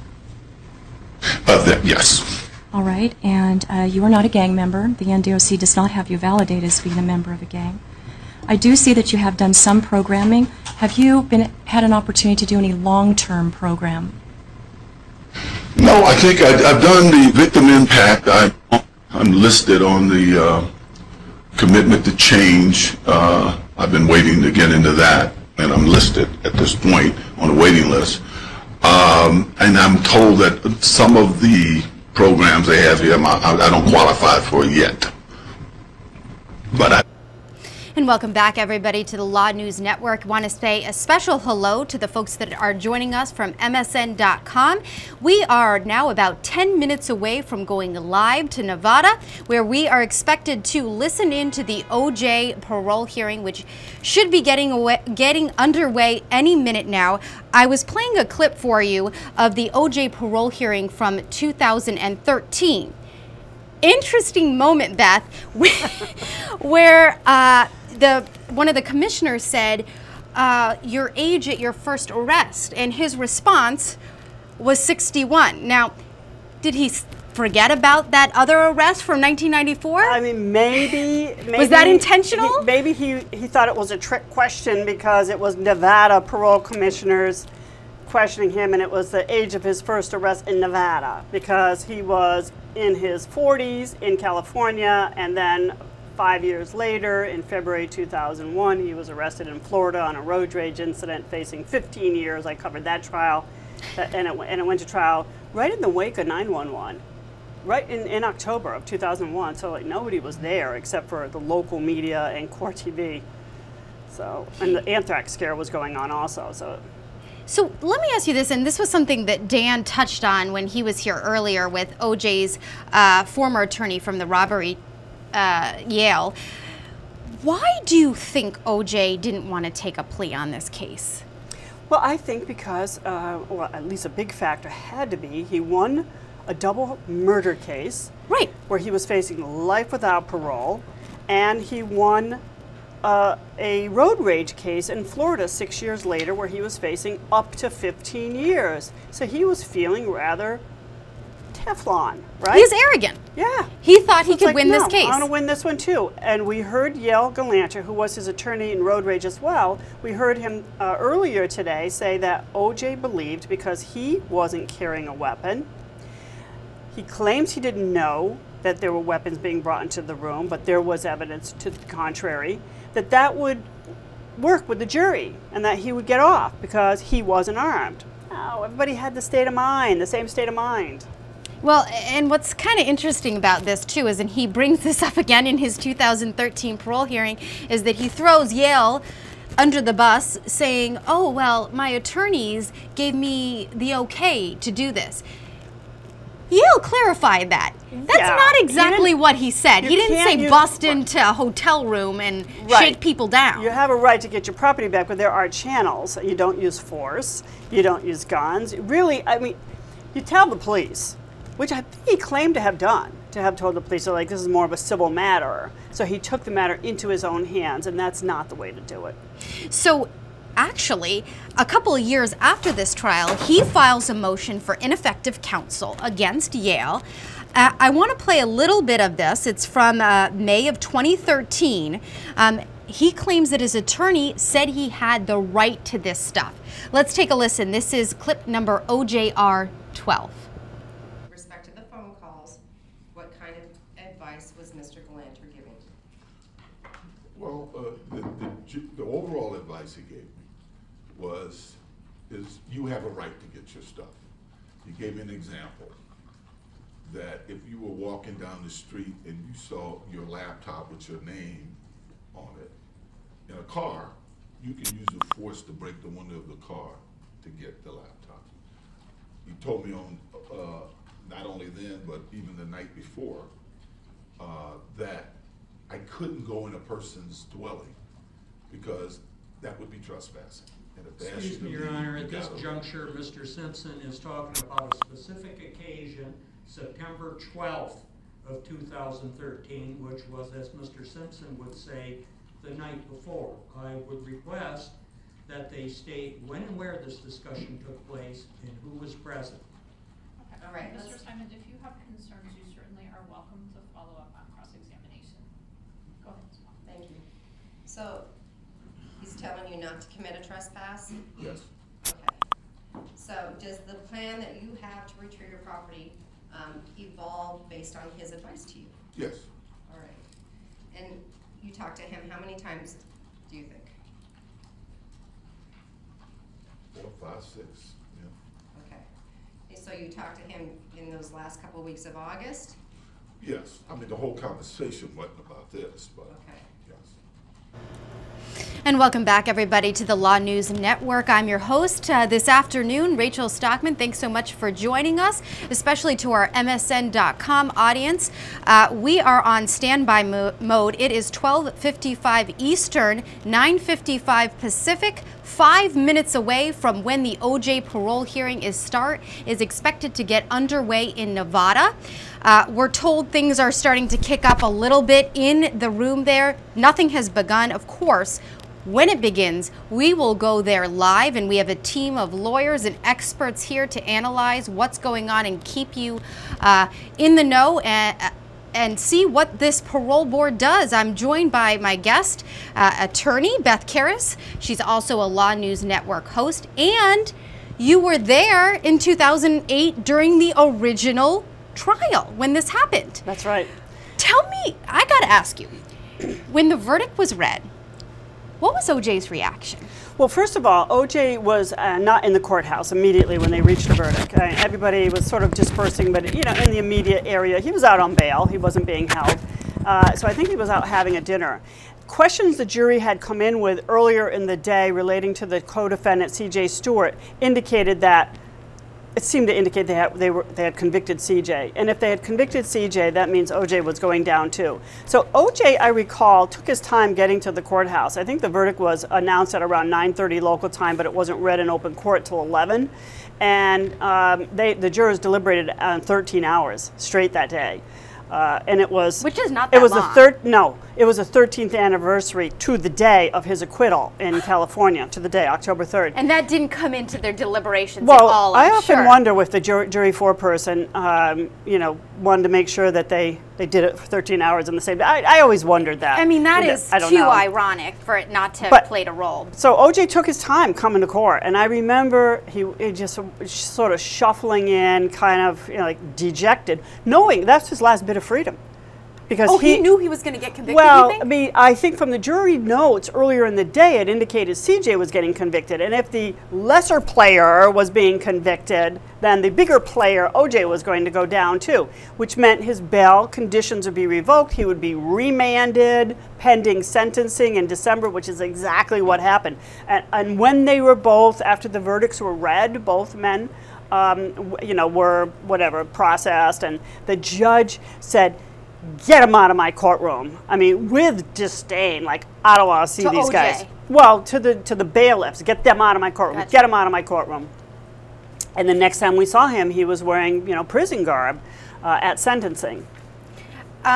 So you don't think it seemed to me from talking, our hosts talk, both Dan and Amy talk with both of his attorneys, that they were pretty convinced by the makeup of the jury in the original 2008 trial that he was going to get convicted. Both of them said the minute they saw the jurors, they knew.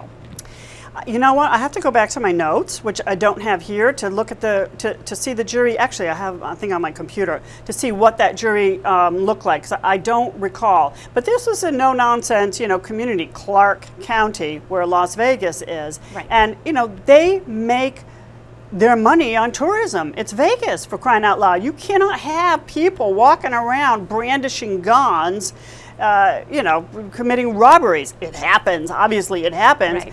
But you got to punish the people who do that. We were just talking about OJ's reaction from 2008 when the verdict was read. Let's actually play that clip. It's clip number 4, and you can see it for yourself. And of course, we're standing by the moment things go live in that OJ parole boardroom. We're going to take you there. For now, let's listen to his reaction to the guilty verdict in 2008. Out of the state of Nevada, plaintiff versus Orenthal James Simpson, defendant. Case number C237890, Department 5. Verdict. We, the jury, in the above entitled case, find the defendant, Orenthal James Simpson, as follows. Count 1, conspiracy to commit a crime. Guilty. Count 2, conspiracy to commit kidnapping. Guilty. Count 3, conspiracy to commit robbery. Guilty. Count 4, burglary while in possession of a deadly weapon. Guilty of burglary while in possession of a deadly weapon. Count 5, first-degree kidnapping with use of a deadly weapon. Bruce Fromong. Guilty of first-degree kidnapping with use of a deadly weapon. Count 6, first-degree kidnapping with use of a deadly weapon. Alfred Beardsley. Guilty of first-degree kidnapping with use of a deadly weapon. Count 7, robbery with use of a deadly weapon. Bruce Fromong. Guilty of robbery with use of a deadly weapon. Count 8, robbery with use of a deadly weapon. Alfred Beardsley. Guilty of robbery with use of a deadly weapon. Count 9, assault with a deadly weapon. Bruce Fromong. Guilty of assault with a deadly weapon. Count 10, assault with a deadly weapon. Alfred Beardsley. Guilty of assault with a deadly weapon. Count 11, coercion with use of a deadly weapon. Bruce Fromong. Alternative to count 5, guilty of coercion with use of a deadly weapon. Count 12, coercion with use of a deadly weapon. Alfred Beardsley. Alternative to count 6, guilty of coercion with use of a deadly weapon.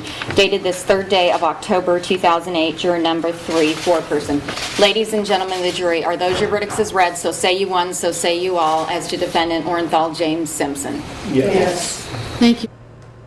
And welcome back, everybody, to the LawNewz Network. I'm your host this afternoon, Rachel Stockman, and you are tuning in likely to see the OJ parole hearing, which is expected to get underway actually right now. And we are monitoring all the feeds that we have coming into our control room. So far, nothing has started yet. We are told some of the commissioners are coming into the room. Of course, the moment there's some action there, we'll take you live. In the meantime, I'm joined by Beth Karras, an attorney, also LawNewz Network guest, host, she covered the original 2008 case. We just watched him as the verdict was read. We just watched OJ. He seemed really not to react in the court. No, but I think, we had been watching him for days. He would hang out in the hall and Would talk he to talk us. to you guys? Yeah, sure. Really? Yeah, I had lunch with OJ. And You had lunch with OJ? But not in Vegas, in Florida. I had lunch with him. Just the two of you? No, with Yale Galanter and another attorney. And I've told this story many times, but it was a little Chinese restaurant in the middle of his road rage trial, and my food came first, and OJ was sitting to my right, and he started to eat off my plate. He reached over and started eating off my plate. And I tell everybody, when OJ's sitting next to you with a fork and a knife in his hand, you let him eat all he wants. Wow. But he did. He reached over. Bad manners. That is a story. OJ ate your food off your plate. But in Vegas, we would talk to him, but he never really said anything of value. He just not anything reportable. In Florida, he said to me once, just the two of us. This was hanging around the courtroom. He just started talking about Nicole, and he's like, she started hanging around with bad people. I didn't have anything to do with this, and I wasn't asking him about the murders, but he just offered it. Yeah. And if you're just joining us, we are standing by. Things will go live any minute in Nevada. We are expected to take the parole hearing live. Beth Karras is here alongside me, and what's the rundown? Let's talk a little bit about what we're expected to hear when we go live. We may hear from a victim of the robbery. We, of course, likely will hear from OJ himself.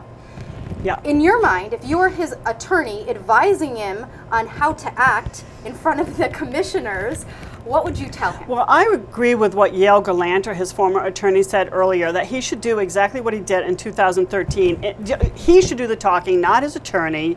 He needs to have remorse. He needs to tell them that he's ready to be on the outside again and that he regrets it.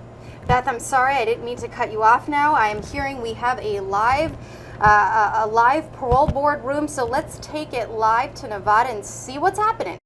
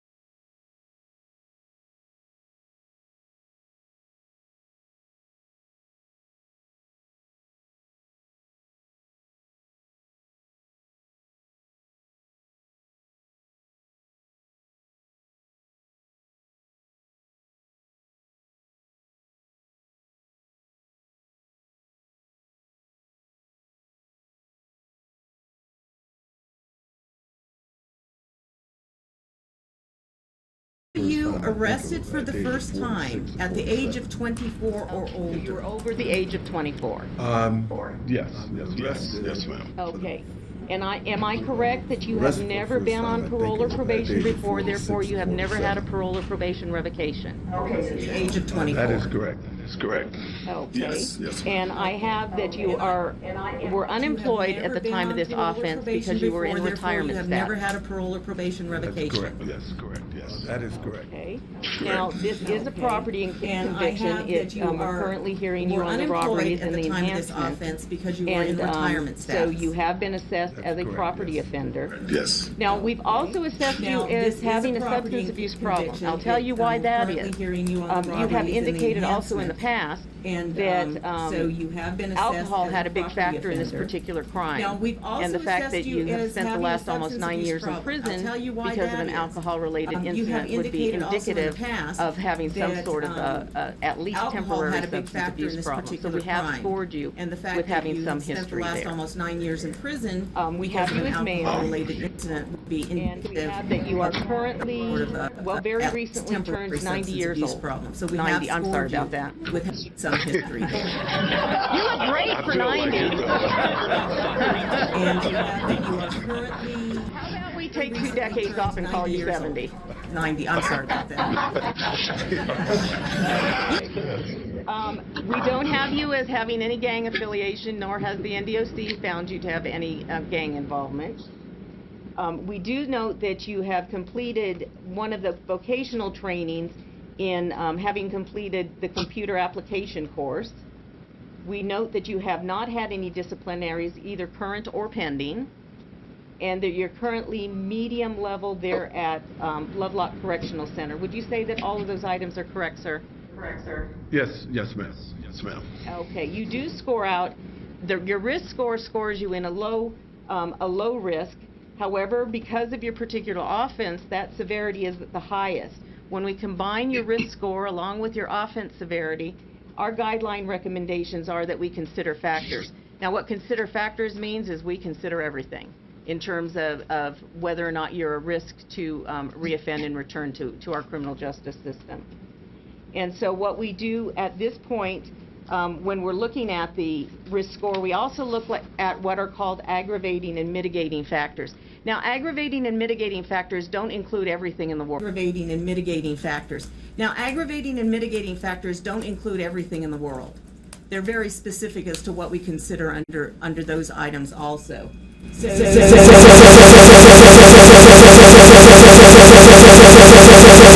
Positive things for considering you for parole is the fact that you've been disciplinary free throughout your entire period of incarceration.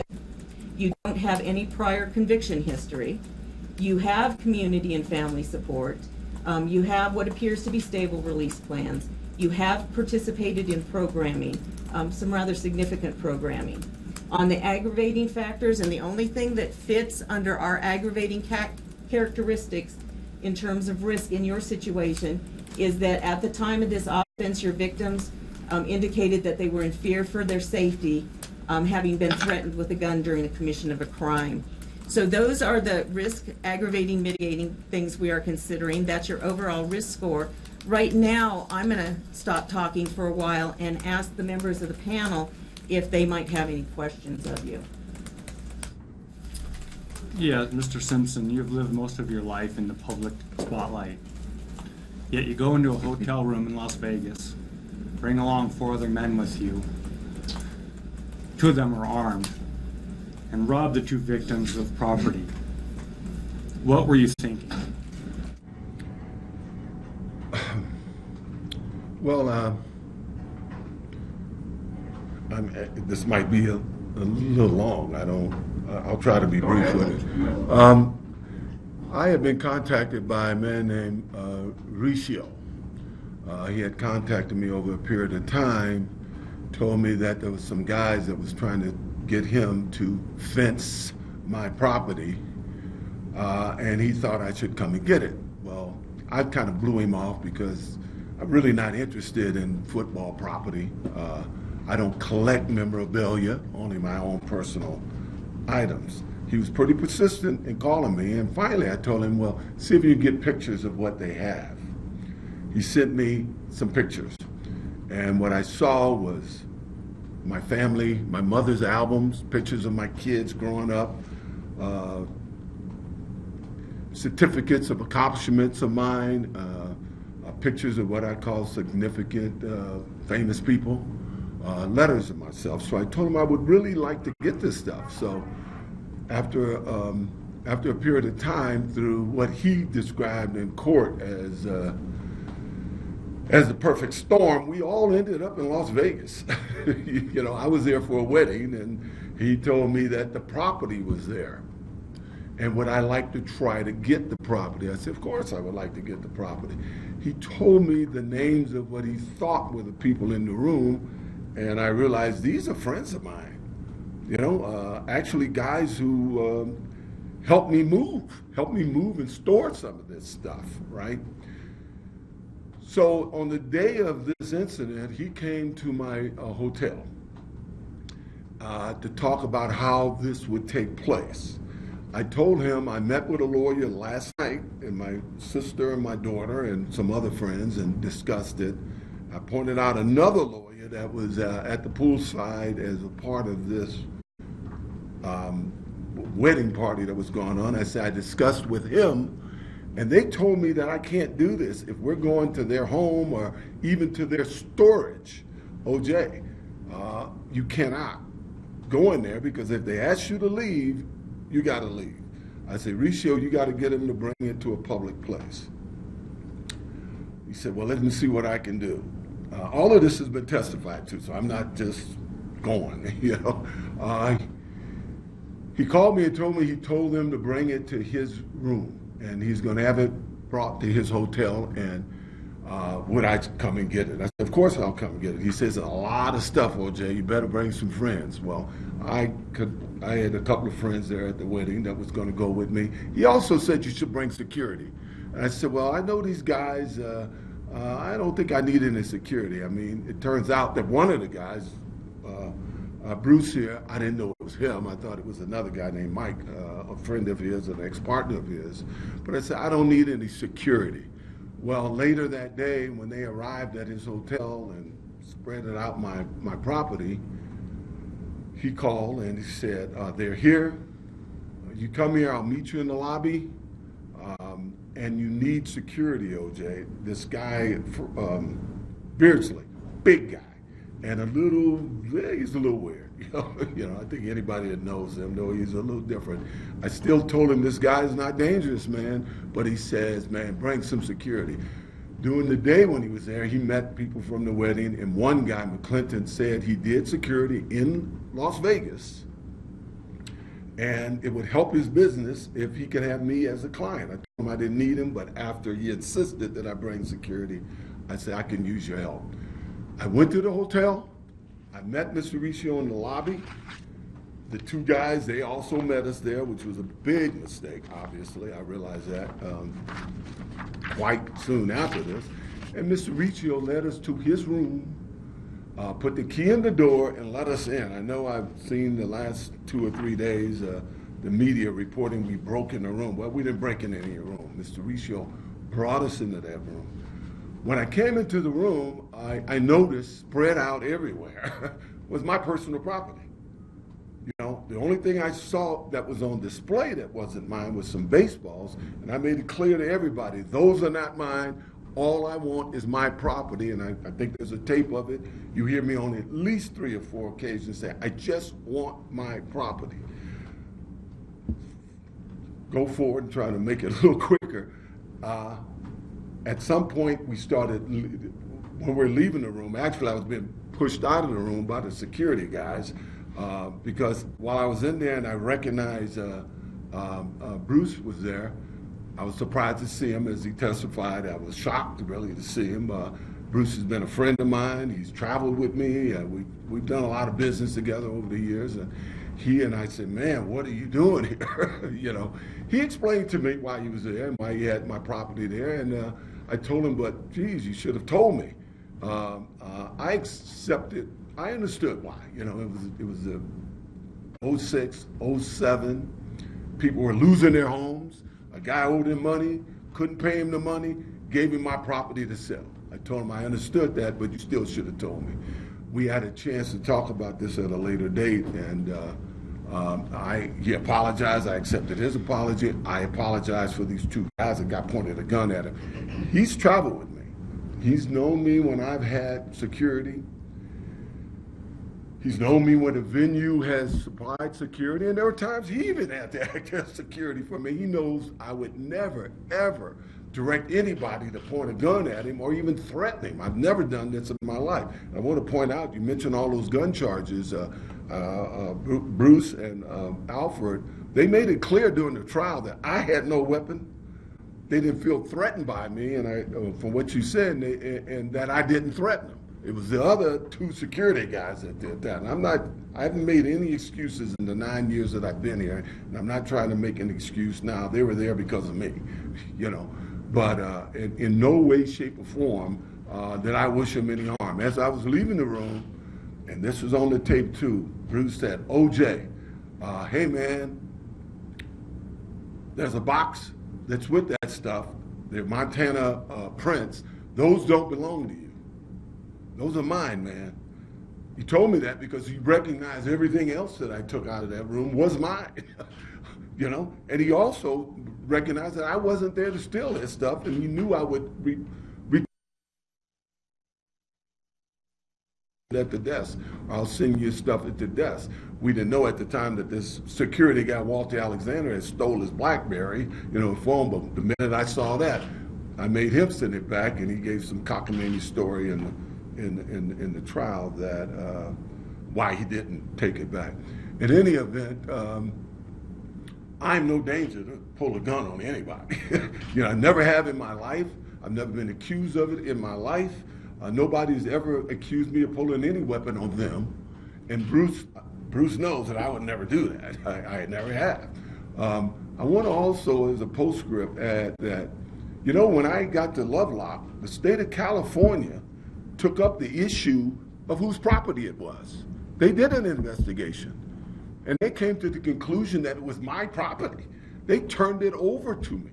I have it now, you know? So, I mean, it's kind of mind-boggling that they turned over to me property that I'm in jail for trying to retrieve. You know, it was my property. I wasn't there to steal from anybody. And I would never, ever pull a weapon on anybody. So you believe that the property was yours? It's been ruled legally by the state of California that it was my property, and they've given it to me. My question was, that's why you went into the Yes, sir. the property was yours. Yes, man. You know, I was just telling, when Mauricio was calling me, just telling me this, I wasn't interested. It wasn't until he got your pictures of what they supposedly had, and because it was family photos and stuff, that's when I got interested in going there, and I only went there to retrieve my own property.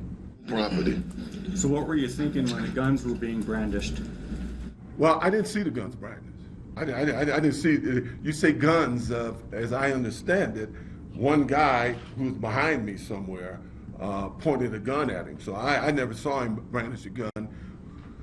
When I left here, I called back to the room to ask Bruce, you said that there was some pictures, what do you have? And I asked him, did this Walter Alexander return his cell phone?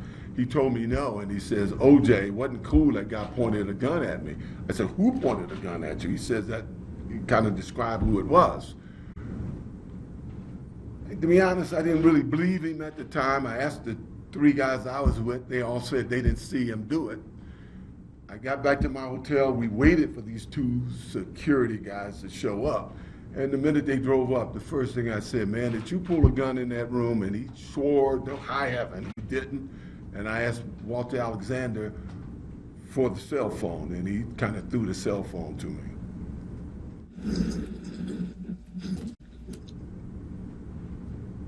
But I wasn't aware until I was in the car driving back to our hotel that this guy had actually pointed a gun at him. Now, earlier in the day when he was talking to me, trying to get me to let him come, I didn't hire him. He said it was for free and all of that. He did show me.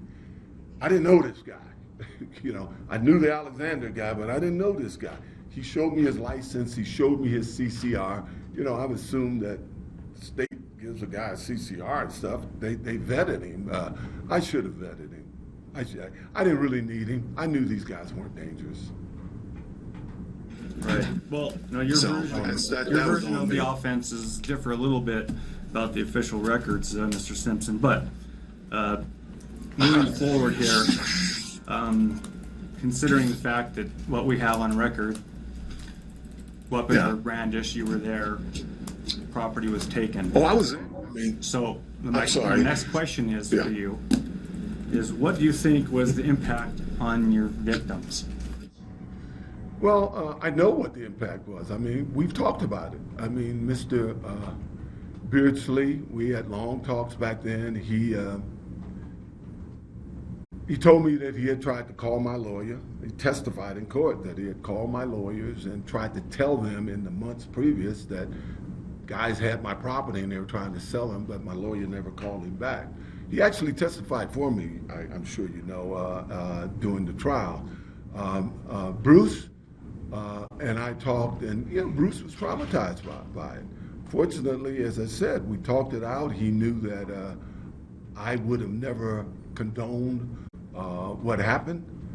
He accepted my apology, and I told him that these guys should be put in jail. If they did that, you know, I wasn't going to defend them. Unfortunately, they got a get out of jail free card when they say OJ told me. Nothing I could do about that. But I want to point out that, you know, Bruce, I knew his family. I mean, when his mother was terminally ill, I'd call, she was a fan, I'd call her and sing to her. The night before or the night of the jury's verdict, his son actually called me and tried to give me a head up on something to do with memorabilia and told me that he and his mother was cheering for me. You know, this family knows that I wouldn't wish any harm on these guys, ever. These guys are friends. I think we're friends again.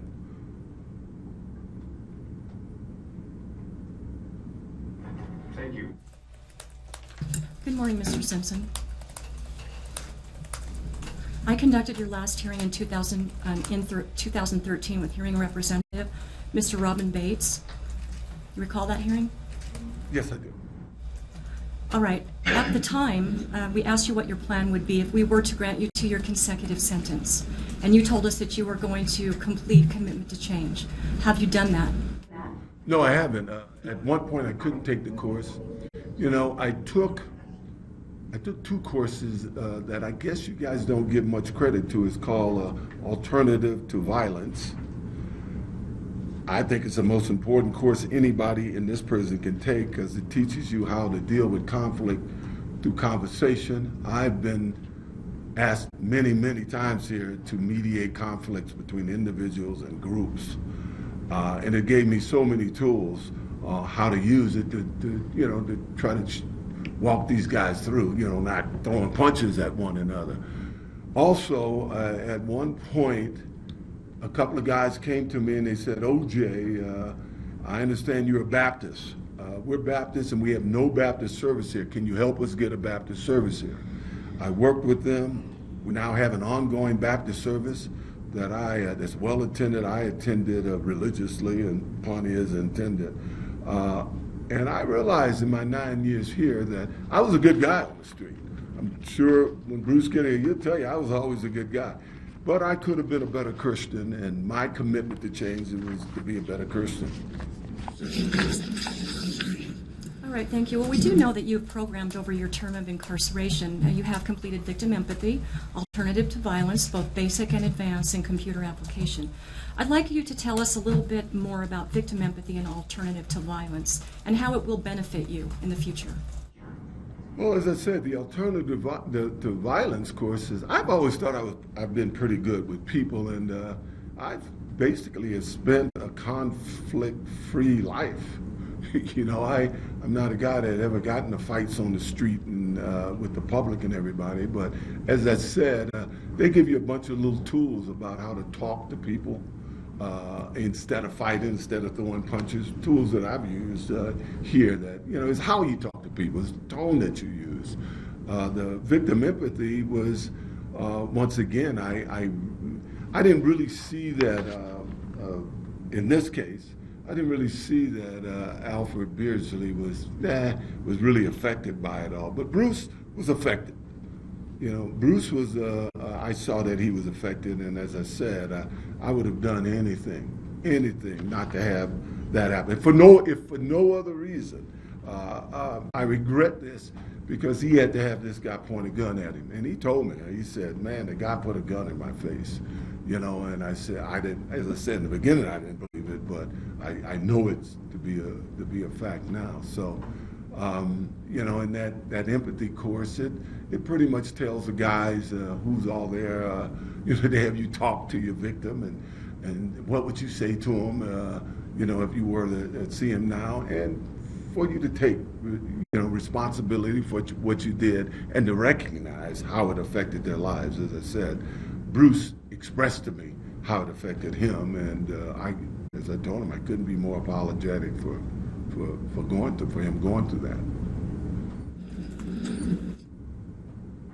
I know that alcohol was a factor in the instant offense. Have you addressed this issue as you stated you would? Well, you know,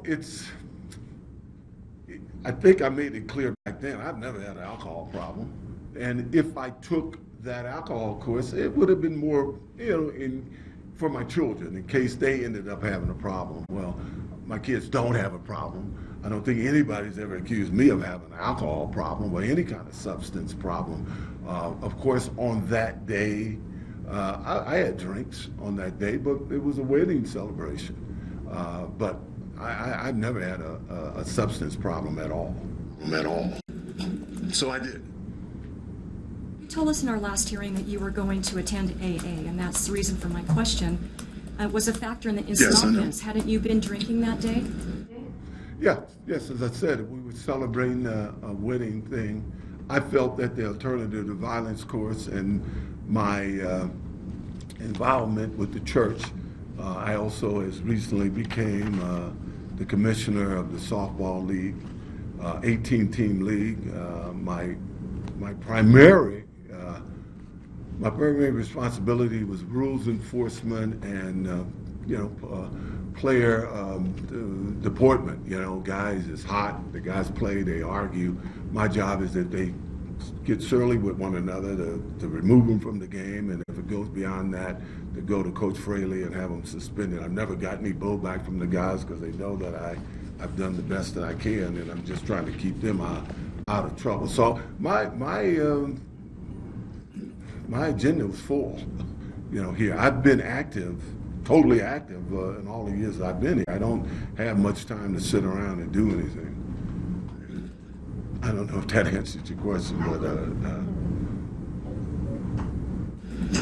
So of all of the programs that you've had an opportunity to complete, what do you believe is the most significant for you personally? Well, for me personally, it was the alternative to violence. As I said, I think that should be mandatory for every inmate here. You know, once again, guys get hot here, and, you know, we've had our share of fights here, and as I said, I've been called in sometimes to try to keep guys from fighting, and you have groups, you know, it's the Serenos are fighting, the Northtown boys, they all, I mean, it's crazy. And most of the time it's over something really, really stupid. You know, in a basketball game, somebody will say something to somebody, or somebody will go to somebody to complain to them about it, and it's how they complain to them about it that actually initiated the conflict, you know, the fights. So I for the life of me, I don't understand why that is not a mandatory course for everybody here.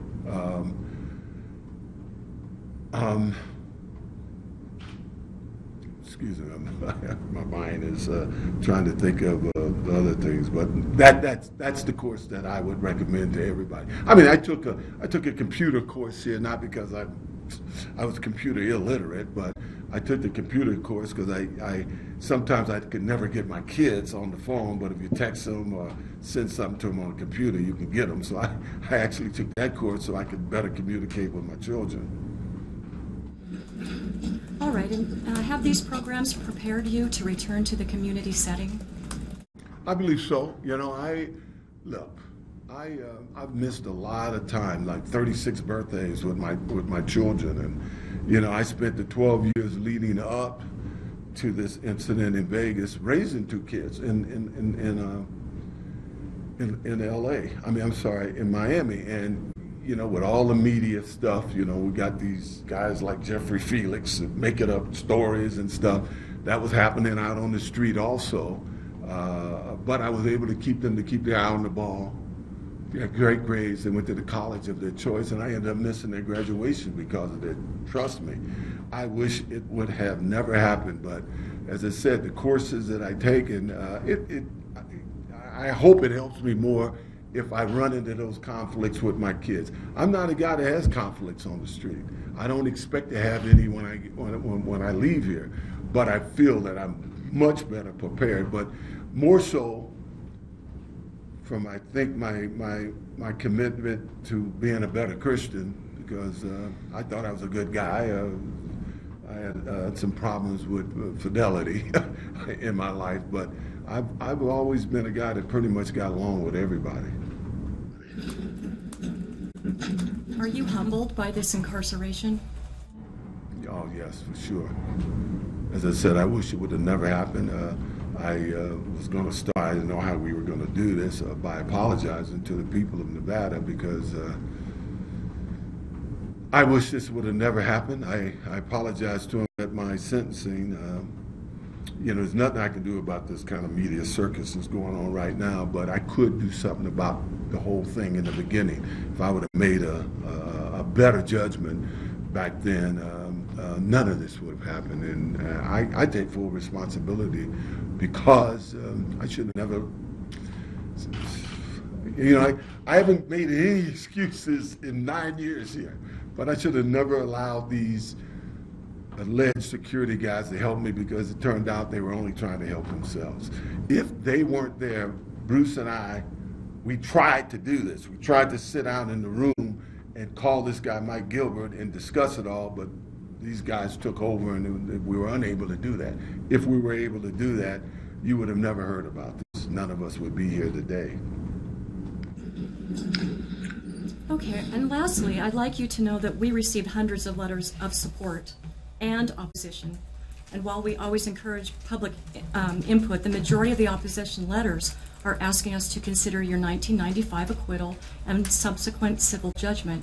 However, these items will not be considered in this case. Thank you. Thank you. Thank you. Thank you, Thank you. Thank you. All right, Mr. Simpson. When we grant offenders parole, one of the conditions of parole we will impose is to pay court-ordered restitution to the victims of the crime. According to the judgment of conviction in this case, you and your co-defendants were ordered to pay $3,560 in restitution and return 12 Montana lithographs to the victims. Can you tell us the status of the restitution and the return of the property taken during the robbery?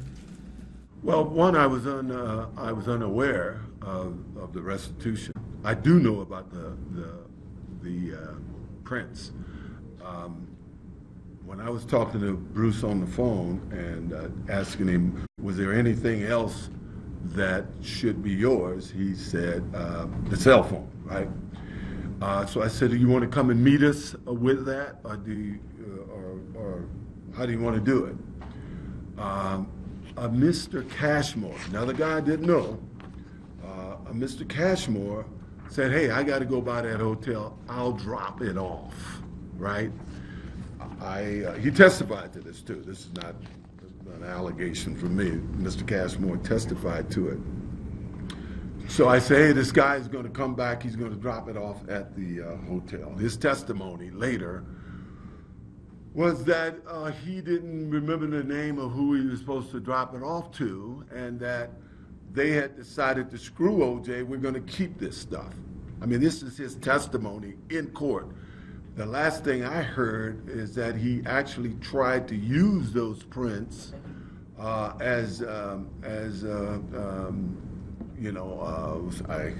can't find the word, to get his bail, with his bail bondsman. He was trying to use it as, I can't think of the word. The restitution. I think we're kind of getting into restitution for his bail. Last that I know of these lithographs was that this Cashmore had them. I didn't know this guy, that he had them, and he testified to the fact in court that he had them. The restitution. Well, let me ask you this. Yeah, it was paid, I'm told, by my lawyer. My lawyer. Okay. Yes. So the total restitution has been paid, and there is no pending. Yes. The property has been returned to the lithographs as well. You never have. I have guys. Oh yeah, he says that they have been returned to him. I'm sorry. Okay. I'm sorry for me that they have been returned to him. Okay. Thank you. Sir. All right. All right. If granted parole as opposed to completing your sentence in prison, you will be under supervision in the community. Why is it better to be in the community than in the prison? Well, you know, I do have 4 kids. I've missed a lot of time with those kids. I think I am a guy who's always been a giving guy. I've, even on the street, people have always come to me. You know, my reputation has always been that I'm open to the public. I'm open to everybody. You know, you know, right now I'm at a point in my life where all I want to do is spend time with as much time as I can with my children and my friends, and I'm not looking to be involved with the media. I've had so many offers for interviews when I've been here in Lovelock, and I've turned them all down. I'm not interested in any of that. I've done my time. You know, I've done it as well and as respectfully as I think anybody can. I think if you talk to the wardens, they'll tell you I gave them my word. I believe in the jury system. I've honored their verdict. I've not complained for 9 years. All I've done is try to be helpful and encourage the guys around there. Hey, man, do your time, fight in court, and don't do anything that's going to extend your time. And that's the life I've tried to live because I want to get back to my kids. All right. Do you realize that if you're granted parole, you could be returned to prison for any violation or conditions of parole? Yes, sir. Yes, sir. I do. All right. Those conditions could be easily as not drinking alcohol to excess, associating with ex-felons, leaving the state without permission, being subject to search and seizure. So there's going to be a whole slew of conditions you're going to have to follow. And do you think you can be successful with the terms of parole? I haven't drank in 9 years and I haven't missed it. You know, most of my life, I could be stopped and searched whenever they, you know, I'm not a guy who lived a criminal life. You know, I'm a pretty straight shooter. I've always tried to be a good soldier, and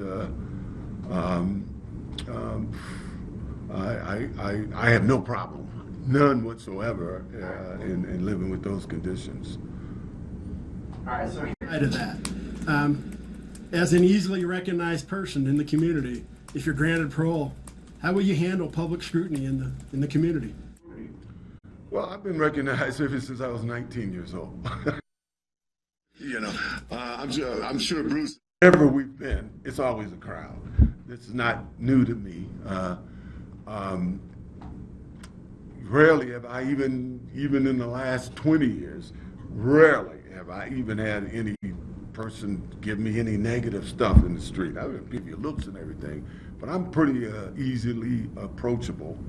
I've dealt with it my whole life, and I really don't foresee any problem dealing with the public now at all.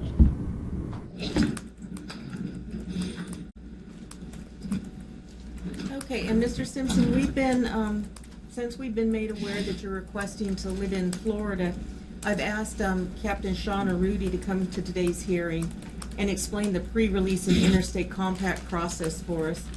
Captain Arudi is an officer with the Nevada Division of Parole and Probation. He's also the Interstate Compact Commissioner for the state of Nevada, so I'm going to ask him to come forward.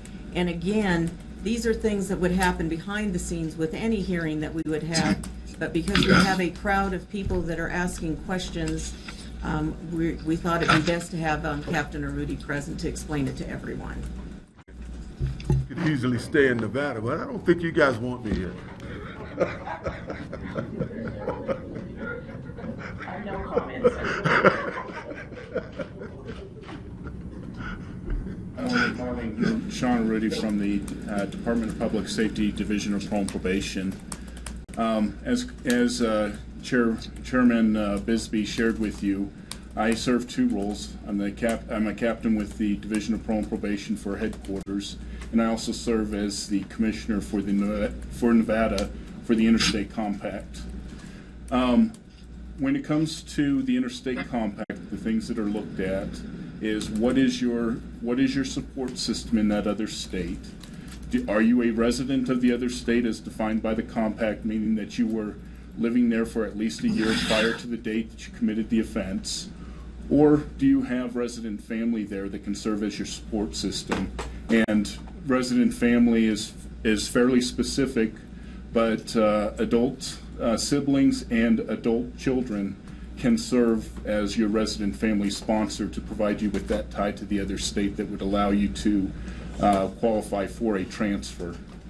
But that's just the first part of it. First, we have to establish what your support system is and whether or not you qualify for that transfer, and then we make the determination if it's in your best interest to request that transfer for you. Once we make that decision, there's an offender application for transfer, which includes a waiver of extradition, which is required to be signed before anyone is allowed to submit a request for transfer to another state. What that does is it outlines to you what the requirements of the compact are, that you're subject to terms and conditions not only by the sending state, which in this case would be Nevada, but also by the receiving state. If you were looking to join your family in Florida, that the Florida would be able to impose conditions on you that would be consistent in the same manner that they would treat one of their own offenders in a like circumstance. From the once that offender application for transfer with the waiver of extradition, and the waiver of extradition serves the purpose that if for some reason you violate the terms and conditions of your supervision, you understand that Nevada has the authority to come and return you to Nevada to answer for those violations. Once we obtain that signed offender application, we will process that along with the other paperwork and documents that we need to submit to the other state, and they will then have up to 45 days to conduct their investigation on whether or not you qualify for the transfer and whether or not you have a valid plan of supervision. Once they determine that, their caseworkers will forward that through their compact office back to the Nevada compact office. And once we have a decision by that other state, then that would be provided to you through your case manager at the Department of Corrections. That's how the interstate compact part works. On the pre-release side, we have pre-release specialists who work closely with the caseworkers at the Nevada Department of Corrections, and they help to develop that valid plan of supervision we were talking about. What is your plan of release? Where do you want to go to? Who's your support system? Once they make that determination, they process the information that's necessary. And in this case, if you were to apply for an interstate compact, our pre-release specialists would be the ones to forward those documents to the other state for their consideration. Once the determination was made and once a valid plan was developed, then they would work with your caseworker to set up your release, and your caseworker would then manage the release through the Nevada Department of Corrections. Does the panel have any questions for Captain O'Reilly? Okay, thank you. Okay, thank you. Thank you. Now, Mr. Laverne, I'm going to defer to the two of you and Mr. Simpson. We'd like Mr. Simpson to be able to tell us anything else he'd like to tell us. We'd also like to hear from one of the supporters if one of them wishes to make a brief statement to the board. And we would also like to hear your statement, Mr. Laverne. So I'm going to put that back to you as to what order you want those three things to happen. We're going to hear from Mr. Simpson's daughter, Arnell. Closing remarks. Okay, and Officer Batista, if you will make that switch for us, please. Thank you. Thank you.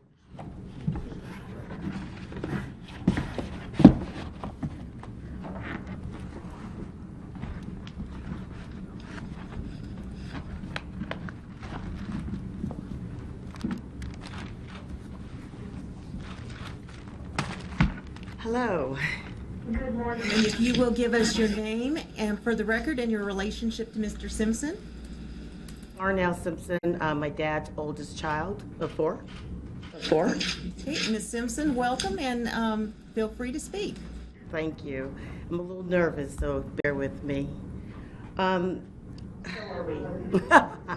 I know it's a lot. As you know, I'm here on behalf of my family for the purpose of expressing what we believe is the true character of my father.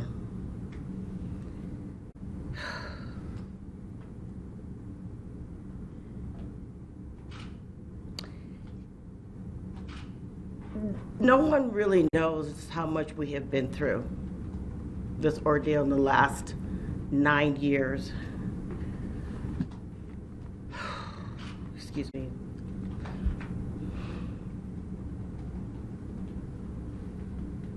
My experience with him is that he's like my best friend and my rock.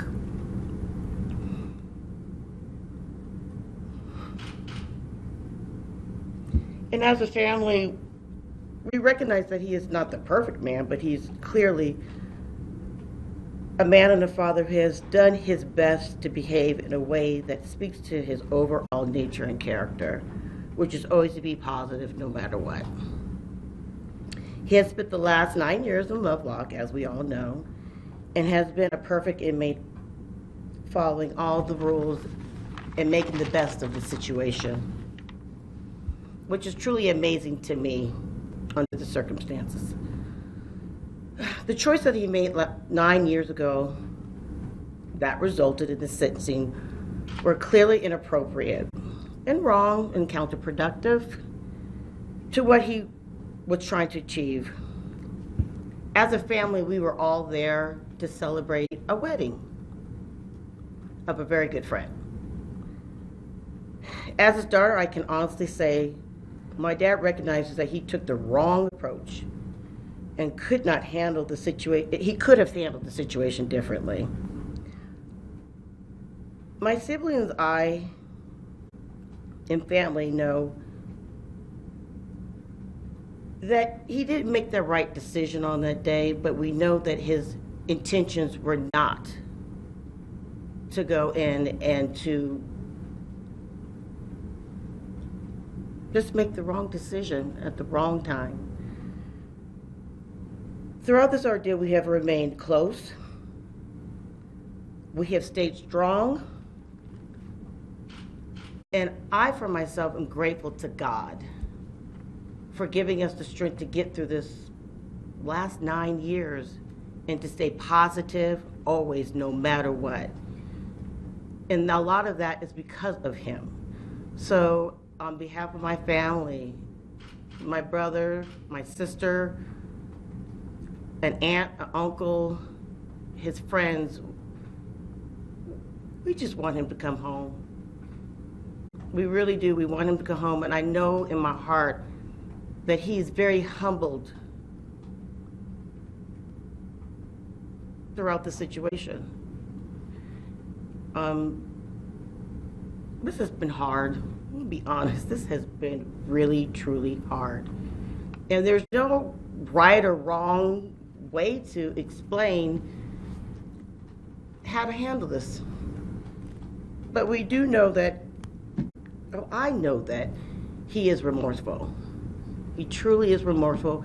And we just want him to come home so that we can move forward for us, quietly, but to move forward.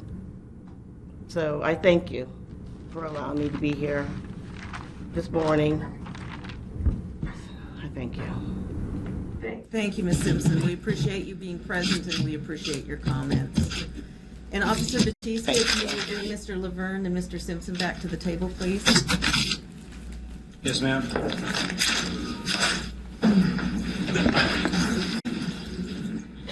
Sit down.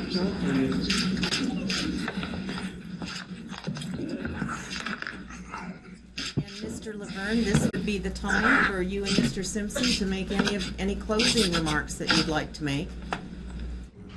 Thank you, Commissioner. Do you have a copy of a letter I provided through your liaison It's an undated letter from Mr. Simpson to Assemblyman Osvaldo Fumo. That should have been provided to you. Yes, sir. We do have that as Okay. on the record. So give me 2 seconds to get set up here, because that's where I'm going to start. Did you take the letter? I can't find it now. Switch. So.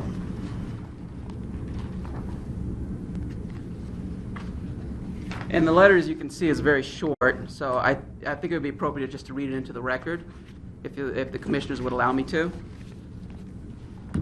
That'd be fine. Okay. But the first thing I have to do is find it. Here it is.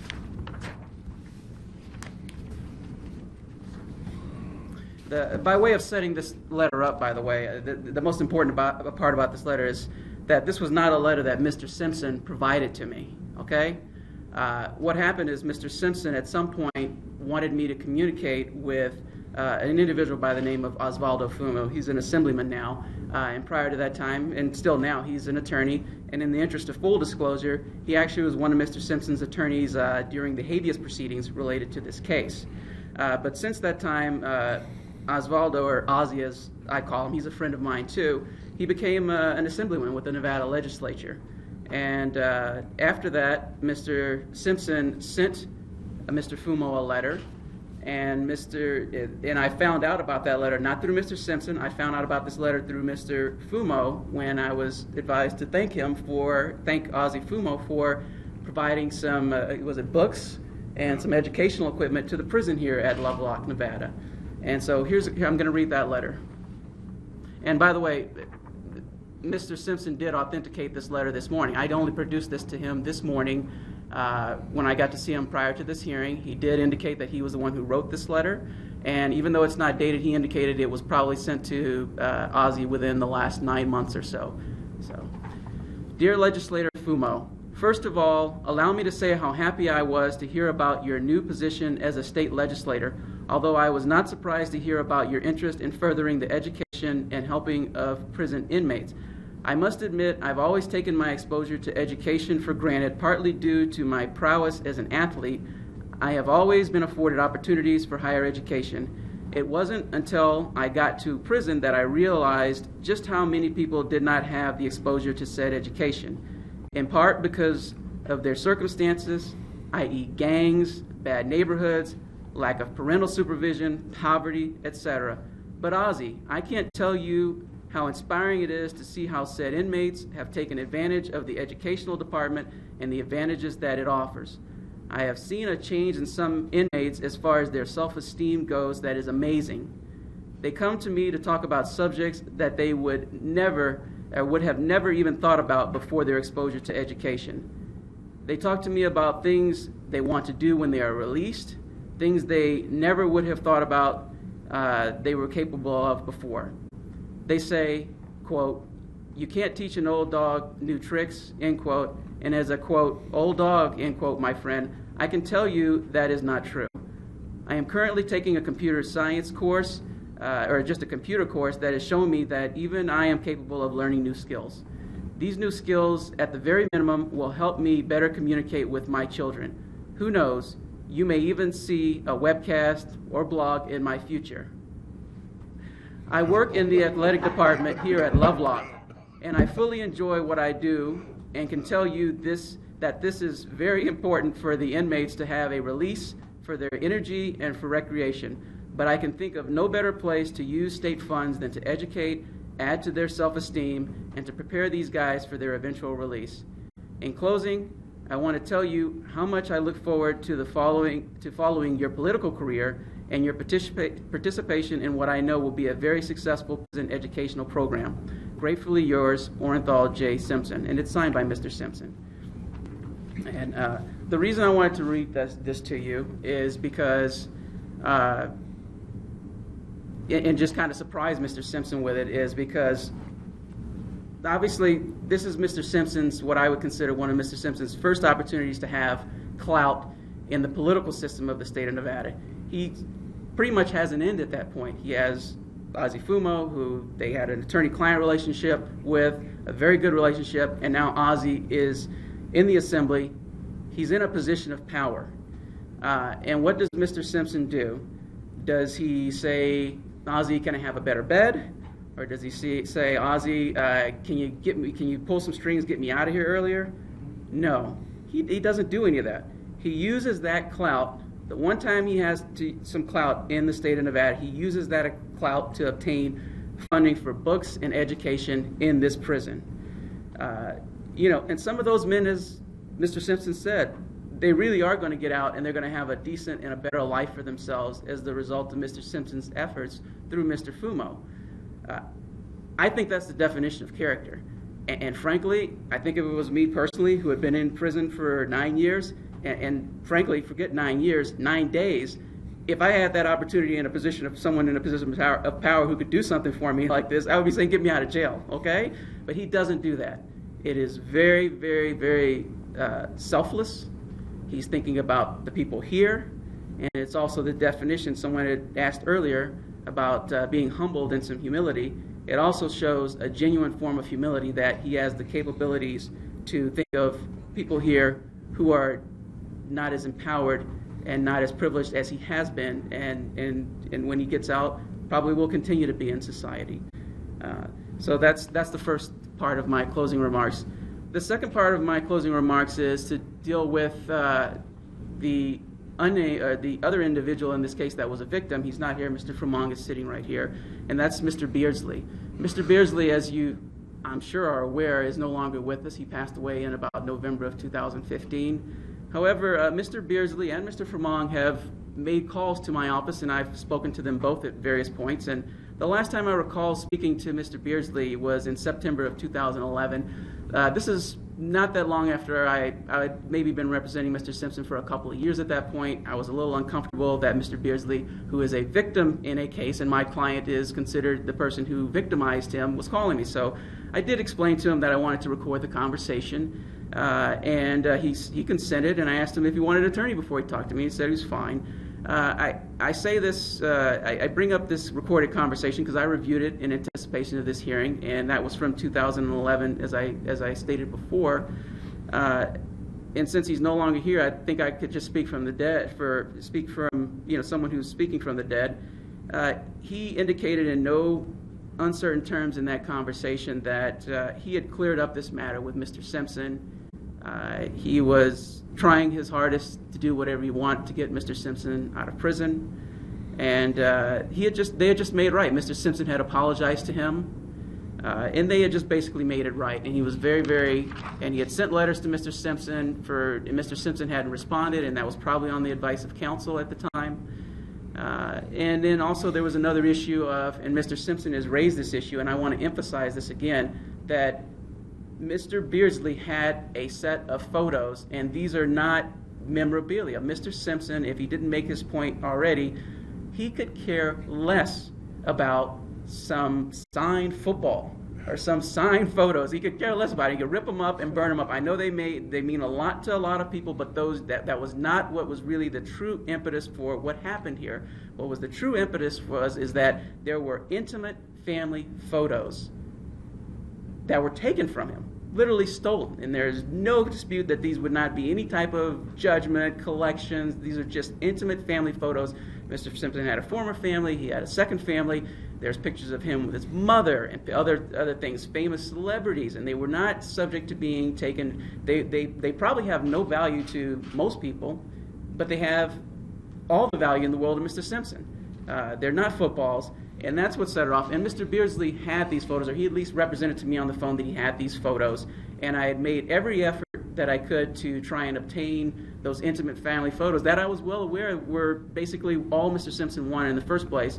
Unfortunately, whatever happened, Mr. Beardsley was never able to get those to me. He explained that he had them, and I tried to make every effort to get those from him. And then at some point along the line, we lost contact, and then I just discovered that he had passed away. But I will speak on Mr. Beardsley's behalf from that phone conversation that at least as of September of 2011, him and Mr. Simpson had made things right. Okay. And finally, and again, obviously the commission is not used to hearing where victims are calling people who are in prison their attorneys and having multiple conversations with him. I've also had Mr. Fremont, Bruce Fremont, who's sitting right here to my left and will testify shortly. He's also called my office. He had called before many years ago, and we had spoken, and I can't necessarily remember the substance of those conversations. They weren't recorded, or if they were, I couldn't find them in my files. But he's recently called again. He called me on July 3rd, and he called me on July 14th, and both times I missed the calls, but I called him back.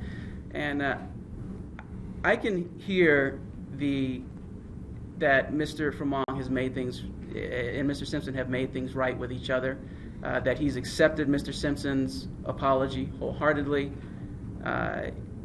He seems to be a fundamentally really, really good guy who's fallen on some hard times recently.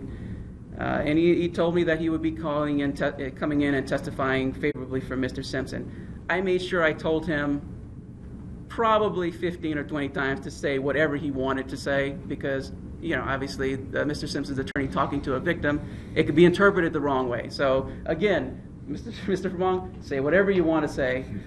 Nobody's telling you how to testify here. And one of the things that we did, and I did inform the parole and probation about both of those conversations on July 3rd and July 14th. And one of the things that we did spend a lot of time, I mean, that was a small portion of our conversations, was the remorse on Mr. Simpson's part that Mr. Fremont accepted. Most of the time we were talking about some other unfortunate things that happened with Mr. Fremont. I believe, I know because I've researched this now. There was some civil litigation that went on out there, and this was against primarily against one of the uncharged co-defendants in this case, individual named Riccio. Something happened in this civil litigation, and I don't know what's going on with it at this point in time, other than Mr. Fremont addressed those concerns with me. I told him that I would look into it. I explained to him that he really should talk to his lawyers who were involved in that civil litigation to try and make that judgment do whatever he wants it to do. And it was unfortunate. I believe that this kind of is an opportunity to show you that in the criminal case he's completely the victim, but he filed this civil lawsuit, and the jury actually found Fremont 16% liable for what happened here. It was pretty unique, to say the least. In any event, Mr. Fremont is going to testify, but I did feel that I needed to note that I don't think I have a point to prove with Mr. Fremont, other than he did represent that he was going to testify favorably for Mr. Simpson, and that he did discuss with me on multiple occasions this idea of some civil judgment out there that he was hoping that Mr. Simpson could take care of for him. And that's it. Thank you very much. Very much. Okay, thank you. Mr. Simpson, do you have closing remarks? I hadn't heard any, except that, I've come here, I've spent 9 years making no excuses about anything. I am sorry that things turned out the way they did. I had no intent to commit a crime. I came here, I tell the inmates all the time, man, I don't want to hear about your crime. Argue in court. Here we're all convicts. I'm a convict. Do your time and don't do anything to extend your time. I told the warden when I got here, Mr. LaGrange, I think it was, Ms. Carpenter and Ms. Megan, that I would be no problem. I believe in this jury system. I will honor what the jury said, and I will be no problem, and I think I kept my word. As I said, I've done my time. I'd just like to get back to my family and friends, and believe it or not, I do have some real friends, but I don't think I could have represented this prison. I don't think any inmate has ever represented it better than I. I did my time. I tried to be helpful to everybody.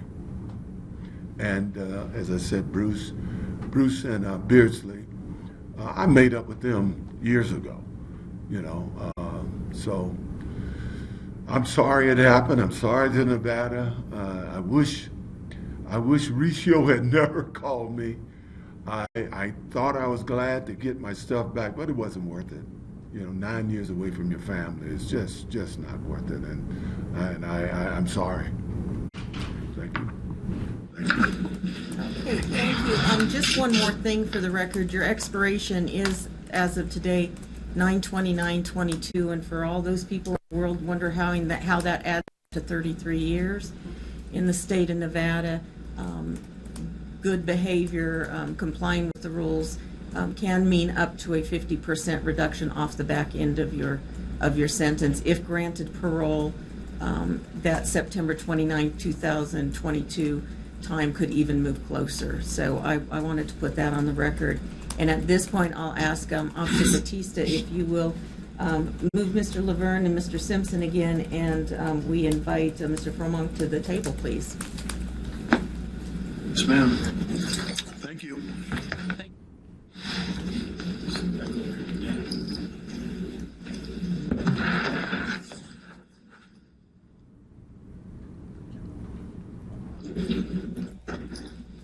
And Mr. Fromong, if you will put your own name on the record for us, please, and then proceed.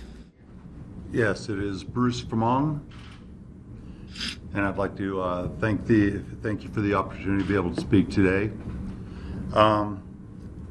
First and foremost, I'd like to state that I'm not here just as Mr. Simpson's friend of almost 27 years, because that I am. But today I'm also appearing as the victim of the crime on September 30th, or September 13th of 2007. On that day, I felt that Mr. Simpson was misguided, not by himself, but also by Tom Riccio. He was led to believe that on that day there were going to be thousands of pieces of his personal memorabilia, pictures of his wife, from his first marriage, pictures of his kids, Arnell and Jason, family heirlooms. He was told there were going to be possibly his wife's wedding ring, thousands of things. He was misled about what was going to be there that day. A man named Thomas Riccio had promised him this big package. In reality, Thomas Riccio had never met me. Never had met me in his entire life until the night of the robbery. He got there and saw all this stuff. He went down, he got OJ, and instead of telling him that that's not what was there, he brought him up anyway. And when OJ got there, unfortunately he was already worked up and had people with him that were hollering and screaming. There was a lot of commotion going on in a very, very small room. Real small room, wasn't it, OJ? And a lot of things happened very quickly. And unfortunately, if OJ had just said, everybody out of here, OJ, Bruce and I need to talk for a minute, none of this needed to happen. But that didn't happen. And it took, one of the things I want to make clear is that it took me 2 years in a California court, because in a judge's infinite wisdom, instead of going ahead and turning things back over, everything got sent to a California court to get straightened out. And after having to fight the Goldman's lawyers, OJ's lawyers, and it took me 2 years to get back with over 600 items. A majority of it did come back to me because I had to go back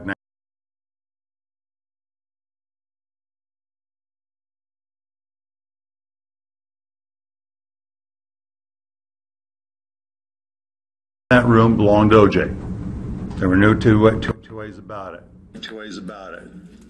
But it's also true that I have never stolen anything from OJ. I have never stolen from OJ. I think OJ will. I did not ever take anything from you. It wasn't me. An ex-partner of mine and his mistress, Christy Lukemeyer, have taken things. Other people have taken things from OJ, but I have never stolen from OJ. OJ is my friend, always has been, and I hope will remain my friend.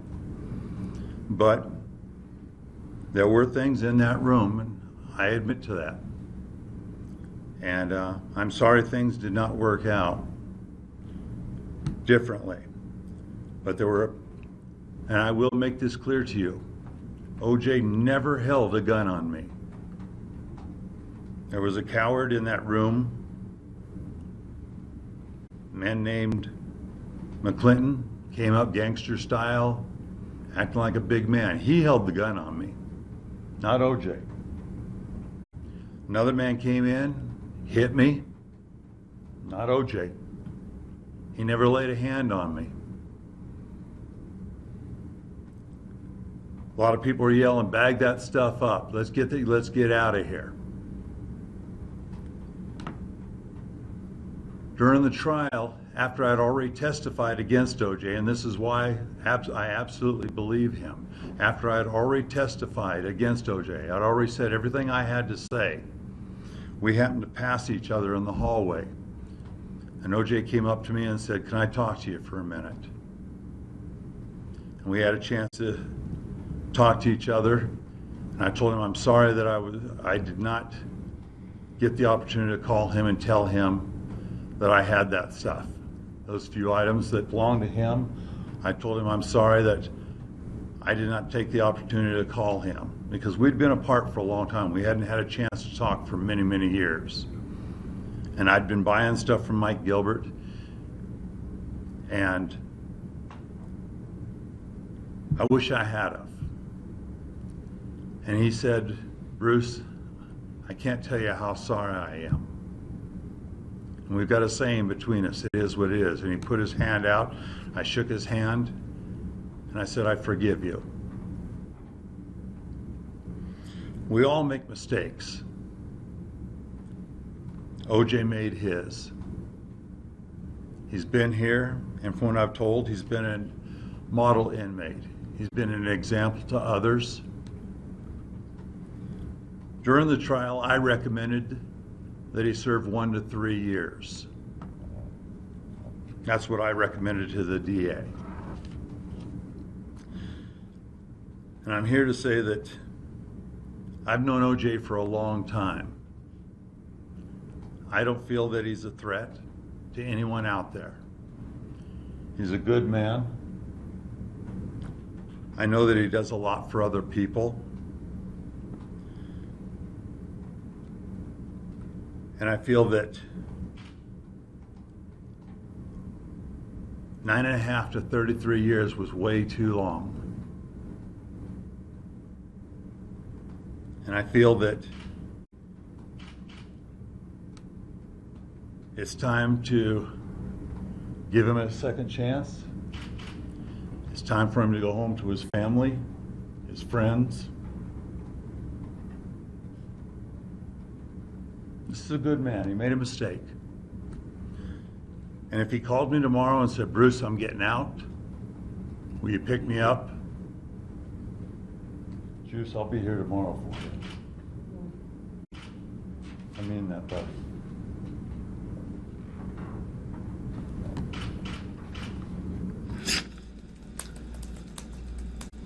Thank you. Appreciate your comments, and we appreciate you being present today. Thank you. And so Mr. Thank you for this opportunity. You're welcome. Mr. Laverne and Mr. Simpson, if you'll return to the table, please.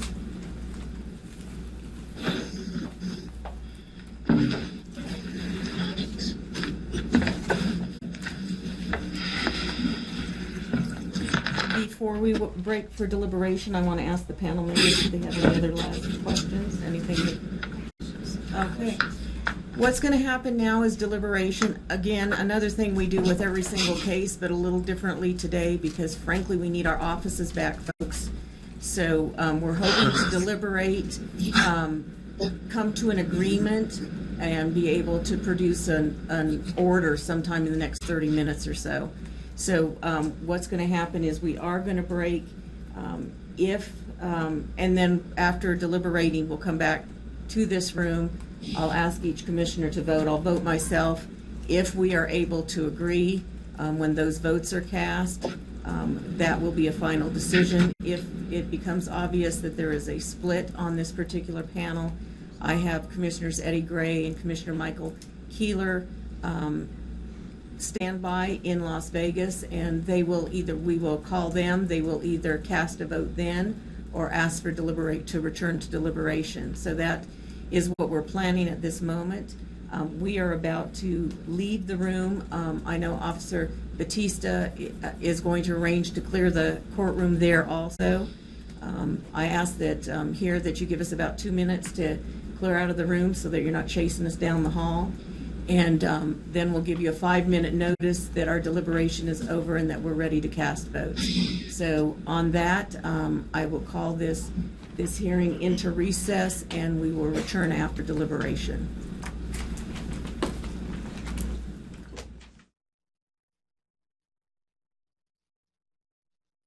Thanks for watching Channel 2 News. The live stream will be back in just a moment. Welcome back, everybody, to the LawNewz Network. Wow, you were just listening to the parole hearing out of Carson City for O.J. Simpson. We heard from a number of witnesses, including O.J. Simpson, his daughter, and the victim from the original robbery. I'm joined here at the LawNewz Network by Aaron Keller, one of our hosts and attorney, and Beth Karras, also an attorney, one of our hosts, and also she was there during the original 2008 trial when this all went down. Wow, that was not exactly what we were expecting to hear from OJ. It wasn't exactly a remorseful, I served my time, please let me out that we were expecting. He relitigated the whole case. He did, but he was responding to questions that they asked, and he was facing 4 commissioners this time, not like 2 last time. Right. So there were more questions. Everyone got an opportunity to ask him something, and he's a long-winded guy. Eventually, his apologies came out, but this is who OJ is. He's a storyteller, and he's very long-winded. And Aaron, you were here, and I heard some of your reaction as he was speaking to the commissioners, and you were quite shocked to hear some of the things he was saying. Why? Well, I first of all was surprised that we were relitigating the entire case over and over again. It's almost like OJ wanted this to be a press conference where he told the whole world his version of things.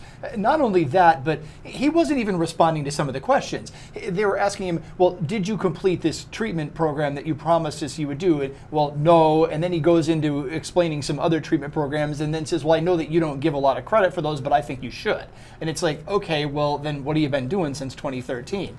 They asked you to do certain things. You said you didn't, and then you made an excuse for it. And then he says he doesn't make excuses. He's a stand-up guy. So it was like this back and forth kind of thing, and I was just like, what? I think you're absolutely right. I think OJ was very, very conscious of those cameras there, and he wanted to tell his story once again of what happened that night, and he wasn't going to let people think that he was the bad guy in all of this. Well, and this plays right into what Yale Galantis said earlier today on LawNewz when he said OJ all along wanted his defense to be wasn't wielding a gun. I didn't know there were guns. I didn't point a gun in anyone's face, and that certainly was something that came out at this hearing today. One of the subsequent commissioners, though, did ask him about that course he took on it's like alternative dispute resolution. It was like conflict resolution, something like that. And so maybe they will give credit for that because he did say exactly what you said, but a subsequent commissioner let him expound on that a little bit. I mean, he hopes to carry that course in dealing with argument and, well, not resorting to violence for dispute resolution to his family, you know, to his children. Yeah, I know, and that friends. surprised me too. It's like, okay, so, well, I think that alternative dispute resolution course will help me if my kids get into an argument with me. I didn't realize that was the purpose of it. I thought the purpose of it was to prevent another situation like this one that happened in the hotel room. And Aaron, I mean, we are getting some of the reaction in our founder, Dan Abrams of LawNewz. His tweet during the hearing was, WTF is OJ doing? Is he trying to make sure it's really close? Ron Blitzer, one of the editors on LawNewz.com, senior editor, he just wrote an article that's on the front page of LawNewz.com. O.J. Simpson pretty much did everything wrong, passing blame, losing his cool during the parole hearing. So overall, the initial reaction to how he handled this is people are quite shocked. Listen, it's O.J., so anything's possible. Did we all expect, Beth, that he'd do this? I didn't think he would do it this way. He just needs to lose 1 vote. These 4 people who questioned him today all voted to grant him parole in 2013, knowing, of course, that he still had to do more time. Now, he just needs to lose one of them. And even if the 2 who are on standby are brought in and vote for him, it's going to be, well, one of those 2 would have to vote for him if he loses 1 vote, right? Okay. Then, but if they tie 3-3, he doesn't get paroled. And if you're just joining us here at the LawNewz Network, you were watching the O.J. parole hearing going on in Carson City, Nevada. It went on for about an hour and 10 minutes or so. We were told by the commissioners in the hearing that they will render their decision in about a half an hour or so. Of course, we will take it live as soon as we hear things are picking back up over there in that room. I hate to do this because we all make predictions and then we're wrong. But Beth and Aaron, I want to put you a little bit on the spot. Tell me, Aaron, what you think the board is going to do. Well, let me put it this way.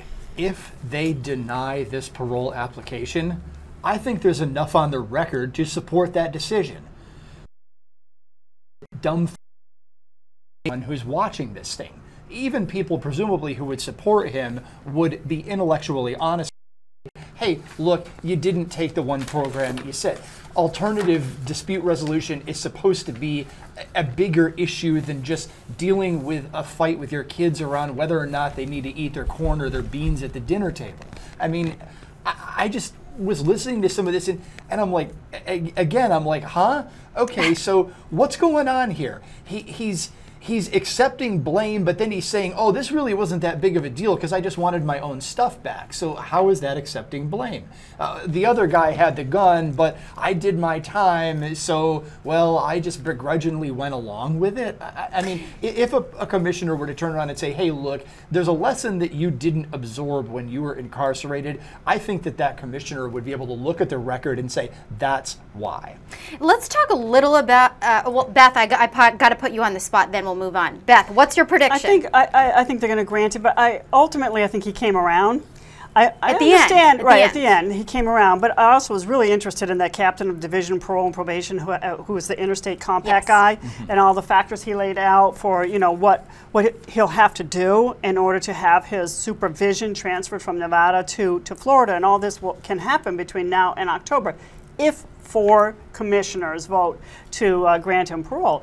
But, you know, I just think in the end, he came around and he showed his remorse. At the very end, he did finally say, I regret what I did. But again, I don't think he at any point admitted what he was charged with. Basically, he was just trying to say he got caught up in something he had no idea what was going to happen. He was caught up in some web. I mean, the admissions to me reeked of the sort of admissions that kids in camp do when they cross their fingers behind their back. Oh yeah, you know, and then there's a wink, wink, nod, nod, literally with the guy who's there to support. Listen, I'm sure he regrets that night. There's no doubt in my mind that he regrets. He spent years in prison because of what happened that night. But I still think he thinks he's innocent of those charges. Well, Bruce Ramong, I think his testimony should go a long way also, or his statement. And it wasn't he a sworn was the testimony. victim in this. We just heard him speak, and he has, you know, made peace with it, and he said he still hopes that OJ and he will remain friends, and if OJ were to call him and say, hey, I'm getting released, can you pick me up? He'd be there. He had asked for 1 to 3, he wanted 1 to 3 years, telling the DA way back when. So nobody, I'm assuming the prosecution sent a letter to the commissioners, but nobody spoke at this hearing against O.J. Simpson. Everybody there was for him. Do you think that will be a major factor in what the board, when the board's determining? Well, they have a lot of letters. They have a lot of letters. We heard one of the commissioners say we have letters in opposition, letters in support. The bulk of the opposition letters ask us to take into consideration his 1995 acquittal for double murder and the civil liability from 1997. We cannot consider that, and we will not. The letters in support, we don't know. You know, they're not public at this point, but it could be. I've written parole letters when I was a DA. I mean, you know, you submit parole letters, so maybe they wrote a parole letter. I assume they could have appeared in person. I think it should make a difference. Let's pull up, if we could, some of the factors that are being considered by the commissioners right now. We have a cheat sheet here. Age at the time of the first arrest, prior probation or parole revocations, employment history immediately before arrest, history of drug and alcohol abuse, gender, current age, active gang membership, completion of education, vocational treatment programs, disciplinary write-ups, and custody level. If you rank all of those, OJ does pretty well. Pretty well, right. Yes, but that's not all that they're going to consider. Right. They look at the pre-sentence report from before he was sentenced in December of 2008, and they'll consider the statements that they heard today.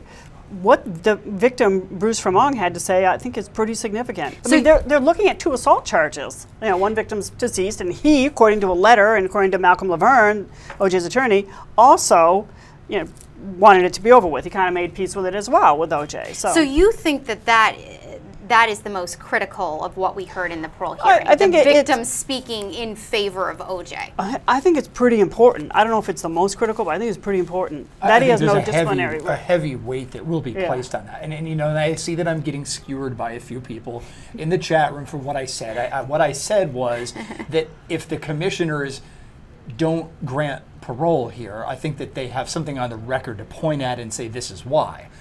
I didn't say that I thought that he shouldn't get parole. I think that a heavy weight will be placed to what he said. I think a heavy weight will be placed on what the so-called victim said. I think that some of the words of his attorney will also carry weight, that he was lobbying for funds for education in the prison, that he used his position to try to help all the other inmates there. And look, those are important things. I would not take away from those either.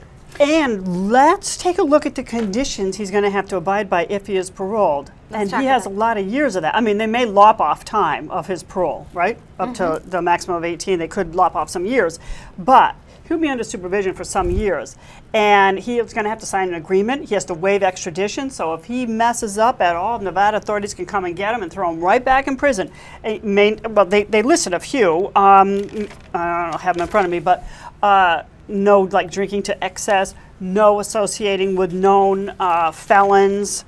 And again, it came out during the hearing that if he is paroled, he wants to go live in Florida with his family. Right. Again, if you're just joining us here at the Law News Network, I'm your host, Rachel Stockman, alongside Aaron Keller and Beth Karras, and we are on standby mode. We are waiting for the commissioners in Carson City, Nevada to come back, render their decision on whether OJ will be paroled. Very interesting hour and 10 minutes we just witnessed, with OJ addressing the board, not really seeming remorseful, seeming a little bit defensive over what happened.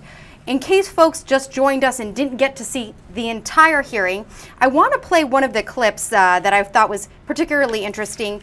It's clip number 28, and it has to do with the weapon during this robbery in Las Vegas. Let's take a listen to that and we'll talk. I told him, but geez, you should have told me. I accepted, I understood why. You know, it was the 06, 07, people were losing their homes. A guy owed him money, couldn't pay him the money, gave him my property to sell. I told him I understood that, but you still should have told me. We had a chance to talk about this at a later date, and he apologized. I accepted his apology. I apologized for these 2 guys that got pointed a gun at him. He's traveled with me. He's known me when I've had security. He's known me when the venue has supplied security, and there were times he even had to act as security for me. He knows I would never, ever direct anybody to point a gun at him or even threaten him. I've never done this in my life. I want to point out, you mentioned all those gun charges.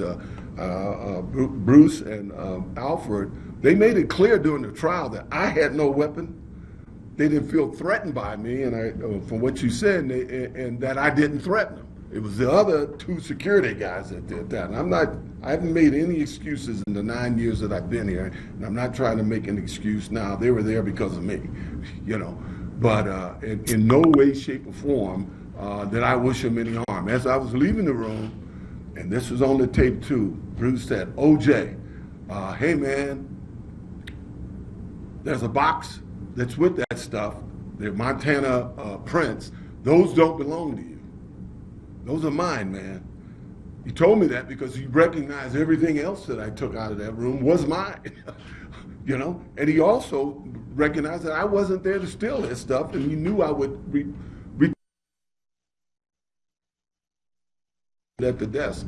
I'll send you stuff at the desk. We didn't know at the time that this security guy, Walter Alexander, had stole his BlackBerry, you know, phone. But the minute I saw that, I made him send it back, and he gave some cockamamie story in the trial that why he didn't take it back. In any event, I'm no danger to pull a gun on anybody. You know, I never have in my life. I've never been accused of it in my life. Nobody's ever accused me of pulling any weapon on them. And Bruce knows that I would never do that. I never have. I want to also, as a postscript, the state of California took up the issue of whose property it was. They did an investigation, and they came to the conclusion that it was my property. They turned it over to me. I have it now, you know? So, I mean, it's kind of mind-boggling that they turned over to me property that I'm in jail for trying to retrieve. You know, it was my property. I wasn't there to steal from anybody. And I would never, ever pull a weapon on anybody. So you believe that the property was yours? It's been ruled legally by the state of California that it was my property, and they've given it to me. My question was, that's why you went into the Yes, sir. the property was yours. Yes, man. You know, yes, man. You know, I was just telling him when Mauricio was calling me, just telling me this, I wasn't interested. It wasn't until he got your pictures of what they supposedly had, and because it was family photos and stuff, that's when I got interested in going there, and I only went there to retrieve my own property. So what were you thinking when the guns were being brandished? Well, I didn't see the guns brandished. I didn't see, you say guns, as I understand it, one guy who's behind me somewhere pointed a gun at him. So I never saw him brandish a gun.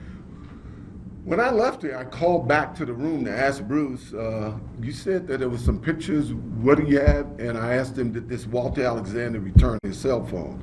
He told me no, and he says, OJ, it wasn't cool that guy pointed a gun at me. I said, who pointed a gun at you? He says that, he kind of described who it was. To be honest, I didn't really believe him at the time. I asked the three guys I was with, they all said they didn't see him do it. And welcome back, everybody, to the LawNewz Network. Thanks so much for joining us, and a special welcome to the folks watching us on MSN.com. We were just watching the OJ parole hearing. We were just playing one of the sound bites where OJ goes on a bit of the offensive, actually, during this hearing instead of being overly apologetic. As Beth mentioned, he did get that way towards the end of the hearing, but he certainly wasn't that way when he first started, and all of us were in a bit of shock of what was going down. I want to bring on the line Bob Renser, who is an attorney for one of the co-defendants in the case, Walter Alexander. Bob, are you with us? Yes, but let me clarify. It's actually Robert Dennis Renser. Dennis is the middle name. Everyone knew me as Dennis when I grew up in New York. Just in case any of my old New York buddies are still watching and listening. So I should but call how you can Dennis I help then? you? How can I help you? Well, you heard a little bit of the parole hearing. We were talking about it, how OJ, was really trying to relitigate some of what went down that night. Your reaction to what he did? Right. Well, first, I did not see the parole hearing. I've been out and about. But what you told me about his, I guess, dialogue, in my humble opinion, was a tragic mistake. I don't know that it'll change the outcome, but the rule of the day at a parole hearing is remorse and acceptance of responsibility. You do not go off tangent relitigating the facts. You hang your head low, you express the shame for your involvement, all of which he could have done, especially since my client, Walter Alexander, had informed me how intoxicated he was on the date of this event or incident, which the information the district attorney shut down when Walter started to testify to it on the witness stand. What's your client, Walter Alexander, up to now? I understand he he is now perhaps a minister? Yes, he is. For a long while, he was chauffeuring people, but the problem was he was not allowed on airport ground as a result of the conviction. Even though he did not serve any time, he was precluded from driving his limousine onto airport property, and therefore he could not make a living at it. So he turned to ministering and has been doing that for a number of years now. So when you say what's he's up to now, that's it. Plus, of course, dealing with the sudden interest by the media in his slant on things, I suppose. What is his slant? Have you talked to him about this parole hearing? Well, I think he feels very badly for O.J. As I say, he when he was on the witness stand, had started to mention how O.J. was waiting at the Palace Station for him and McClinton to get there, and was drinking while they were late. The two of them were planning to get a camera of their own from a spy shop, and they couldn't do it, and they got there late. And as a consequence of that, by the time they got there, O.J. had been drinking to the extent that Walter felt he was under the influence. And that would have been important, in my opinion, to present to a jury, because while it's not a defense, and Yale Galanter, I told Yale Galanter about that, and he said, it's no defense, which is true, but it mitigates. The crime of robbery requires a certain state of mind that the law calls specific intent, and it would have been for the jury to deliberate whether or not he could have formed that specific intent, and if they felt he couldn't, he would have been acquitted of the robbery. But no testimony came out. When Walter started to talk about O.J. being intoxicated, the DA said, he's a friend of yours, isn't he? And just changed the subject to where Walter had to defend himself to prove his testimony was honest and forthright, and nobody ever got back to that.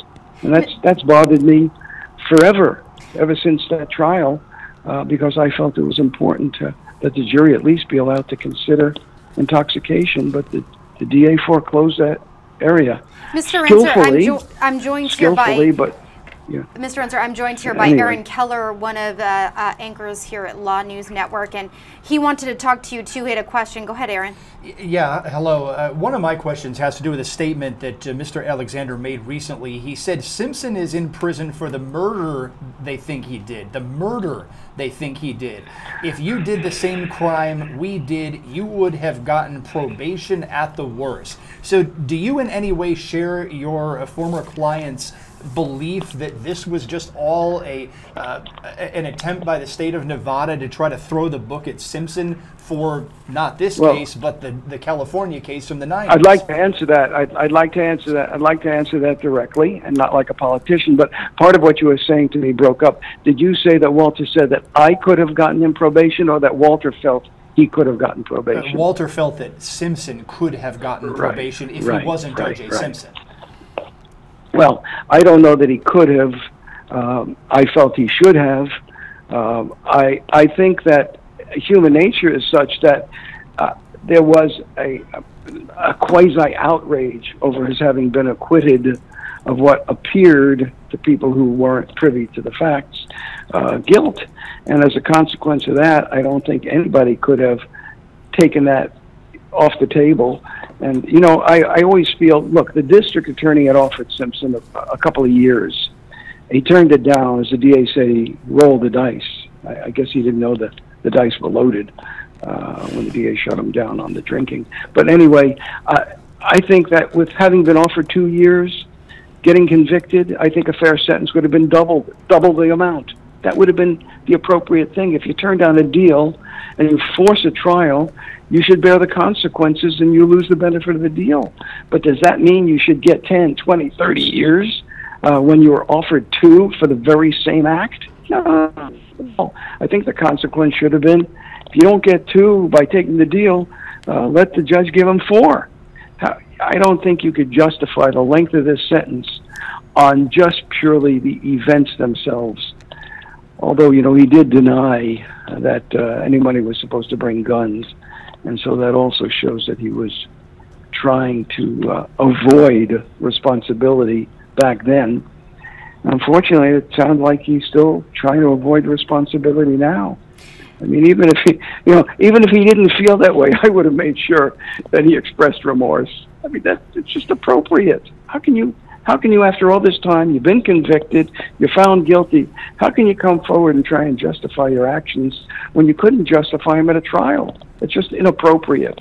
Let me jump in here with a follow-up question here. A lot has been made about the sentences that the other people received in this. Now, your client, from what I understand, immediately started cooperating with police, and he pled out very, very quickly. Do you think that helpfulness is what saved your client from a more serious sentence?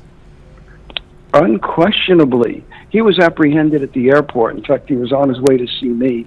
He had called me when the case broke, so to speak, and asked me what he should do. And I said it wasn't the kind of case we should discuss over a phone. Come see me. I'll arrange to surrender you, and that'll go in your favor. We didn't get that chance because they apprehended him at the airport. I had him put the authorities on the line right there. And I told him I've been doing this long enough to know that the best thing he can do is be forthright and come forward. The DA said, well, the first horse to the trough drinks the pristine waters. That was the district attorney's expression. I said, well, we're here for a drink. And we drank those pristine waters. He was the first one to come forward. He took my advice to go ahead and bare his soul. He did. And as a consequence of that, the district attorney showed their appreciation by not seeking to have, first of all, it was a book and release, or a catch and release, as some people call it. He just was booked. He didn't have to post bail. And he remained at liberty throughout the case. And at the time of sentencing, we had a disposition worked out where he continued to remain at liberty and was just subject to terms and conditions, which he abided by scrupulously. Anybody who cooperates gets a break. In this case, I think he got an exceptional break. Now, Mr. Rentzer, I have that's because he had an exceptional lawyer, right? I have one more question for you, Mr. Rentzer. O.J. Simpson has made a big deal about the fact that he did not inject the guns into this situation. It has been an allegation for quite some time that it was your client who may have been the one that brought the guns into the situation. Is that true or is that not true? O.J. requested that my client and McClinton bring guns. When they went to the wedding, he said, O.J. told him, remember, no guns, no guns, no guns, according to Walter. And this is what he told the district attorney. And as a consequence, and Walter claimed he never displayed his gun, and I believe him. I've gotten to know him well enough to know that it was true. He never displayed his gun. But he was instructed to bring guns. It was not his idea to bring guns. So you're saying that O.J. Simpson nor was it the other party's idea. It wasn't the Clintons' idea either. They were given instructions to bring guns, and they obeyed that command. So are you saying that O.J. Simpson is lying when he said he wanted no firearms involved with this? Well, it depends upon when he said it and to whom he said it.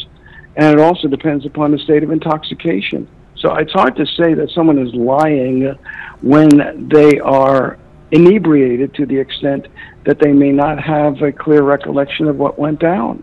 He may very well believe. He may honestly believe he told them no gun. So, no, I can't say he was lying. I will say he was wrong, according to Walter, and I believe McClinton would verify that as well, that O.J. had instructed them to bring guns. That's what Walter said. But I'm not going to call O.J. a liar. All right. All right. Thank you so much, Mr. Rentzer, for joining us here on the LawNewz Network and giving us some insight into your client's side of the story. Walter Alexander, who was one of the co-defendants, ultimately turned on O.J. Simpson and testified during the trial in the 2008 trial. Thank you so much for joining us here on the LawNewz Network. And thank you. Thank you for the invitation. I'm happy to have helped. Thanks so much. Now, one of the things that during the parole hearing they talked about was alcohol and whether that was part, and have you been cured, you know, asking him basically if he had some kind of addiction. His response was he's never had an alcohol problem, and I thought it was quite interesting too how he responded to that particular question, describing how much he had to drink that night. Let's take a listen.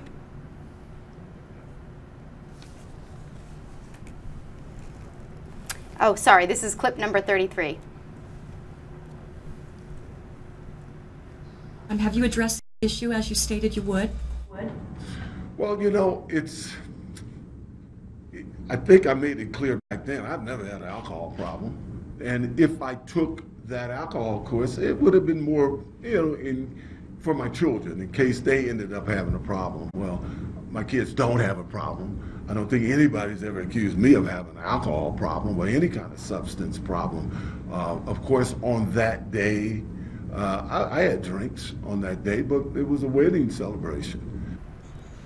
And welcome back, everybody, to the LawNewz Network. We are told that the parole board has a decision in. We're going to take it live to Carson City, Nevada, see what happens. I wrote a book about it. I told you I'd handle it. You know, I've told all the news networks for over a year now. This guy is ridiculous, but you know, I'm taking from all the guys telling me I should sue this guy. I will. They believe what they want to believe. You know. They do. Sensationalism. You get ice cream as quickly as possible. Cookies. Cookies. I mean, it's infantile. I didn't hear that there was a fight over the cookies. Well, he saved you, you know, he saved you. He saved you from having any infractions because you were going to get written up for it, right? Thank you. You're going to get written up, and he intervened, and he saved you. So he's your savior. Who would believe anyone with a mullet like that? Dyed hair. Yeah. I hope they were good for them. Yeah, he's the one and only. That's for sure.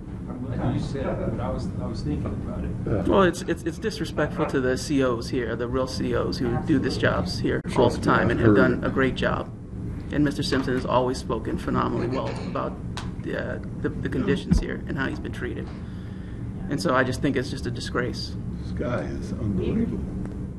This guy was never even assigned to my portion of the prison, ever. No, he wouldn't be able to spot yourself. You know, when I would see him, is when we would go in the store. We would go in the canteen. I guess he'd come out of that area and he'd stand at the fence and tell us these crazy stories. I mean, it's funny. I give him that. But about how he got kicked out of his son's baseball game and how he was refereeing and I mean, the guy's funny, you know.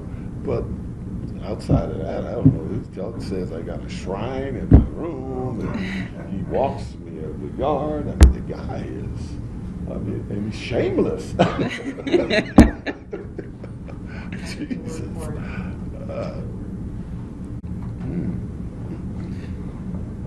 Well, I like the fact that when it seems like he's running out of material and they have no more interest in him, he has new things that he can explain about you that you were doing. And that, I think the ice cream's new. What is an ice cream store? There. That kind of speaks to things, doesn't it?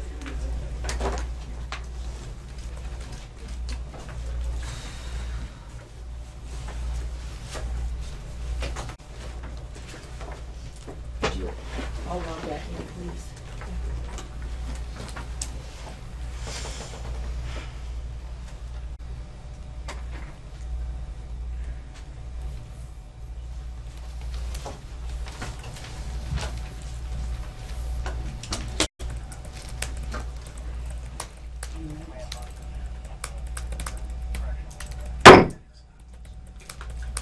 Okay, I call this parole hearing on Orenthal James Simpson back into order.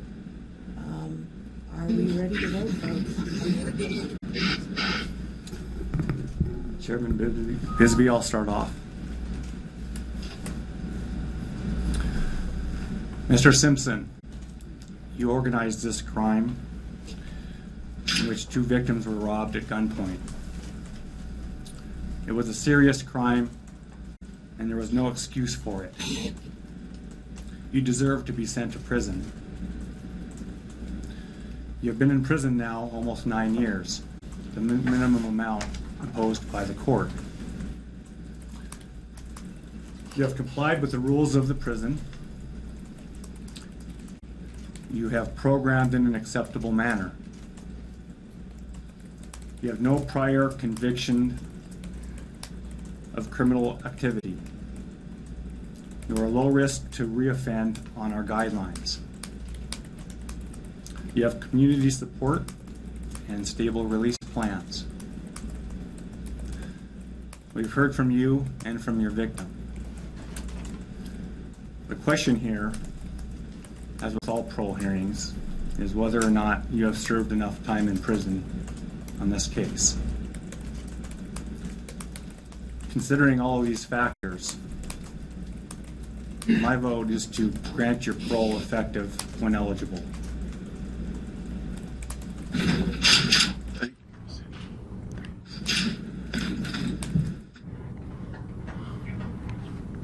And I concur with Commissioner Korda and grant parole. And in addition, our decision, although difficult, is fair and just. I concur with Commissioner Korda and agree to grant parole. Mr. Simpson, before I cast my vote, I want to let you know that we believe that we're a fair board. We believe that we're a consistent board. I will let you know that consistency also goes to parole, and we do not look kindly upon parole violations. And if I cast my vote to grant and it concludes the hearing, our expectation would be that you not violate even the simplest condition of parole. Having said that, I am prepared to cast a vote. I am prepared to ask the commissioners to set conditions. If that happens, we will produce an order sometime in the next 15 to 20 minutes that will be faxed to you or presented to you at the institution, and it will become a public record. So based on all of that, Mr. Simpson, I do vote to grant parole when eligible, and that will complete this hearing. Thank you. Thank you. Thank you.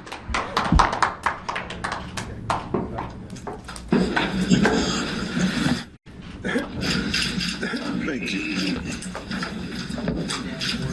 I'll see you him in a little bit.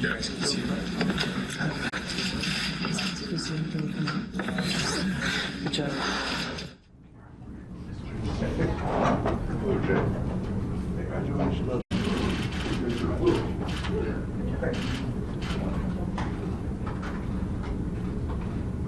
You're holding up good too, man.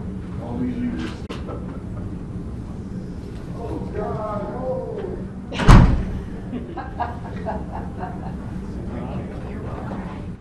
And welcome back, everybody. You heard it firsthand. O.J. Simpson will be released on parole. The 4 commissioners made their decision, and not that surprising. We kind of figured that they would do this. Correct. These same 4 voted to parole him in 2013. However, as we were discussing, and many people have been, OJ didn't really seem to help himself that much. Nonetheless, there are a lot of factors they look at. He had a good record in the prison. He has a lot of support on the outside, and they went through some of the factors just now. So he had a lot going in his favor. And as the last commissioner just said, they do not take parole violators lightly. He is going to have to abide by conditions that are not crimes on the outside. Drinking to excess is not a crime unless you're driving a car or hurting someone or whatever, right? He can't do things that are typically not crimes. He can't, because they will violate a condition of his parole, and also he can't associate with known criminals. He can't associate with anybody. I will say, though, case. that was a very dramatic moment that we were watching going through those 4 commissioners as they rendered their decision. When they got to the 4th one, Connie Bisbee, who's actually the chair of the board, I thought for a moment there, by her demeanor, that perhaps she might vote against this. She didn't seem too happy to have to go along with the 3 other commissioners, basically saying, we like to vote as a group. I'm going to have to, I'm granting you this parole. Look, they had 4 there today so that they could possibly have a 4-0 decision one way or the other. Maybe they just want OJ to get the heck out of Nevada. Let's just close this chapter and let's send him to Florida and end this matter. And you know what? He'll be back if he messes up. And he doesn't have a great record, right? I mean, he was handed the biggest gift on October 3rd, 1995 when he was acquitted of double murder. And he continued to have run-ins with the law for years. Is it going to stop? I don't know. And if you're just joining us, some breaking news out of Carson City, Nevada. The parole board has granted O.J. Simpson parole.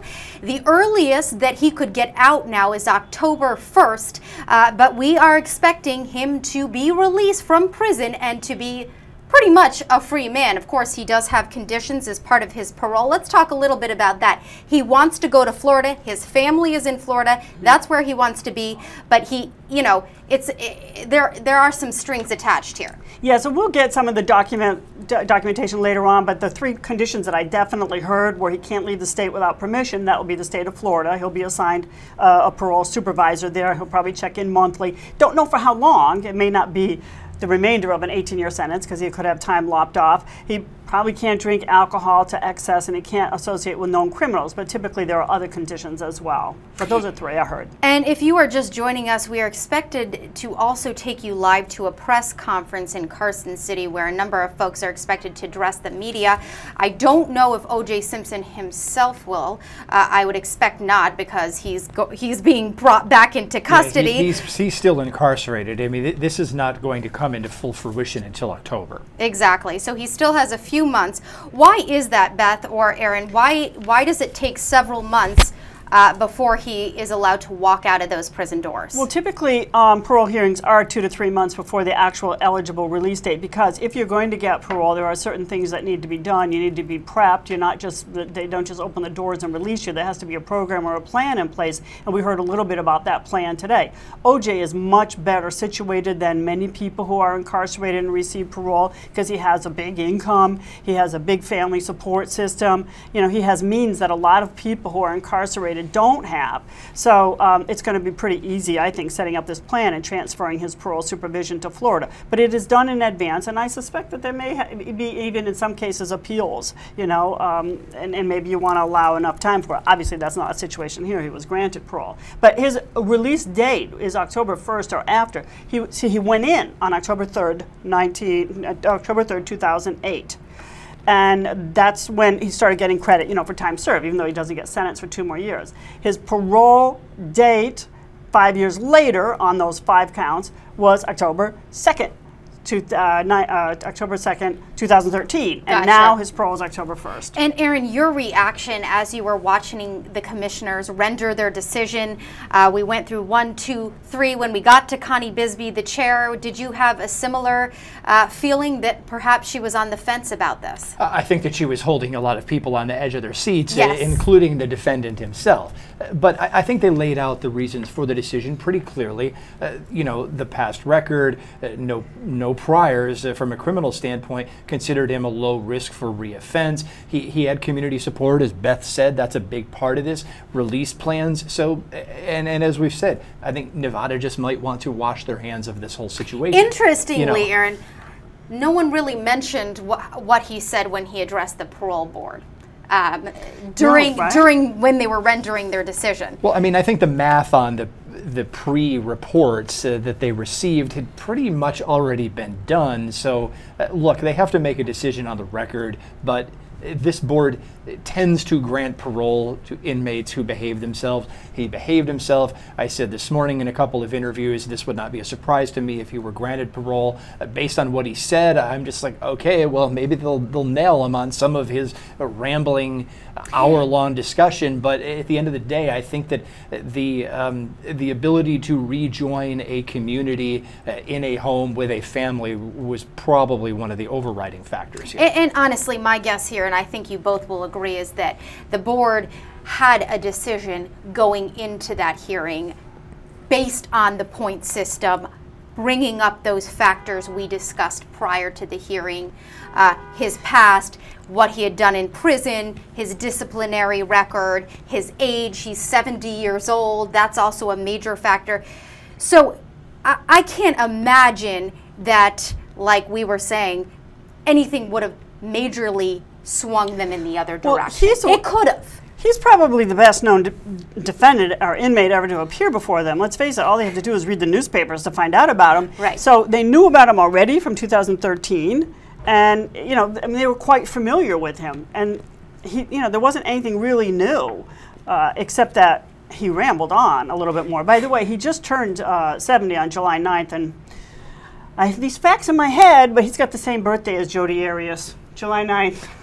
You're keeping track of math that I'm not. You know, so not a big surprise. But one thing that did surprise me is this alternating presence of both professionalism, seriousness, and then jocularity out of this parole board. You know, 1 minute they're joking around with O.J. Simpson when the hearing starts, and then a couple times in the middle of it, and I'm like, wait a minute, are they buddies of his? Do they go visit him in jail, or are they there to render a decision based on law? I thought that was a bit surprising. Yes, and we got a kind of sneak peek of what he was discussing. I almost felt like we were in a personal conversation right before the parole board came in and the commissioners rendered their discussion. OJ was kind of laughing and joking. I couldn't tell from the camera position who he was talking to, but I did hear him talk about a cookie story.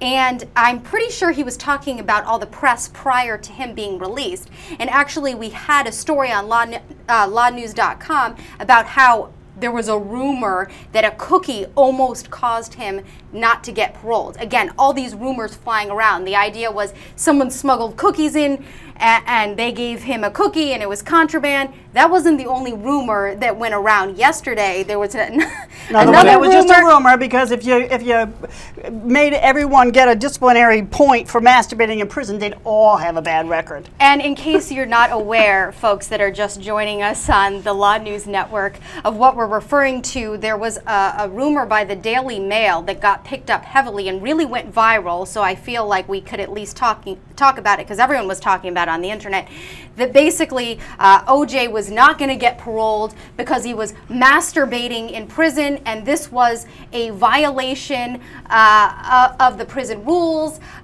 No, that's not what happened. First of all, it's not a violation of the rules just to masturbate. And second of all, the whole thing turned out to be fake news, according to the Department of Corrections. But this just shows you. We're back here talking about it again. You know, we're talking about it again, but it shows the media insanity. attention and insanity that went up leading to this parole hearing. All these rumors, guards talking to reporters, who knows what. It was a circus, and I'm sure it was a circus in Carson City. End of the day, O.J. Simpson is free. October 1st, or thereabouts, and we won't necessarily know the exact date or time or place. They can do it in the middle of the night, and they can take him in a car to Reno and release him. It's not like they're going to open the prison doors in front of the cameras. Of course. But I think people I are can going to know. only imagine how this is going to grate on people. The day that he's released, I can imagine there's probably going to be some protesters. That's going to be another interesting moment for America when O.J. Simpson is let out of prison. I'm sure we'll be covering it here on the LawNewz Network. I did want to take us back as we wait for a press conference in Carson City. We're expecting any moment now. In the meantime, folks that have not been watching all of our coverage and did not watch some of the parole hearing where OJ addressed the commissioners, I wanted to take us to clip number 27, where I can't help but say he was really relitigating the entire case before the parole board. Let's take a listen. Panel, if they might have any questions of you. Yeah, Mr. Simpson, you've lived most of your life in the public spotlight. Yet you go into a hotel room in Las Vegas, bring along 4 other men with you. 2 of them are armed, and rob the 2 victims of property. What were you thinking? Well, this might be a little long. I'll try to be brief with it. I had been contacted by a man named Ricio. He had contacted me over a period of time, told me that there was some guys that was trying to get him to fence my property, and he thought I should come and get it. Well, I kind of blew him off because I'm really not interested in football property. I don't collect memorabilia, only my own personal items. He was pretty persistent in calling me, and finally I told him, well, see if you can get pictures of what they have. He sent me some pictures, and what I saw was my family, my mother's albums, pictures of my kids growing up, certificates of accomplishments of mine, pictures of what I call significant famous people, letters of myself. So I told him I would really like to get this stuff. So after a period of time, through what he described in court as the perfect storm, we all ended up in Las Vegas. You know, I was there for a wedding, and he told me that the property was there. And would I like to try to get the property? I said, of course I would like to get the property. He told me the names of what he thought were the people in the room, and I realized these are friends of mine. You know, actually guys who helped me move and store some of this stuff, right? So on the day of this incident, he came to my hotel to talk about how this would take place. I told him I met with a lawyer last night, and my sister and my daughter and some other friends, and discussed it. I pointed out another lawyer that was at the poolside as a part of this wedding party that was going on. I said I discussed with him, and they told me that I can't do this. If we're going to their home or even to their storage, OJ, you cannot go in there, because if they ask you to leave, you got to leave. I said, Ricio, you got to get him to bring it to a public place. He said, well, let me see what I can do. All of this has been testified to, so I'm not just going, you know. He called me and told me he told them to bring it to his room, and he's going to have it brought to his hotel, and would I come and get it? I said, of course I'll come and get it. He says, a lot of stuff, OJ, you better bring some friends. Well, I had a couple of friends there at the wedding that was going to go with me. He also said you should bring security. And I said, well, I know these guys, I don't think I need any security. I mean, it turns out that one of the guys, Bruce here, I didn't know it was him. I thought it was another guy named Mike, a friend of his, an ex-partner of his.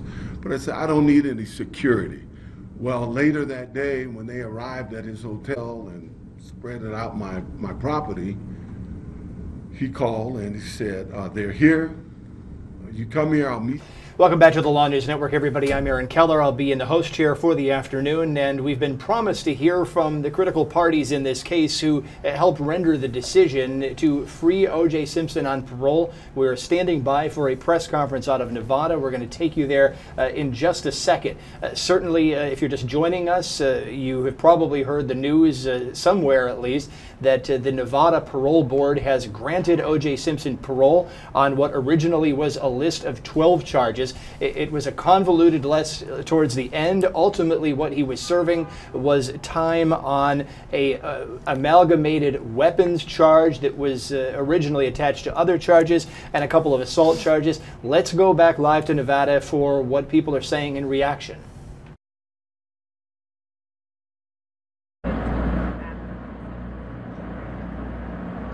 What, in there? I don't think he said anything to me. You know, I mean, the mics were right there. You would have caught it, but I don't think he said anything. He was just very happy. He obviously was very emotional. If you look at the cameras, he was very emotional. So, next question. Stephen Week, NBC Network News. Is he worried about how he's going to be received by the public? Not at all. No. He's been in the media spotlight since he was 19. If he didn't explain it on camera, he certainly explained it, you know, in private. So he's always used to dealing with media attention. That's never been a problem for him at all. Listen, do you know that Jeffrey Felix is a complete fraud, and everything that you said? I was actually watching you earlier this morning when you were giving your testimony. And you must have been up pretty early. And I mean, can't you tell that guy is the biggest fraud on the planet? All these stories. Move your mixer. Move your mixer.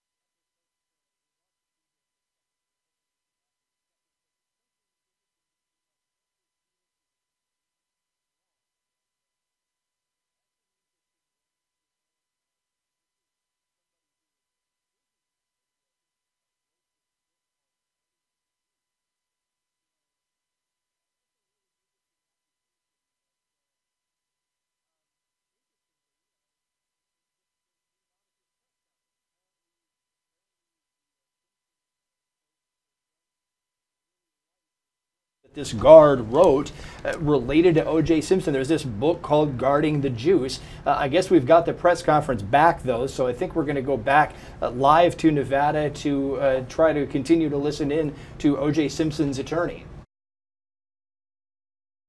All this stuff that Jeff Felix said, every bit of which was false, every bit of which is unverifiable, every bit of which is untrue. But you were doing it this morning, okay? So Jeff Felix is a fraud.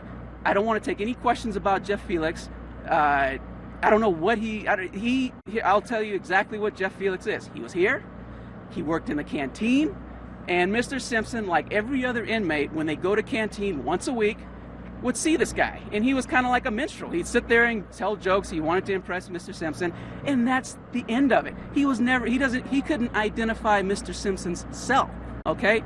Maybe he knows the unit because someone told him, but he certainly couldn't even identify the cell. And I've already got it in this has agitated me so much that I already have it in progress to strip this guy of his pension benefits. What goes on in this prison here between the Nevada Department of Corrections and its personnel, okay, is confidential. And he violated that by publishing that silly, ridiculous book that he did. So I'm starting the process right now of getting his pension stripped. And if it isn't clear with the Nevada Department of Corrections or the PERS, whoever has the benefits now, the rules definitely need to be changed or clarified that when a corrections officer like Mr. Felix discloses confidential information, of course it's false, but even when he does so based on someone's celebrity, you just get your pension benefits stripped. So let's say how he likes that when he sees the consequences of his actions right now. So I'm just going to just yank all his pension benefits. Next question.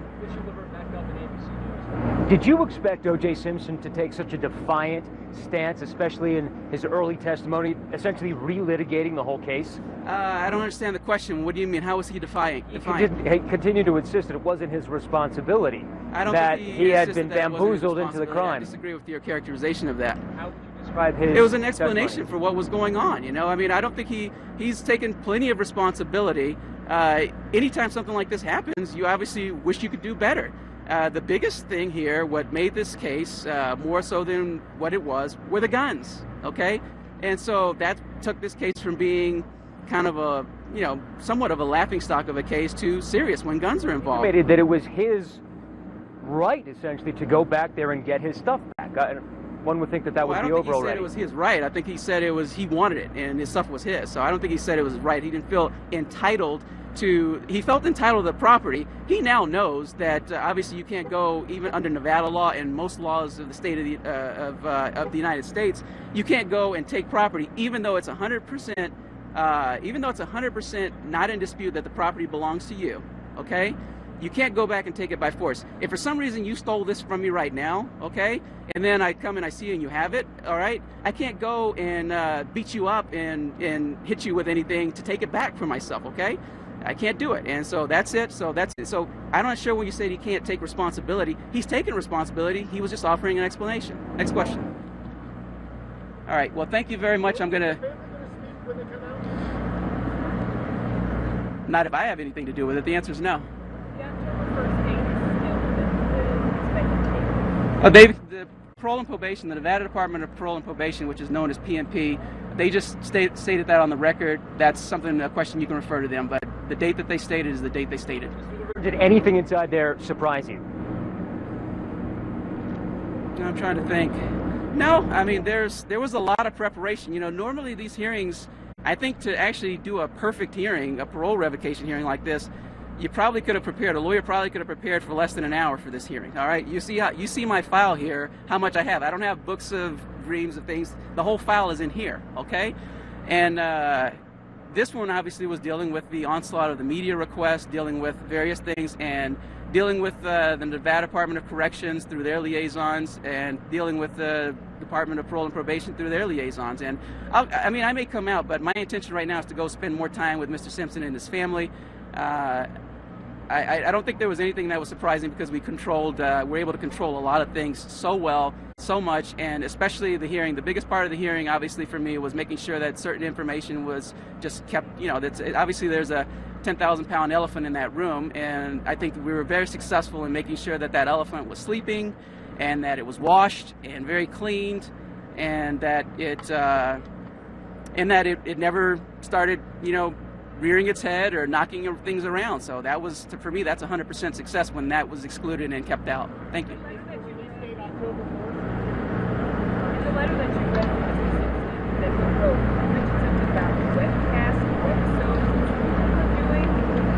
No, that was just a letter he had communicated to Assemblyman Fumo, and that was just in the letter. That was the content of the letter. I just read it. That was a letter from him to Assemblyman Fumo, and he's just saying a letter because he had just taken a computer course. And obviously one of the things you learn in computer courses is, if you're doing any modern day computer stuff, is web pages, blogging, all of that stuff. So he said that. So it's not something I would ever advise. What's your name? What's your name and your organization?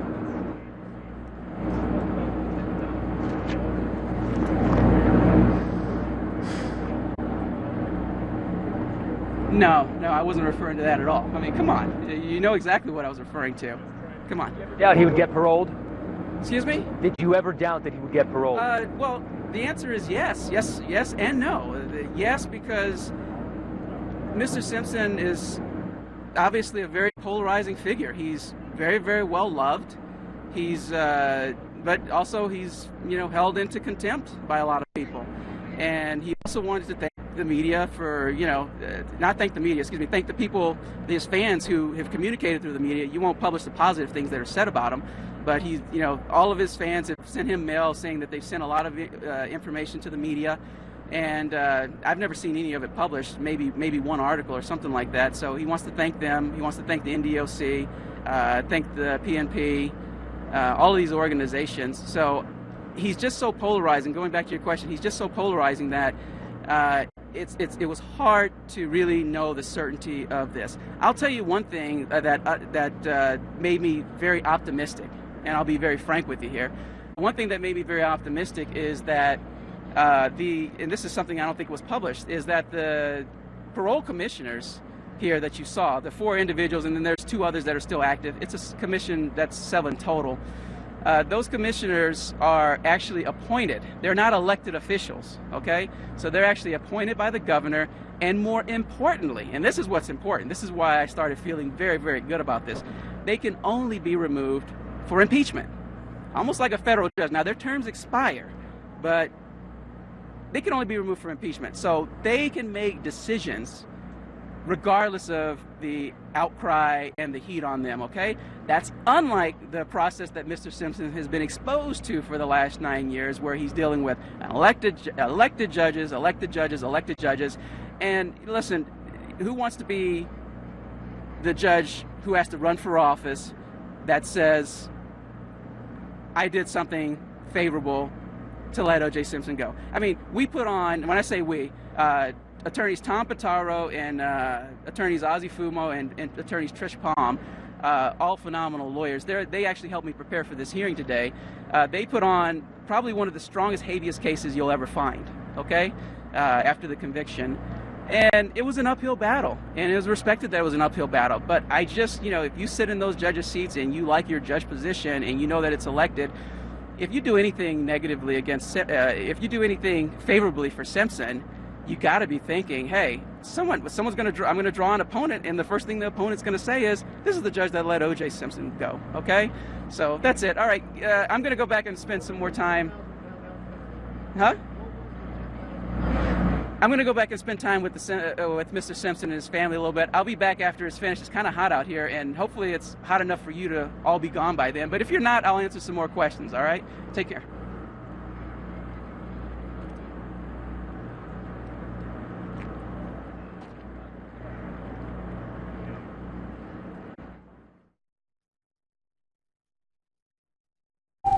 Okay, welcome back, everybody. That was what at times was a fiery discussion from O.J. Simpson's attorney just outside the Lovelock prison in Nevada, where O.J. Simpson is housed and where not too long ago he was granted parole. Our afternoon guests are here, Julie Rendelman and Ken Belkin, who usually sit across from the table from me at about this hour. It's good to have you back on a story a lot of people are paying attention to. Is it a surprise that parole was granted to either of you? I'll let you start. You know, I'm not really surprised that parole was granted. I think during the portion of the hearing when Mr. Simpson testified, I was a little taken aback by the fact he wasn't so remorseful, wasn't so contrite, and I did begin to sweat a little bit at the thought that maybe this lack of remorse could be a factor in denying him parole. I think we all felt that way. Julie, You were did sweating agree? because you were worried that he would not be let out or that he would be let out? Well, I'm a defense attorney. Never. There was no question in my mind that he was going to be let out. Even after whatever he said, I was confident he was going to be let out. To me, I was more than floored by what he was talking about, because the one thing your defense attorney tells you when you go before a board is to admit your guilt, to show some level of remorse. And I know you guys were talking about the idea that at the end he eventually apologized, but I'm still missing something, because his apology to me was kind of apologizing for the scenario, but still never owning the fact that he really did anything wrong other than kind of allow these guys to come along with him, of which he acknowledged in no way, shape, or form that he was aware they even were going to commit a crime. And it just bothered me. And I'm sure it bothered the parole board, but I think at the end of the day, that just kind of what you said is they kind of wanted to get rid of him. Yeah, there was definite lack of acceptance of responsibility on his part. I think it took him an hour into his testimony for the words "I'm sorry" to even come out of his mouth. Had I been his attorney, I would have been like, those are the first words to come out of your mouth. Those are the only words that come out of your mouth. I mean, he spent the entire time kind of relitigating and kind of, almost trying the case again. And honestly, it reminded me of his behavior from all those years ago, because he answers questions the exact same way. There's almost like a giggle when he's uncomfortable, when he's not being truthful, that he always seems to have through all these years. And you see it again and again with him. And he never, I think in his whole life, has ever really acknowledged that he's done anything wrong. Well, he sort of did, and he sort of didn't. And our founder, Dan Abrams, sent a tweet out in the middle of it that Rachel was talking about earlier here that says, look, is OJ trying to make it hard for himself to be paroled? A lot of people were thinking the same thing at the same time. I'm glad that you're affirming that I just wasn't off in a Halley's Comet ellipse here, that I'm just sitting there saying, like, is this really being said in this way? But one thing that really surprised me is just how giggly everybody was at the beginning of this hearing. The parole board appears to be joking around with him. He's cracking jokes, so I'm just like, okay, this looks like a foregone conclusion. Anything could come out of anybody's mouth. Is this just going to be a lip service hearing? I'm sure that they all conducted themselves professionally in weighing this, but part of me had to wonder if they were just there to help their buddy OJ out. I mean, I had this really sneaky, dirty, evil thought in the back of my mind that this is just a little too jocular for my liking, because some parole boards can get really nasty with inmates. I think, look, OJ's an amiable guy. People like him. Even with his background, he is a likable guy. So it's not really surprising that he's going to make jokes and people are going to, communicate with him. The one thing that bothers me, and keep in mind, I think in all parole hearings, there is often some level of humor at certain points, prior to when the actual event takes place. The thing that bothers me is we're now on national live TV, so everyone's watching. And so if you are members of the parole board and want the community to take you seriously, that you're making your decision and taking it seriously, then sometimes I think the jokes are probably not the most appropriate way to start off this type of parole hearing. Yeah, well, you got to have fun at work and enjoy your job. With respect to relitigating the facts of this, I think, look, 9 years in prison, he's a little bit bitter maybe at the fact that such a harsh sentence was imposed on him, and his co-defendants really got off without any jail time.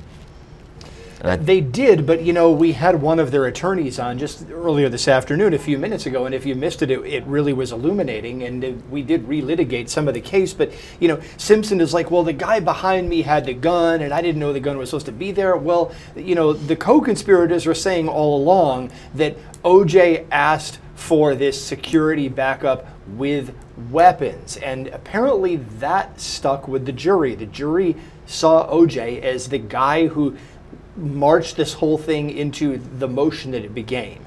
So I don't know. And then he's still sitting there in front of the parole board saying, oh, no, I was just swept up into this. Yeah, I let it get out of hand. I should have done it differently. But it was everybody else who orchestrated the weapon. I was swept up into it. So it's like a non-admission admission almost. Or let me propose an alternate theory, that maybe there's a lot of people out there that still have an axe to grind with Mr. Simpson because they don't believe that justice was served in his murder trial in 1995. And I think in some way, he was punished for those crimes that he was not convicted of in 95 in 2008. And I'm sure the prosecutor's office in Las Vegas probably leaned very hard on those co-defendants to get them to cooperate and elicit testimony out of them that would incriminate Mr. Simpson.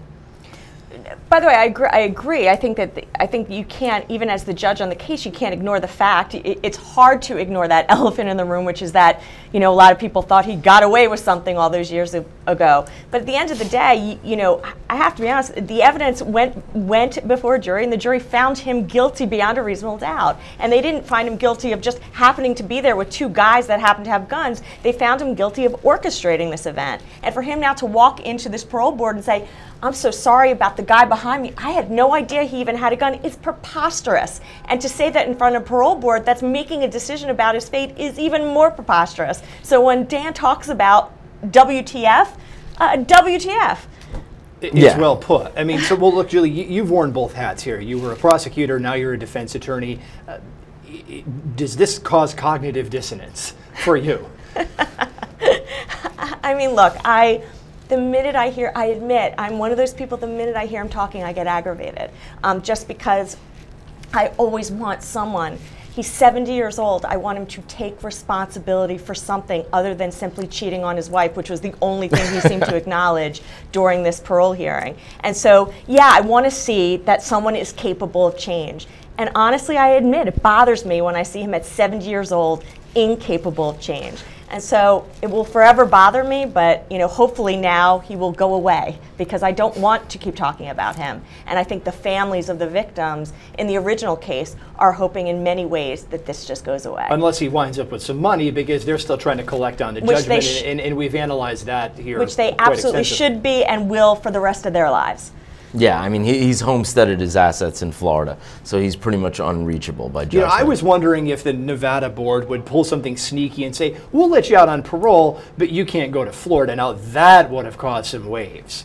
Because then it would have potentially allowed his assets to become reachable by the Goldman family. Yeah, I mean, oftentimes when someone's paroled, one of the conditions is that they cannot leave the state. There is one interesting thing, though. I know in Florida, I don't know how it is in Nevada, is in Florida, you have to pay to be on probation. And it's not cheap to be on, so at least, he's going to be having to spend his money on that of which he's not going to like. So that's the one thing I know about Florida. So I want to switch to some sound now and listen to clip 42 that we recorded from the hearing. This is the final wrap-up from O.J. Simpson, where he basically encapsulates all else that he tried to say during his hour-long speech, his monologue before the parole board, which was mostly a monologue. Let's listen in. Remark? I hadn't heard any except that, I've come here, I've spent 9 years making no excuses about anything. I am sorry that things turned out the way they did. I had no intent to commit a crime. I came here, I tell the inmates all the time, man, I don't want to hear about your crime. Argue in court. Here we're all convicts. I'm a convict. Do your time and don't do anything to extend your time. I told the warden when I got here, Mr. LaGrange, I think it was, Ms. Carpenter and Ms. Megan, that I would be no problem. I believe in this jury system. I will honor what the jury said, and I will be no problem, and I think I kept my word. As I said, I've done my time. I'd just like to get back to my family and friends, and believe it or not, I do have some real friends, but I don't think I could have represented this prison. I don't think any inmate has ever represented it better than I. I did my time. I tried to be helpful to everybody. And as I said, Bruce and Beardsley, I made up with them years ago, so I'm sorry it happened. I'm sorry to Nevada. I wish Riccio had never called me. I thought I was glad to get my stuff back, but it wasn't worth it. You know, 9 years away from your family is just not worth it, and I'm sorry. That was O.J. Simpson's final statement to the Nevada Parole Board just before they started deliberating and before they ultimately granted his parole. But we want to bring another guest into the conversation here. John Ziegler is a columnist over at our sister site Mediaite, and he's joining us by Skype now. John, welcome to the LawNewz Network. Thanks.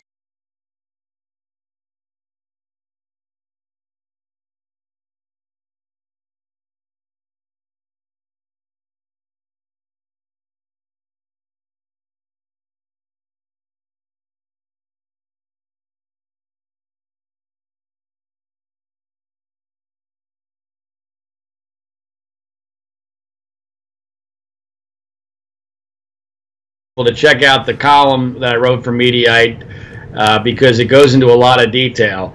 The basics are this. This whole episode, this fiasco that occurred in 2007 in Las Vegas, was many years in the making. And it all really begins with the Goldman family, Fred and Kim Goldman, refusing to just let this go and forcing O.J. Simpson to go underground in order to make money while keeping it out of their hands. And O.J. Simpson set up an entire system to try to do this, to avoid the civil judgment against him.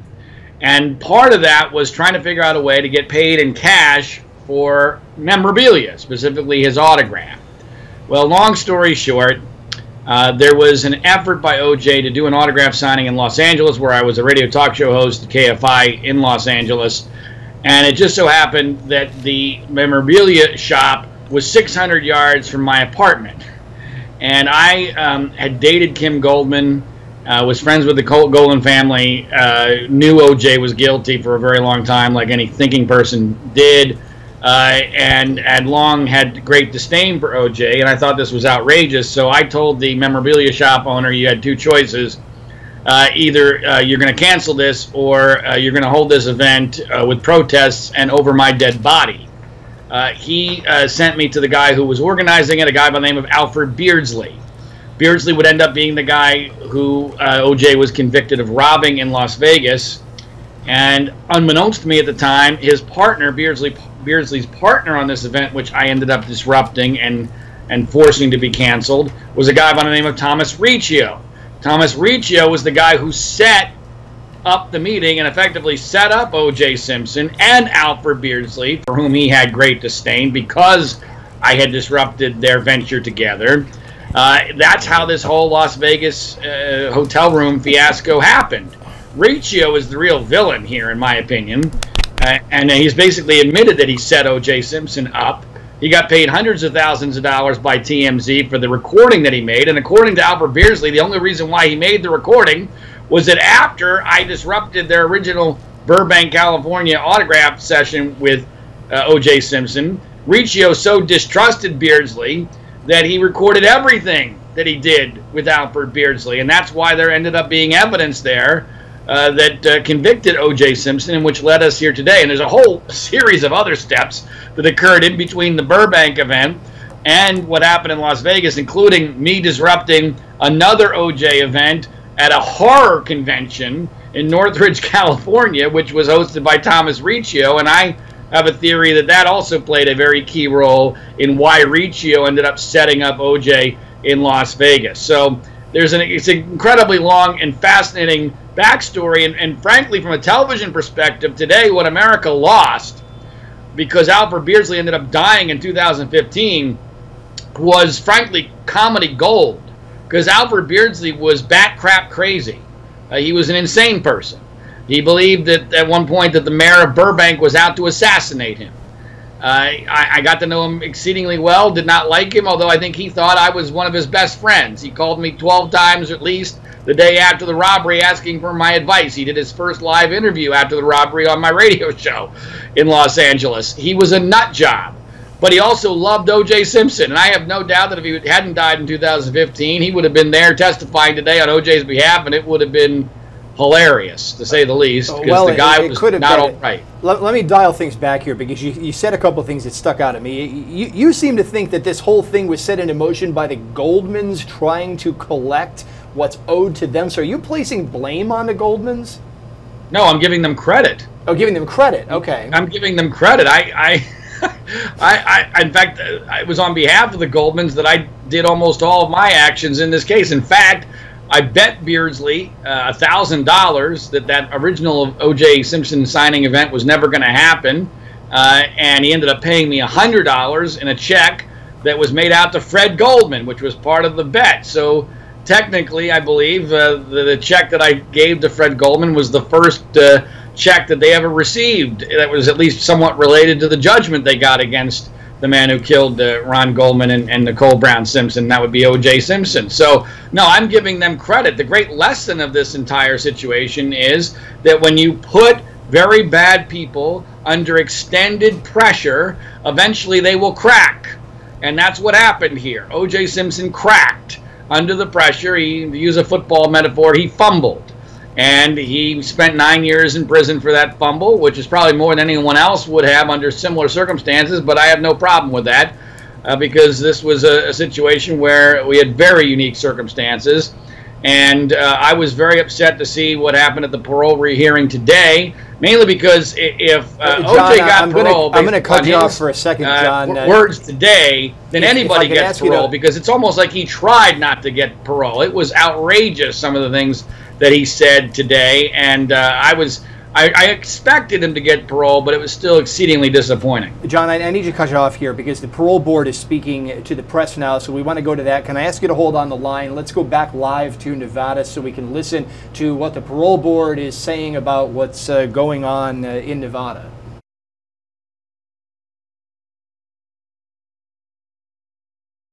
In control under the interstate compact, the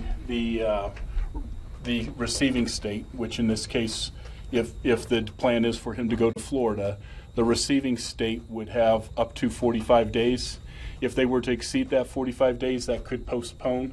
If there was a problem with their investigation that they couldn't complete it in that 45 days, that could postpone the release. But with the amount of lead time, we don't anticipate that there would be a problem with that. You would not have to spend any time in Nevada at all. That's correct. Okay. What if Florida said no? If Florida said no, then the next step this is where I would have to be aware of what the conditions of his release were. Our pre-release unit would look to find him a suitable plan or work with him to develop a suitable plan for here in Nevada. Will the date and location of his his release be given to the public and the media, or can he just be let go without any of us knowing? That would be a conversation for Warden Baca. Parole and Probation works with the caseworkers at NDOC to develop a release plan in the release state, but the actual physical release is part of NDOC. And how are they typically extradited back to that state or to that state? Well, it's not that he wouldn't be extradited to that state. So if he were accepted for supervision in another state, then either family members would assist with those plans, but generally speaking, most of them either go by bus or plane. The travel arrangements are made in anticipation of their release. So the calls you made to Florida previous to this, would you typically do that for another inmate knowing, hey, I want to spend the rest of my time in Indiana, or is this because we fast-tracked everything with Mr. Simpson? Does this go It's not that it's fast-tracked, but because we know that it's such a high-profile case with a lot of interest in the interest of the other state, and preparing them for the phone calls and the emails that they may receive, it was a courtesy to let them know that. Captain, in the event that the Florida thing doesn't happen, is he allowed to pick another state? We know he has a daughter in California, so is he allowed to pick a different place to go other Sure. than Nevada? As long as there's a valid plan of supervision and he has a support system, there's no he wouldn't be restricted to just one state. What is his family support system in Florida? What do you know about that? I'm not familiar with what his support system is, other than I know that he had family members testify today. So, but when he is released, let's say that Florida accepts him and they do it in time for him to be released on the earliest possible release date, which is October 1st. So he would then just walk out of prison. Or is there a possibility that he may go to another institution, like some kind of step-down facility or a halfway house, sometime between now and the time he's let out of incarceration? So if the plan of transfer is to go to Florida, there wouldn't be a release to the street to go to Florida in that way that you're talking about, like a transitional living or a halfway house. But again, as far as the release process, I'll turn that over to Warden Baca to talk with you about. On my handout, I do have my contact information. You're welcome to give me a call. Additionally, I also have my email address. You're welcome to email me. We will update our website at Parole and Probation to include the same information that you have. Typically, the division does not speak specifically to one particular offender over another. What we will do is I'm more than willing to discuss with you what the general process is for the interstate compact or pre-release. Well, one final one on the transfer to Florida then. Based on your experience, Captain, and the matrix you provided to us, does it appear that Simpson will go to Florida? As long as he has a valid plan of supervision along with the support system, there would be a good opportunity for him to. Thank you. Thank you. So what happens now? What's he, for the next couple of months, what's he doing? Just waiting? Okay, so right now he will stay at Lovelock, and they'll develop the release plan for him for his release parole plan, and then we would go from there as far as for his release, prepare for his release. Why is there any say he stays in Nevada, is there any halfway house situation or anything for somebody that committed a crime as he did, or? Well, right now his with his classification and all that, he'd probably stay in Lovelock and then release prior to his release. He would move to one of the other institutions that does releases. If he's going to release in the north, that'd be Northern Nevada Correctional Center. If it's in the south, more than likely High Desert State Prison. So he'd spend, what, 1 or 2 weeks there, a month? Right. It would be a short period of time, and then he would transport out. It's just easier to transport from those areas than it is from Lovelock. So this would be another prison that prepares, that does releases, you mean? That's a specialty of theirs or something? Or that's No, all the release planning and all that would be done at Lovelock, and then it would just be the matter of moving them basically closer to a place that's easier to transport from. Closer to an airport or such like that. Oh, okay. And one other question. I'm sorry, if I might. If one of the things that Florida will be considering is whether they want to provide the same types of support and supervision that normally he would have otherwise received from Nevada's probation commission, right? If Florida does accept him, that means it's off your hands. Nevada doesn't have any role. Then once he moves to Florida, they have Nevada probation and pardons doesn't have any role in supervising his release after that, or how's that? So under the interstate compact, when a state accepts a person for supervision, the state the sending state, which in this case would be Nevada, he is still the responsibility of Nevada, and he will be the responsibility of Nevada until he discharges from his parole. What Florida is able to do is Florida is able to add terms and conditions to him to supervise him in a similar manner to how they would supervise their own in like circumstances. So in this case, Florida, if that's where he winds up doing his interstate compact to, Florida would provide him with terms and conditions, and Florida provides courtesy supervision for Nevada. But the ultimate authority for that case is still Nevada. If I missed this, how long is this parole for? How many years? It's for whatever his discharge date would be. Okay. Warden Baca, will the location and date of his release be released out to the public? He would be made aware of when his release date, just prior and all that. We have what we call like a lock-in date of when we know for sure that that's the date that he's going to be going to. But as far as making any kind of announcement, that's not something we normally do for any of the other inmates. So I don't believe we would be doing that. Warden, you mentioned that at some point he may be transferred prior to his release, but until then, for the near future, does anything change in the terms of his confinement privileges, the day-to-day at Lovelock? No, none of that should change. This should just be really the only thing that he's going to be working on right now is preparing his plan, his parole plan, and making sure that gets in and all that, and just pretty much continuing with what he's been doing. Is there a deadline for getting in that plan to be able to make October 1st? Well, he wants to get that information in as soon as possible so that people can start working on it. So he doesn't submit that plan to you prior to today? You guys don't, you know he has people, I want to go to Florida, these are my support, but an actual plan, you don't have that yet? Well, what we have is, what happens prior is that there's a parole report that is done, and then his intentions of what he wants to do, should he make parole, is part of that parole report. To the extent that he has to check in or with a parole or probation supervisor from time to time after his release, would he be doing that in Florida, or would he have to come back to Nevada for that? That's kind of what's it. Yeah, so when he's under supervision by Florida as a courtesy supervision for Nevada. Oh, sure.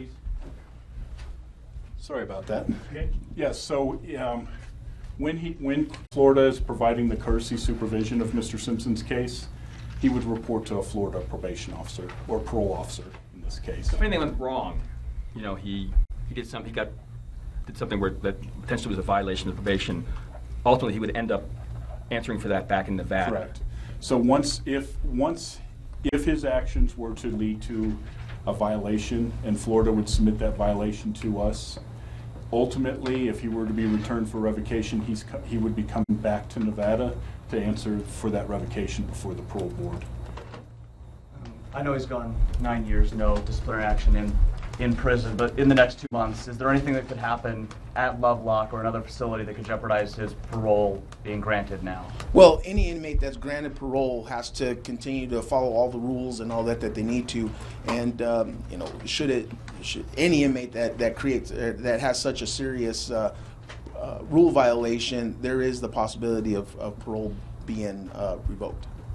Well, is there a situation, though, Warden, where can he ask for special protection or special, circumstances because he doesn't want to be sort of, I guess, put himself in harm's way or put himself in a situation where others might want to wish him harm or get him in trouble? So can he request any kind of special treatment or protection? He could make that request. However, he would need to provide some sort of, basically some sort of evidence to base that request off of. You know what I'm saying here. I mean, it's possible that, and he talked about it in his hearing, that prisoners have a tendency to do things for stupid reasons. Right. So if someone kind of had it out for him and wanted to jeopardize his parole. They've had 9 years to do that. Good point. Yeah. As warden, do you have any reservations about letting him walk out of there on October 1st? That the parole board makes that decision, and our job is to keep him until they tell us to let him go. So that's where ours. And you weren't in the deliberations, were you, David? Thank you. I came in and out when they were deliberating just to make sure everything was okay. I needed to do the timeliness, but I did not participate in the deliberations. Were there any sticking points, any points that came up that they were disagreeing on? By law in Nevada, deliberations for parole hearings are confidential, and so we would not. Well, you can tell us. We won't tell you. We wouldn't release any of that information. Is there any paperwork that would be released after this date? The score, the ranking of why they let him go? We just distributed. Did I see it? I didn't get it. I A copy of the order, the risk, the conditions of parole, as well as the risk instrument and aggravating and mitigating factors of the original. Was there anything unusual about the amount of time that they spent deliberating? No, I would, for this type of a hearing, generally deliberations with smaller panels are shorter because you have fewer people. For commissioners, that was not, it wouldn't be uncommon for those. What about the time of the hearing? How long it took to get to deliberations? This hearing was a little bit longer because of the amount of conversation that took place. There were 4 commissioners, so we knew it would last longer. We also expected that we would have a little bit more leeway. We would allow a little bit more leeway to allow information to get on the record. And they did want to take time to actually talk about how things are done because of the interest in this case. Can you describe Mr. Simpson as a prisoner? What was he really like, his daily routine? Was he a model prisoner? It was said that he was a model prisoner, but what does that mean? Was he... I'm sorry, ma'am. He was never at NNCC, and I had very little dealings, if at all, with him when he first came in at High Desert. So that would have been my only involvement with him. Okay. Do you know? No. All right. One thing, the parole board will not be doing any interviews, so this is your one shot to ask any question of the board. Sorry, no. Will somebody at some point, David, at Lovelock be available to sort of characterize Simpson's incarceration? Do you mean as far as like a PIO or something? Yeah. Will someone Brooke there... Keast is the PIO for the Department of Corrections, and she should be able to answer any questions related to that. Thank you. This is a little bit off topic, but I forget when this happened exactly, but sometime during the course of Mr. Simpson's incarceration, there were reports that he'd gotten into a fight and beaten up, something like that. I don't know if that was ever addressed then, or if you could address that now, whether he had were there any kind of conflicts that he did have, maybe that were not maybe his fault, but that he was involved in nevertheless, or anything? Well, during the hearing, I noted that I didn't hear of any disciplinary rule infractions he had, so it said he was disciplinary free, so I would say no. Can you again just reiterate why it is that we were able to get a decision today instead of waiting 10 days, 3 weeks, as we would for Joe Blow? As you recall, in the 2013 hearing, it was a panel of one commissioner and one case hearing representative. After that hearing, there wasn't a lot of interest at the time of the hearing. We had several reporters and one photographer, I think, and one camera. But the minute that hearing took place, we became inundated with requests for information by the media. And so we got that order out as soon as we could. In February, there was the interest, there were news articles that started coming out, and we began to get inundated by the press for questions about the parole hearing, when it would be, and we realized if we didn't start then to prepare for a potential huge event like this turned out to be, that we would have a lot of problems. The board does hold hearings with 4 commissioners. It's not often, because we hold about 9,000 hearings a year, so we have to spread the caseload out between commissioners and hearing reps. In this case, because of the media interest, we opted to have a majority present so that we could provide a ruling on the same day and allow you wonderful folks to be able to go home and let us get back to work. Thank you. Mr. Smith, in Nevada, is expression of remorse and insight not a required criteria for release on parole? It is not. Now, the board does note in some of its factors when a mitigating factor of remorse could be noted, but it's generally only applied, for example, if a person committed a crime and they immediately went and confessed or turned themselves in because of their immediate remorse. And that's the only time that factor is. But the board does not require that an inmate state or indicate that they are remorseful. There was some talk that he wasn't really remorseful when he was answering some of the questions. You have been to other parole hearings. What are your thoughts on that? Is it true that he wasn't really that remorseful? I think that you would have to let the hearing and the questions and the testimony of the hearing stand on its record. Because I don't think I can address that here. Yes, sir.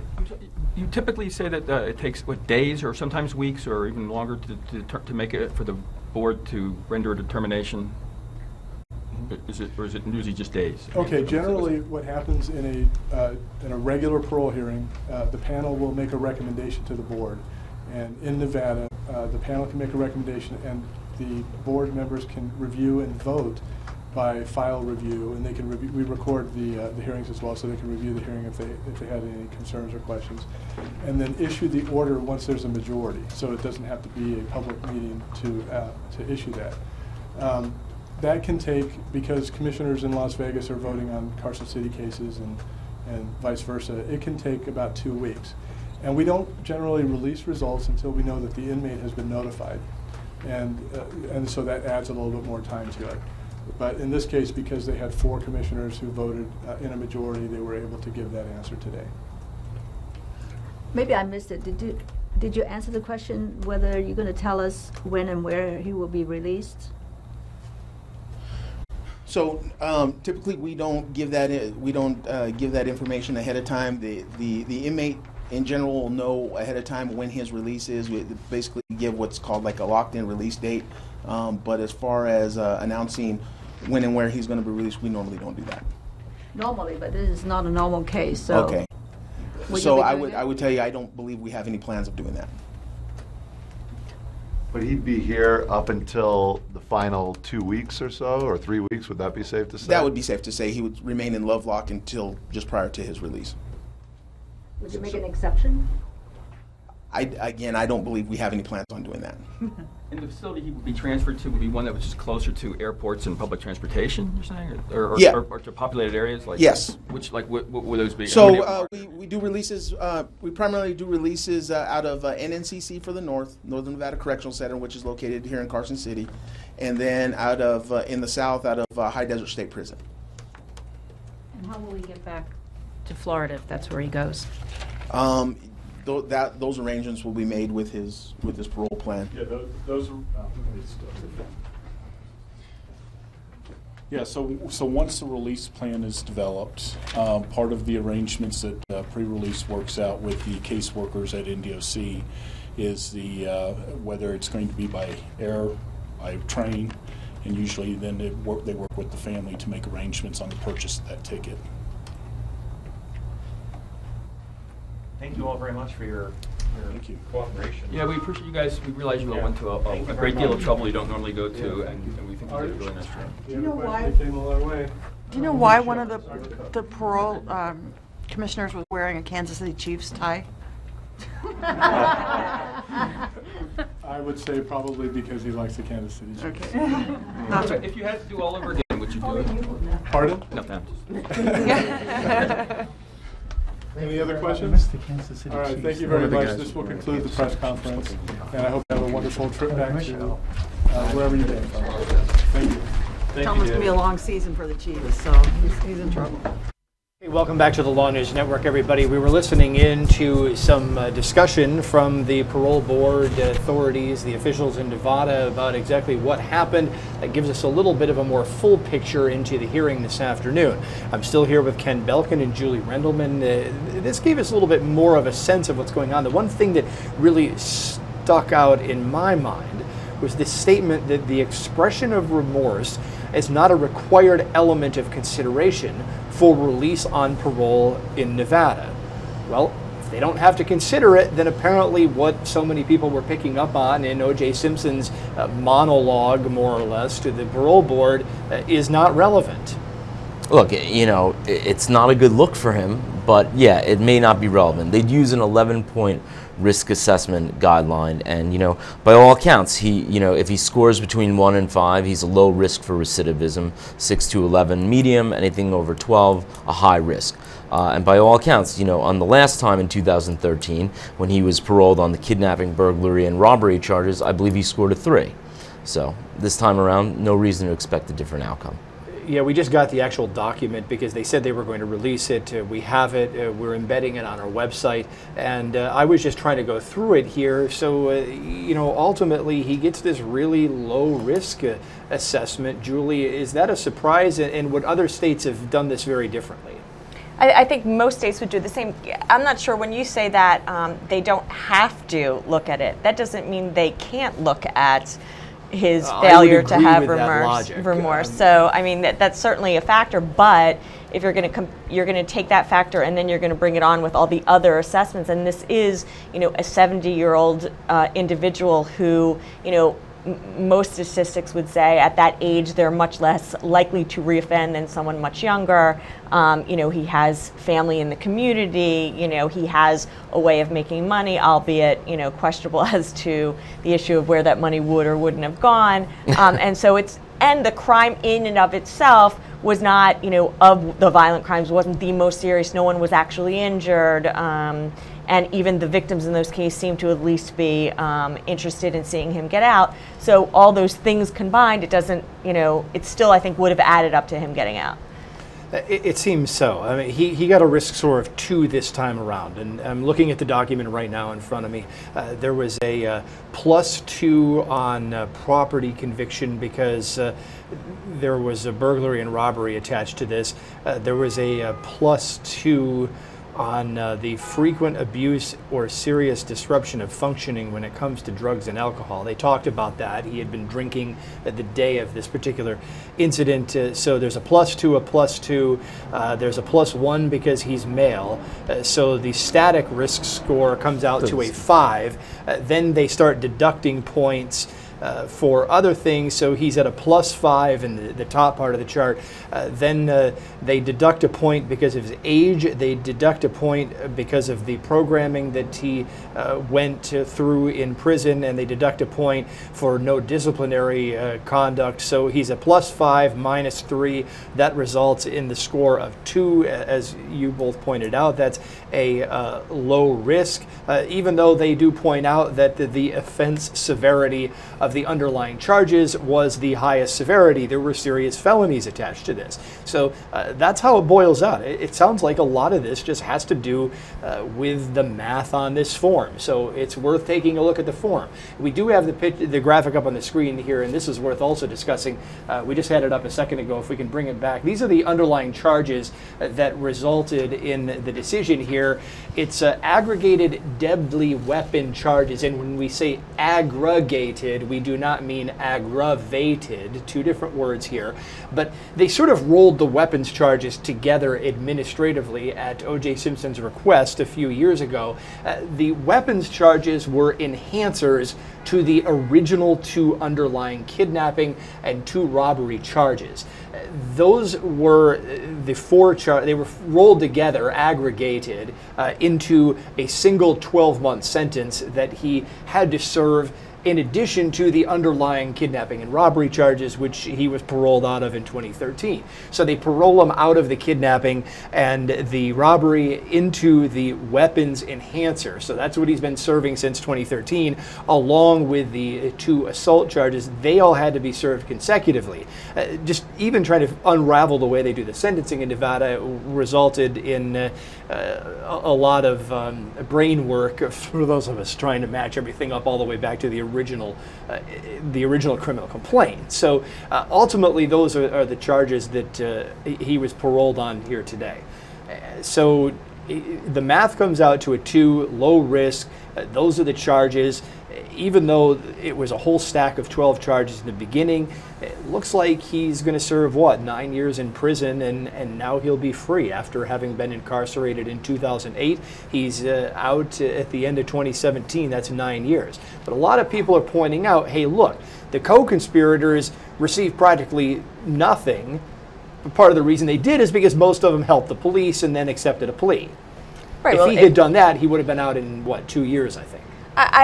One wonders if he would have been treated the exact same way as the others. Keep in mind, as we all talk about, this is O.J. Simpson, and so O.J. Simpson comes with baggage, and so inevitably, again, when you have a judge looking at this case, or even the district attorney's office looking at this case. Do you seriously think the judge is being that spiteful? You know, you use the word spiteful. I think inevitably you have to understand that even if you try your best to ignore kind of the elephant in the room, which is what happened those years ago, I think even as a judge, it's hard to ignore it. And so I think a judge, certainly if you asked her, she'd say it has absolutely nothing to do with anything in regards to the civil judgment or anything that happened. But I think we're all human, even a judge is human. And so it is hard to completely forget about that. And so, yeah, I think sometimes subconsciously that sentence may have been impacted by what had happened. Ken, how would I know, though? Look, it's in the zeitgeist. O.J. Simpson got away with murder. Everyone, it's pretty much publicly accepted that this man got away with murder, even though in the eyes of the law,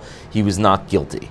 So I'm sure, prosecutors have an axe to grind with him, law enforcement has an axe to grind with him, and I'm sure the bench also has an axe to grind with him on some level. Maybe it's subconscious. But look, this guy got 9 to 33 years. His first criminal conviction ever, and he got 9 to 33 years. Well, do you think the sentence was obscene?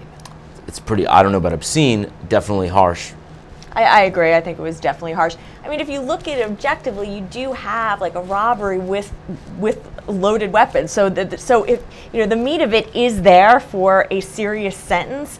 But when you start to take apart the case, it did seem like a group of kind of I hate to say, kind of dysfunctional friends, Rapscallions or something. who were just kind you of know. like, it just seemed like a ridiculous mess when you really looked at the details of it, and it didn't seem like the typical robbery that we'd expect. You certainly don't expect a robbery where the victims potentially want to testify for the defendant, and they're actually, you know, begging the parole board to let them out. So it's not the usual. It looks like something from the Hangover movies gone horribly wrong. Exactly. You know? Well, yeah, I mean, okay, I want to go back to the actual hearing. I want to go to clip 34 here. I thought this was one of the things that I reacted rather strongly to. Questions about the programs he took advantage of while he was incarcerated and what effect they had on him. I thought the answers here were bizarre, but they worked. So maybe I should be the one taking a lesson from OJ. Let's listen in.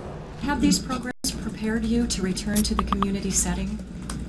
I believe so. You know, I've missed a lot of time, like 36 birthdays with my children, and you know, I spent the 12 years leading up to this incident in Vegas raising two kids in LA. I mean, I'm sorry, in Miami, and you know, with all the media stuff, you know, we got these guys like Jeffrey Felix making up stories and stuff. That was happening out on the street also. But I was able to keep their eye on the ball. They had great grades. They went to the college of their choice, and I ended up missing their graduation because of it. Trust me. I wish it would have never happened, but as I said, the courses that I take, and I hope it helps me more if I run into those conflicts with my kids. I'm not a guy that has conflicts on the street. I don't expect to have any when I leave here, but I feel that I'm much better prepared. But more so from, I think, my commitment to being a better Christian, because I thought I was a good guy. I had some problems with fidelity in my life, but I've always been a guy that pretty much got along with everybody. Are you humbled by this incarceration? Oh, yes, for sure. As I said, I wish it would have never happened. I was going to start, I didn't know how we were going to do this, by apologizing to the people of Nevada, because I wish this would have never happened. I apologized to him at my sentencing. You know, there's nothing I can do about this kind of media circus that's going on right now, but I could do something about the whole thing in the beginning. If I would have made a better judgment back then, none of this would have happened. And I take full responsibility, because I should have never, you know, I haven't made any excuses in 9 years here, but I should have never allowed these alleged security guys to help me, because it turned out they were only trying to help themselves. If they weren't there, Bruce and I, we tried to do this. We tried to sit down in the room and call this guy Mike Gilbert and discuss it all, but these guys took over and we were unable to do that. If we were able to do that, you would have never heard. O.J. Simpson addressing the board, which ultimately granted him parole late this afternoon. So, look, I thought that these answers were rambling and they were bizarre, but they worked, so I guess I can't bash them too much. Some of these questions had to do with how the programs benefited him, why he should be out in the community rather than behind bars. And the answer back is, on some of the programs, well, I didn't do the programs I promised you I would, but there was some reason why I couldn't. And to me, that just seemed like an audacious thing to say to a parole board. There also was a statement wrapped in there that the reason I should be out in the community is because I want to spend time with my kids. You know, does that address rehabilitation? Does that address punishment? Because I thought that was what prison was all about. Apparently, I was mistaken all these years. No, I don't think it does. I think, look, I mean, again, I don't think he ever answers the questions that anyone asks him, no matter at what point, and he says whatever he feels like it. And quite honestly, the parole board had a right, if they wanted to, if they had some level of prosecutorial instincts, to cross-examine him and question him about his responses, because his responses were unresponsive. And so, you know, if I ask, you know, why didn't you take an alcohol program, and he goes, well, let me just talk about the other program I took, then he's not answering the question about why he didn't take the alcohol program. And one of the things he said, which I kind of chuckled at, was he really was excited to use one of the things so it could help him talk to his children, or teach his children, which I found mind-boggling because I didn't understand how that in any way, shape, or form showed any level of rehabilitation. That the only people he thought he could use this these newfound skills on was his adult children. Look, O.J. Simpson's an audacious character. He's prone to hyperbole. But at the end of the day, according to the 11-point risk assessment program that the Nevada Board of Parole has promulgated, he scored low. He scored 2 points. That's a point lower than he scored in 2013 when they paroled him on the kidnap, burglary, and robbery charges. So, he did better than he did in 2013. So I think they were right to parole him. And as we said before, this was a pretty harsh sentence for a first-time criminal conviction. We have to keep that in mind. Even though he was arrested on those murder charges and tried on them in 1995, he was acquitted. Yeah, we do know that. We do know that. I want to listen to another clip now. This is where he gets into more of a discussion about what he's going to be doing out in the community and why he should be out in freedom rather than behind bars. Be in the community than in the prison. Well, I do have 4 kids. I've missed a lot of time with those kids. I think I am a guy who's always been a giving guy. I've even on the street, people have always come to me. My reputation has always been that I'm open to the public. I'm open to everybody. Right now I'm at a point in my life where all I want to do is spend time with as much time as I can with my children and my friends, and I'm not looking to be involved with the media. I've had so many offers for interviews when I've been here in Lovelock, and I've turned them all down. I'm not interested in any of that. I've done my time. I've done it as well and as respectfully as I think anybody can. I think if you talk to the wardens, they'll tell you I gave them my word. I believe in the jury system. I've honored their verdict. I've not complained for 9 years. All I've done is try to be helpful and encourage the guys around there. Hey, man, do your time, fight in court, and don't do anything that's going to extend your time. And that's the life I've tried to live because I want to get back to my kids. All right. Do you realize that if you're granted parole, you could be returned to prison for any violation or conditions of parole? Yes, sir. Yes, sir. I do. All right. Those conditions could be easily as not drinking alcohol to excess, associating with ex-felons, leaving the state without permission, being subject to search and seizure. So there's going to be a whole slew of conditions you're going to have to follow. And do you think you can be successful with the terms of parole? I haven't drank in 9 years and I haven't missed it. Most of my life, I could be stopped and searched whenever I'm not a guy who lived a criminal life. I'm a pretty straight shooter. I've always tried to be a good soldier, and I have no problem, none whatsoever, in living with those conditions. All right, so to that, as an easily recognized person in the community, if you're granted parole, how will you handle public scrutiny in the community? Well, I've been recognized ever since I was 19 years old. I'm sure Bruce. Wherever we've been, it's always a crowd. This is not new to me. Rarely have I even in the last 20 years, rarely have I even had any person give me any negative stuff in the street. I would give you looks and everything, but I'm pretty easily approachable. I've dealt with it my whole life, and I really don't foresee any problem dealing with the public now at all. Okay, so O.J. Simpson saying that despite being a recognizable member of the community, he'll be able to handle the pressure just fine if he's spotted on the streets, if people come up to talk to him, whatnot, because he's been dealing with it since he was a teenager. Again, does this seem like a reasonable response? Look, he's got to lay low. He's got to not be recognized on the streets. He's got to keep a very low profile. He's got to avoid any appearance of impropriety, any situation where allegations could arise. He's got a tough road ahead of him complying with these parole guidelines.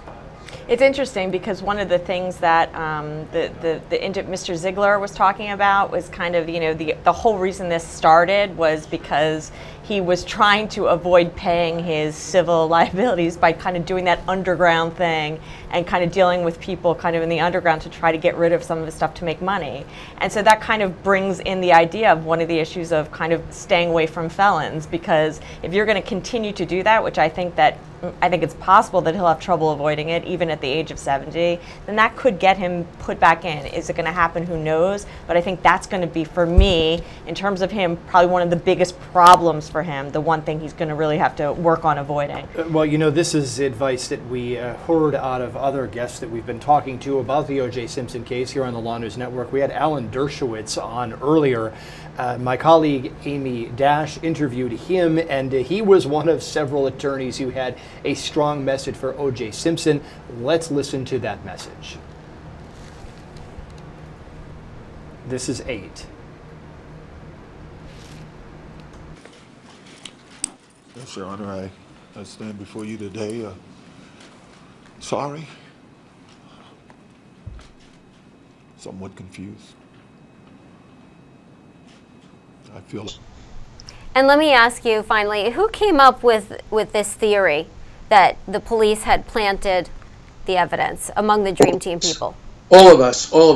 I was down at the lab literally the first day I was in the case, and I looked at the socks. And when I found out later that the socks had the blood of O.J. Simpson and the victim, I became totally convinced that it was a planted piece of evidence. And the jury believed it, and the jury was right to believe it. That doesn't mean he's innocent. You can frame a guilty man, too. The Rosenbergs, Julius Rosenberg was framed, and he was guilty. So it's possible to frame a guilty person. Again, I don't know whether O.J. Simpson was innocent or guilty, but I do know he was framed.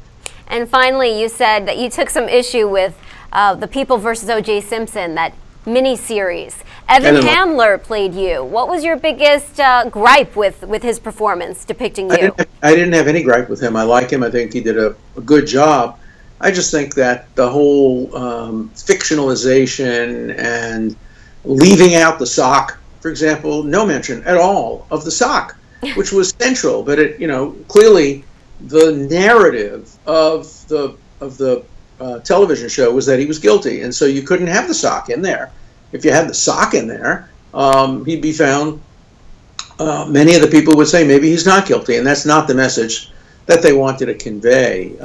And it was based on Jeffrey Toobin's book. Jeffrey's my student and my friend, but the Jeffrey Toobin book did not include the sock, and I've often asked him about that, and I've never heard a really good argument. He says he doesn't believe it. He doesn't believe it. But that's not for him to decide. That's for the readers to decide. 2 quick questions. What won this case for you, if you had to pick one thing? And also, what's the legacy of the case been? Well, I think what won the case is the sock, our ability to prove to a jury that the police tampered with evidence. And the legacy of the case is much more racial than legal. When the jury announced its verdict, I was at Harvard, and you could just see African-American students were cheering. Many white students were distraught and upset. I got not threats, but attacks and great criticism. People sent me back copies of my book with swastikas on them. They didn't mind that we provided due process. They didn't mind that we defended somebody they thought was guilty. But when we won the case, they really, really turned against them. It's okay, they think, to defend a guilty man in their view, but it's not okay to win.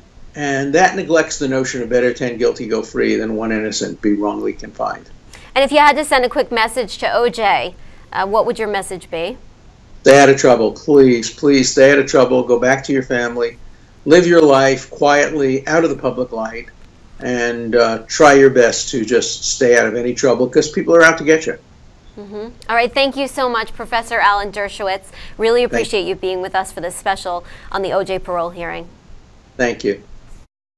So Alan Dershowitz, a member of the original 1990s Dream Team, which defended O.J. Simpson on murder charges in California, he gives, in his interview with us this morning, a admonition to O.J. Simpson, which is similar to what we heard around the table here. He says, look, you have got to keep yourself squeaky clean, because if you violate the terms of the parole, you are in a whole world of trouble here. Yeah, I think absolutely. that's sound advice. In other words, I Yeah. know I'm throwing a statement more than a question on the table. Yeah, I think in addition to being squeaky clean, he's got to keep a low profile, because being out there in public view, being around people, people can make allegations, and all it takes for someone to get arrested is for someone to make allegations. That's probable cause, and an arrest is violation of his parole. Julie. Look, I think for many years, I think what you saw him doing was playing golf. That's what you'd see him doing, and so I assume that that's what we're going to be seeing again, if he's up for it, if his arthritis hasn't gotten to him. Well, he just can't do it in the presence of any convicted felons, because that's one of the terms of the parole that they talked about. Exactly. And okay, so Gloria Allred represented the family of O.J. Simpson's ex-wife, who was a murder victim. He was acquitted of the crime. But she sort of commented on this as well, and we have clip 5 from her interview this morning where she sort of takes a different spin on this. She's got her own words of advice to O.J. Simpson, and I want to play those again now as well. Lastly, what's your message to Mr. Simpson, if you had to send him one? Mr. Simpson, I wouldn't be breaking out the champagne once you get out of prison, if you do, on October 1st. Because many, many people will be watching what you do and how you do it. And there will be future consequences to pay if you do not obey the law.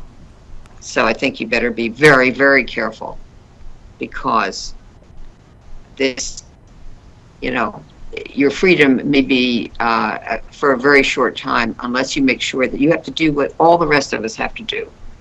Obey the law, respect the law, and act within, within the law that is handed down for everyone to follow. You're not an exception. You're not above the law, and you don't have more rights than anyone else. You don't have fewer rights than anyone else. But I will tell you this: we will all be watching. And I think it's safe to say that you'll be one of those people watching. Very, very Absolutely. Closely. Thank you so much for joining me, Gloria Allred, civil rights attorney. My pleasure. Thank you so much. Okay, bye-bye. So, Gloria Allred telling O.J. Simpson no popping champagne corks. A memorable quote, certainly the sort of thing we would expect to hear out of her. She represented the family of his ex-wife, one of the victims of a crime in '95 that, from a legal perspective, we don't know who did. At least from a criminal law perspective. Civilly, there's been a liability finding against O.J. Simpson. This whole Nevada thing, sort of the result, many people say, of him trying to collect the debts he owes to the Goldman family. This appears to not be going away anytime soon. Or not necessarily to collect the debts, but to collect money and dodge those debts. But, look, he's not going to be playing golf with Martha Stewart anytime soon. And if he's going to be popping the champagne, he better be drinking responsibly and tempering himself. Certainly. Yeah, I agree. I agree with that one. I want to go back now and listen to the parole board's decision, because there were a couple of cliffhanger moments. If you didn't see it before, we'll see it again. The parole board starts talking about some of the standards in Nevada. Good behavior in prison really plays a very big role in the way that they decide to grant or not grant parole. So OJ's behavior in prison was very important to this. We want to play clip 43 now. It's about 8 or 9 minutes long, but this is where they get into some of the factors that they consider, and they also start rendering their decision. In the state of Nevada, good behavior, complying with the rules, can mean up to a 50% reduction off the back end of your sentence. If granted parole, that September 29, 2022 time could even move closer. So I wanted to put that on the record. And at this point, I'll ask Officer Batista if you will move Mr. Laverne and Mr. Simpson again, and we invite Mr. Fromont to the table, please. Yes, ma'am. Thank you.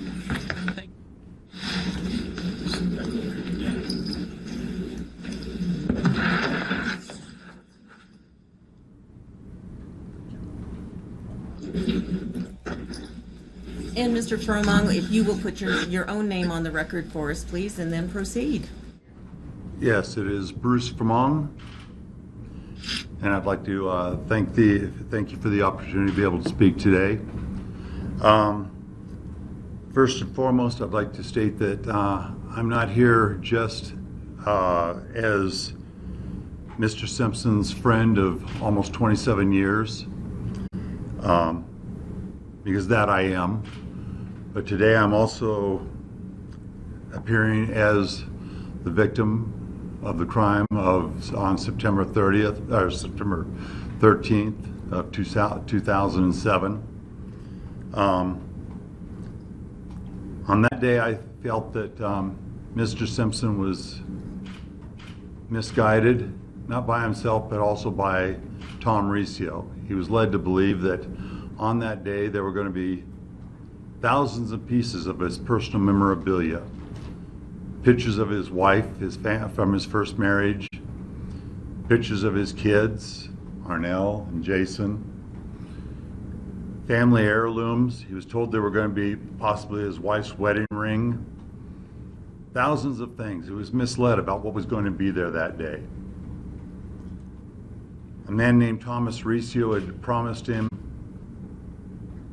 this big package. In reality, Thomas Riccio had never met me.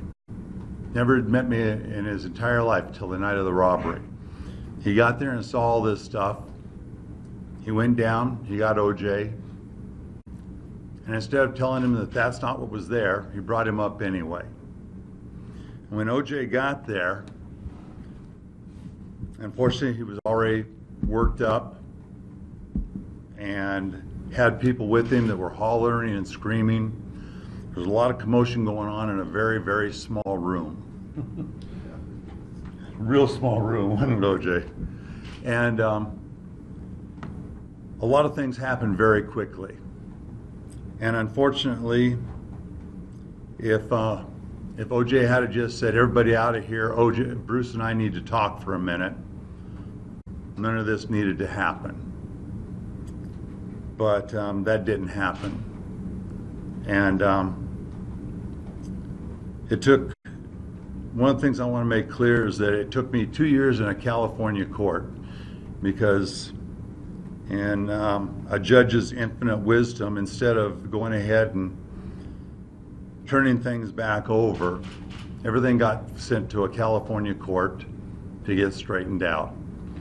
And after having to fight the Goldman's lawyers, OJ's lawyers, and it took me 2 years to get back with over 600 items. A majority of it did come back to me because I had to go back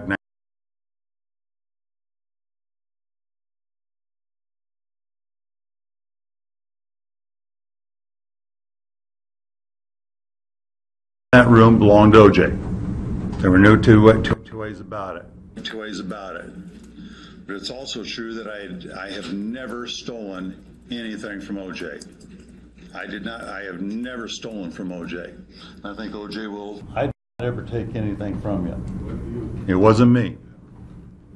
An ex-partner of mine and his mistress, Christy Lukemeyer, have taken things. Other people have taken things from OJ, but I have never stolen from OJ. OJ is my friend, always has been, and I hope will remain my friend. But there were things in that room, and I admit to that. And I'm sorry things did not work out differently. But there were, and I will make this clear to you, OJ never held a gun on me. There was a coward in that room, a man named McClinton, came up gangster style, acting like a big man. He held the gun on me, not OJ. Another man came in, hit me, not OJ. He never laid a hand on me. A lot of people are yelling, bag that stuff up. Let's get out of here. During the trial, after I'd already testified against OJ, and this is why I absolutely believe him, after I'd already testified against OJ, I'd already said everything I had to say, we happened to pass each other in the hallway. And OJ came up to me and said, "Can I talk to you for a minute?" And we had a chance to talk to each other. And I told him I'm sorry that I did not get the opportunity to call him and tell him that I had that stuff. Those few items that belonged to him, I told him I'm sorry that I did not take the opportunity to call him, because we'd been apart for a long time. We hadn't had a chance to talk for many, many years. And I'd been buying stuff from Mike Gilbert, and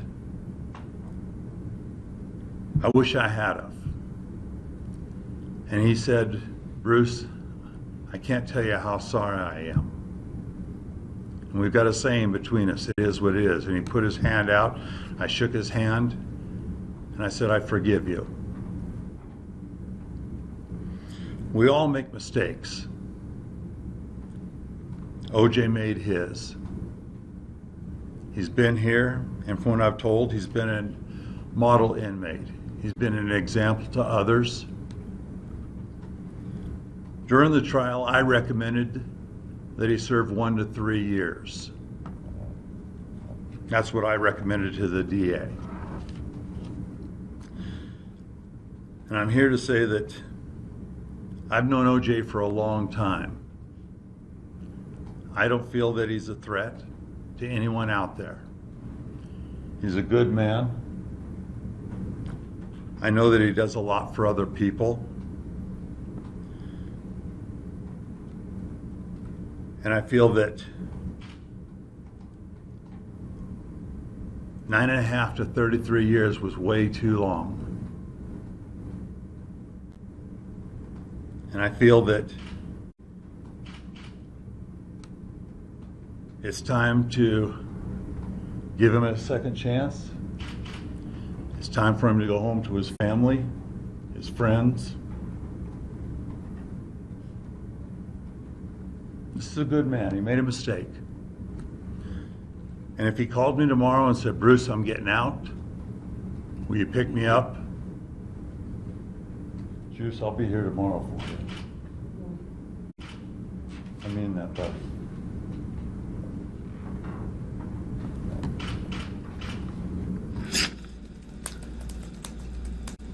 Thank you. Appreciate your comments, and we appreciate you being present today. Thank you.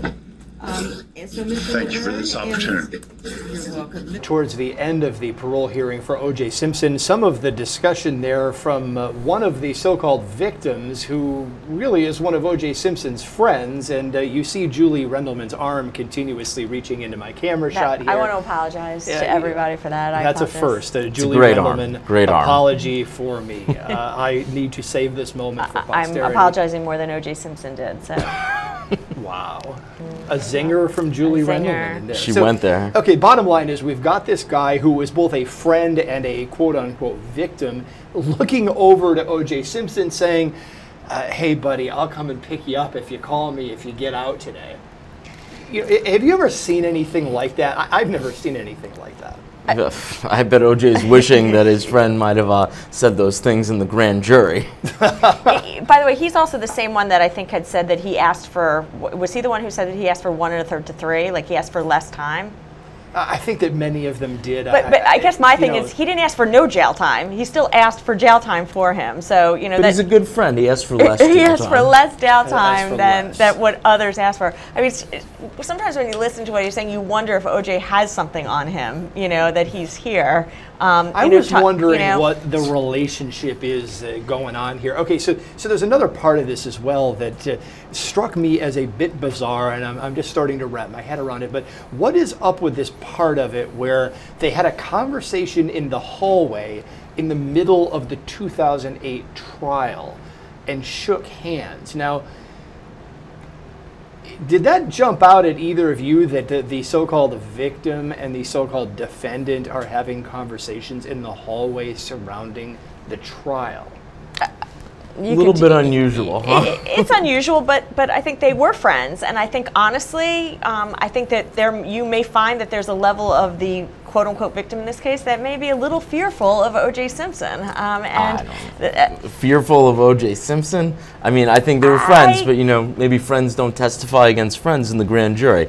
That being said... But, by the way, fear doesn't have to be physical fear. Fear can be that he knows something about you, that he, you know, that he can hurt you in some other way. So, you know, fear can come from many forms. And, again, who knows what their real relationship is, but a lot of times what happens is the DA's office will be very interested in going forward with the case, and the complainant won't be, but that doesn't mean that the case isn't going to go forward.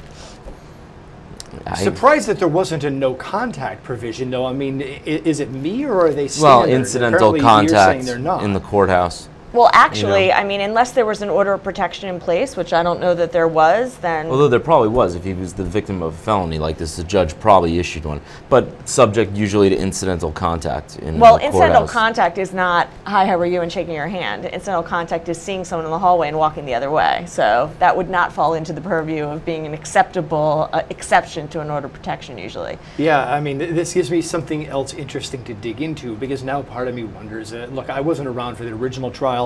Everyone else seated around this trial, or this table rather, earlier today was. Now I've got another question for those who were there. You know, it's something about that just struck me as very, very odd, because I've usually heard judges turn around and say things like, hey, look, I don't want any conversations going on. I don't even want the attorneys nodding hello, good morning to members of the jury. I don't want witnesses around when other witnesses are around. And I know oftentimes it's case specific, but and some judges are more harsh than others with that, but that just struck me as kind of a weird thing. It happens all the time, though. It just happens outside the purview of the jury seeing it. I mean, it's not unusual for that to occur. Remember, if you have an order of protection, the order of protection, and I have an order of protection against you, I can go up to, if that could ever happen. Look, if anyone needs an order of protection against you, it would be me. It would be me. For the record, I am terrified of Julie Rendelman. That is why I keep inviting her on here. There's a thing about so scared keeping your enemies closer than your friends. But the way Bruce Formung is terrified of OJ. Exactly. It's all figured out now. It all makes sense. But if I have an order of protection against someone, you know, I can still make the phone call and I'm not going to get in trouble. But if you answer the phone, you're going to. So I mean, who knows what happened, and who knows. I'm sure the nature of their relationship is too complicated and confusing for us to that would spend another like 10 hours trying a whole other case about it. We cannot unravel that spool of thread. So we'll leave it at that. O.J. Simpson's daughter also made a relatively lengthy statement before the parole board in support of being able to see her father outside bars for the first time in 9 years. I want to listen to that statement, and we'll be back in a moment.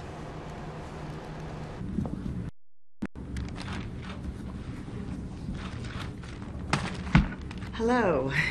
Good morning. And if you will give us your name and for the record and your relationship to Mr. Simpson. Arnell Simpson, my dad's oldest child of four. Okay, Ms. Simpson, welcome, and feel free to speak. Thank you. I'm a little nervous, so bear with me. So are we. I know it's a lot. As you know, I'm here on behalf of my family for the purpose of expressing what we believe is the true character of my father.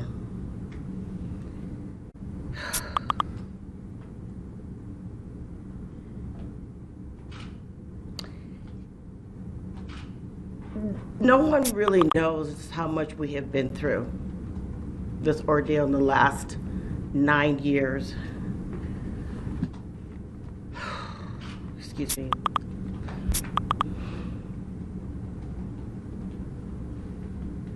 My experience with him is that he's like my best friend and my rock.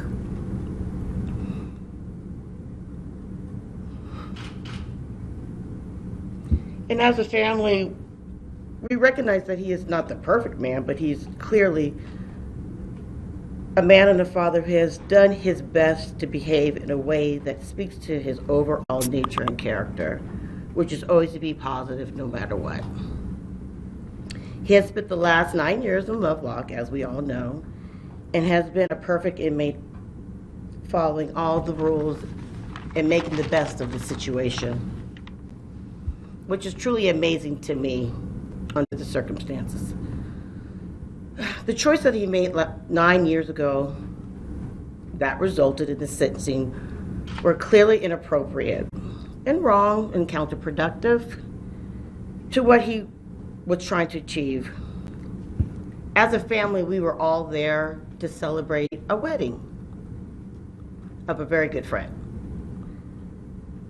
As his daughter, I can honestly say my dad recognizes that he took the wrong approach and could not handle the situation. He could have handled the situation differently. My siblings, I, and family know that he didn't make the right decision on that day, but we know that his intentions were not to go in and to just make the wrong decision at the wrong time. Throughout this ordeal, we have remained close. We have stayed strong. And I, for myself, am grateful to God for giving us the strength to get through this last 9 years and to stay positive always, no matter what. And a lot of that is because of him. So on behalf of my family, my brother, my sister, an aunt, an uncle, his friends, we just want him to come home. We really do. We want him to come home. And I know in my heart that he's very humbled throughout the situation. This has been hard. I'll be honest. This has been really, truly hard. And there's no right or wrong way to explain how to handle this. But we do know that, I know that he is remorseful. He truly is remorseful. And we just want him to come home so that we can move forward for us, quietly, but to move forward. So I thank you for allowing me to be here this morning. I thank you. Thank you, Ms. Simpson. We appreciate you. That was O.J. Simpson's daughter testifying at his parole hearing. He was granted parole, if you're just joining us, and Ken Belkin and Julie Rendelman, local criminal defense attorneys here in the New York City area, are joining us for more of our usual analysis. She seemed genuine to me. It seemed to me that she respected her father, that she really wanted her father to rejoin the family. I thought that her testimony had weight. Do you agree? Of course, it's his daughter. She wants nothing more than for her father to be free.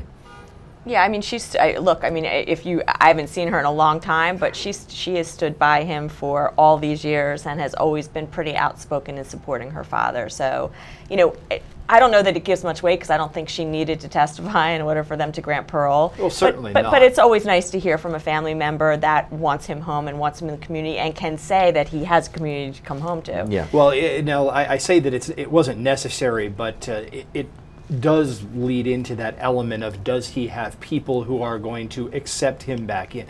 Let's just hypothetically argue, what if she had gotten up there and said, I am among those people who think that he murdered Mom and I want nothing to do with him. I don't want him in the same state. I don't want him in the same time zone. I don't want him on the same continent. Now, well, maybe that would have had some weight, because that whole community notion of where he's going to go after his time behind bars is a critical element that the parole board would look at. Well, two things. One is she's not the daughter of Nicole Brown Simpson. Yeah. But two, if that's what she was going to say, I'm going to bet you that OJ would have worked very hard to make sure she wasn't going to testify at the parole board hearing. And you know, I don't look I believe the original prosecutor on the case is no longer with the prosecutor's office, and I think even he said that he believed he was going to be granted parole, and I think he said that he should be granted parole. So I don't think there was going to be anything that was going to prevent him from getting out, short of some scene of which some type of major violence had occurred at the actual parole hearing, of which OJ would have been a part, but that really would have been kind of crazy, and I didn't expect that to happen. Yeah, this is pretty one-sided. There was really nothing that came to light that really weighed against him being paroled today. Yeah, I mean, so should the prosecutor then have made a presence here? Or are they just going to, do they want to wash their hands of this too? Julie, is there a reason why a prosecutor's office would just want to wash their hands of this and say, okay, look, we threw the book at him 9-10 years ago, let's just let this thing go? Well, I'll give you a perfect example. You know, when we used to do homicide cases, the cases would come up for parole, and not just homicide cases, robbery cases, all different types of cases, and we were asked to write parole letters, and I would write them in the majority of the cases because I cared whether or not the defendant got out early. There are occasionally situations where I thought that I didn't care, and it wasn't because I didn't think the case was important, but I thought it was one of those cases where I thought it was okay for the parole board to make their own decisions based on how he had done in jail, and that I really didn't have anything to add to it. And so it doesn't surprise me in a case like this that, again, we all kind of agree that the sentence was kind of extreme, that the attorney that would have handled the prosecution might not have been that interested in kind of giving his say on what he thought was the appropriate decision. I want to go back to another clip. This is in the parole hearing where there's a question about whether O.J. Simpson was keeping up on the plans that he had set at his 2013 parole hearing, and here he just bluntly answers no and deflects. I conducted your last hearing in 2013 with hearing representative Mr. Robin Bates. You recall that hearing? Yes, I do. All right. At the time, we asked you what your plan would be if we were to grant you 2-year consecutive sentence. And you told us that you were going to complete commitment to change. Have you done that? No, I haven't. At one point, I couldn't take the course. You know, I took 2 courses that I guess you guys don't give much credit to. It's called Alternative to Violence. I think it's the most important course anybody in this prison can take because it teaches you how to deal with conflict through conversation. I've been asked many, many times here to mediate conflicts between individuals and groups. And it gave me so many tools how to use it to try to walk these guys through, not throwing punches at one another. Also, at one point, a couple of guys came to me and they said, OJ, I understand you're a Baptist. We're Baptists and we have no Baptist service here. Can you help us get a Baptist service here? I worked with them. We now have an ongoing Baptist service that's well attended. I attended religiously and Pawnee has attended. And I realized in my 9 years here that I was a good guy on the street. I'm sure when Bruce Kennedy, he'll tell you I was always a good guy. But I could have been a better Christian, and my commitment to change was to be a better. Okay, I have to deconstruct what was said there. He said, no, he didn't take the program he promised to take, and then said the reason why was that at one point he couldn't take it. I'm not on the parole board. But my next question would have been, well, you couldn't take it at one point. Why didn't you take it when you could take it? Because you promised us that you would. That question didn't get asked. And then he goes and says, well, I took these other courses, which I think are more important anyway, even though you don't think they're more important. So I just took this as disrespect with a smile. That's the way I took it. Interesting that OJ thought the Alternatives to Violence course was very important. And then he said the reason it was important is to help mediate conflicts with his kids. And I was sitting here before saying, okay, what conflicts does he have with his kids? His daughter's there to support him. What do they argue about? Like peas or carrots at dinner? Like, I'm just like, I don't think that family conflict is the whole point of a prison course on mediating conflict. Yeah, but I do think that program is probably an important program. I don't think, I'm going to go with, I agree with Mr. Simpson that it is in fact an important program. I agree. However, exactly. Okay, but then what's up with the whole notion that he believes that he can sit and usurp the decision of the parole board as to what is the more important program? Because guess what? He got out, so he could. You know what I mean? In a sense. This is perfect. I should write a law review article telling everybody in prison to just follow this model and get out of prison, you know what? I probably would lose my law license. I mean, look, we all kind of recognize, or we all have to wonder deep down, did OJ know when he walked in there that he was getting released? And the answer, I think, to everyone is yes. I think he absolutely knew he was getting out. And so I think he did take a couple chances. By the way, even if he didn't know, I still think he would have taken chances because I think he cannot control his mouth. Yeah, he cannot control himself. But I think it's obvious that he knew, or had a strong feeling that he was getting out. Well, I don't disagree. And statistically, they tend to release most people who have these sort of conduct scores with low risk, which is what he had. So he was probably confident. If I were counseling him, if I were his attorney, I don't want to be, but if I were, I probably would have said it's more likely than not that you'll be paroled today based on this. Just don't screw it up. But some of these answers were still bizarre. I want to go to another clip. This is about 3.5 minutes where they start asking him about the alcohol situation. He was drinking the day that this incident happened back in 2007 in Nevada, and they did bump his risk score up because of that. Let's listen to how he handled those questions. Have you addressed the issue as you stated you would? Well, I think I made it clear back then, I've never had an alcohol problem. And if I took that alcohol course, it would have been more, for my children, in case they ended up having a problem. Well, my kids don't have a problem. I don't think anybody's ever accused me of having an alcohol problem or any kind of substance problem. Of course, on that day, I had drinks on that day, but it was a wedding celebration. But I've never had a substance problem at all. So I did. You told us in our last hearing that you were going to attend AA, and that's the reason for my question. Was a factor in the insomnias. Hadn't you been drinking that day? Yes, as I said, we were celebrating a wedding thing. I felt that the alternative to violence course and my involvement with the church, I also as recently became the commissioner of the softball league, 18-team league. My primary responsibility was rules enforcement and player deportment. Guys, it's hot. The guys play. They argue. My job is that they get surly with one another to remove them from the game, and if it goes beyond that, to go to Coach Fraley and have them suspended. I've never got any blowback from the guys because they know that I've done the best that I can, and I'm just trying to keep them out of trouble. So my agenda was full. Here I've been active, totally active in all the years I've been here. I don't have much time to sit around and do anything. I don't know if that answered your question, but So of all of the programs that you've had an opportunity to complete, what do you believe is the most significant for you personally? Well, for me personally, it was the alternative to violence. As I said, I think that should be mandatory for every inmate here.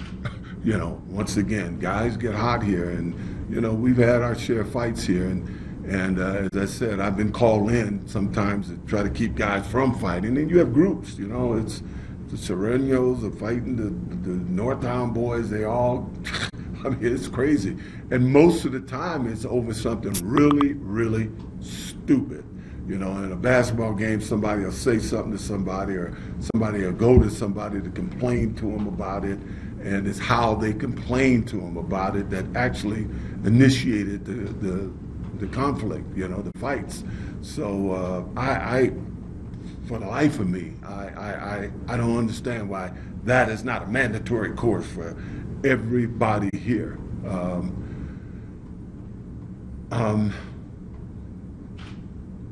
Excuse me, my mind is trying to think of the other things, but that's the course that I would recommend to everybody. I mean, I took a computer course here, not because I was computer illiterate, but I took the computer course because I sometimes I could never get my kids on the phone, but if you text them or send something to them on a computer, you can get them. So I actually took that course.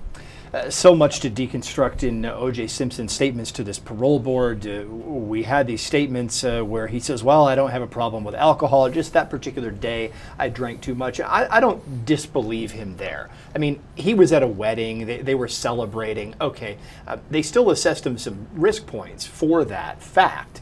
But that didn't jump out to me, at least, as an unreasonable response. Well, I think he had some substance abuse issues back in the day. It was pretty well documented that he liked to drink and do cocaine on occasion.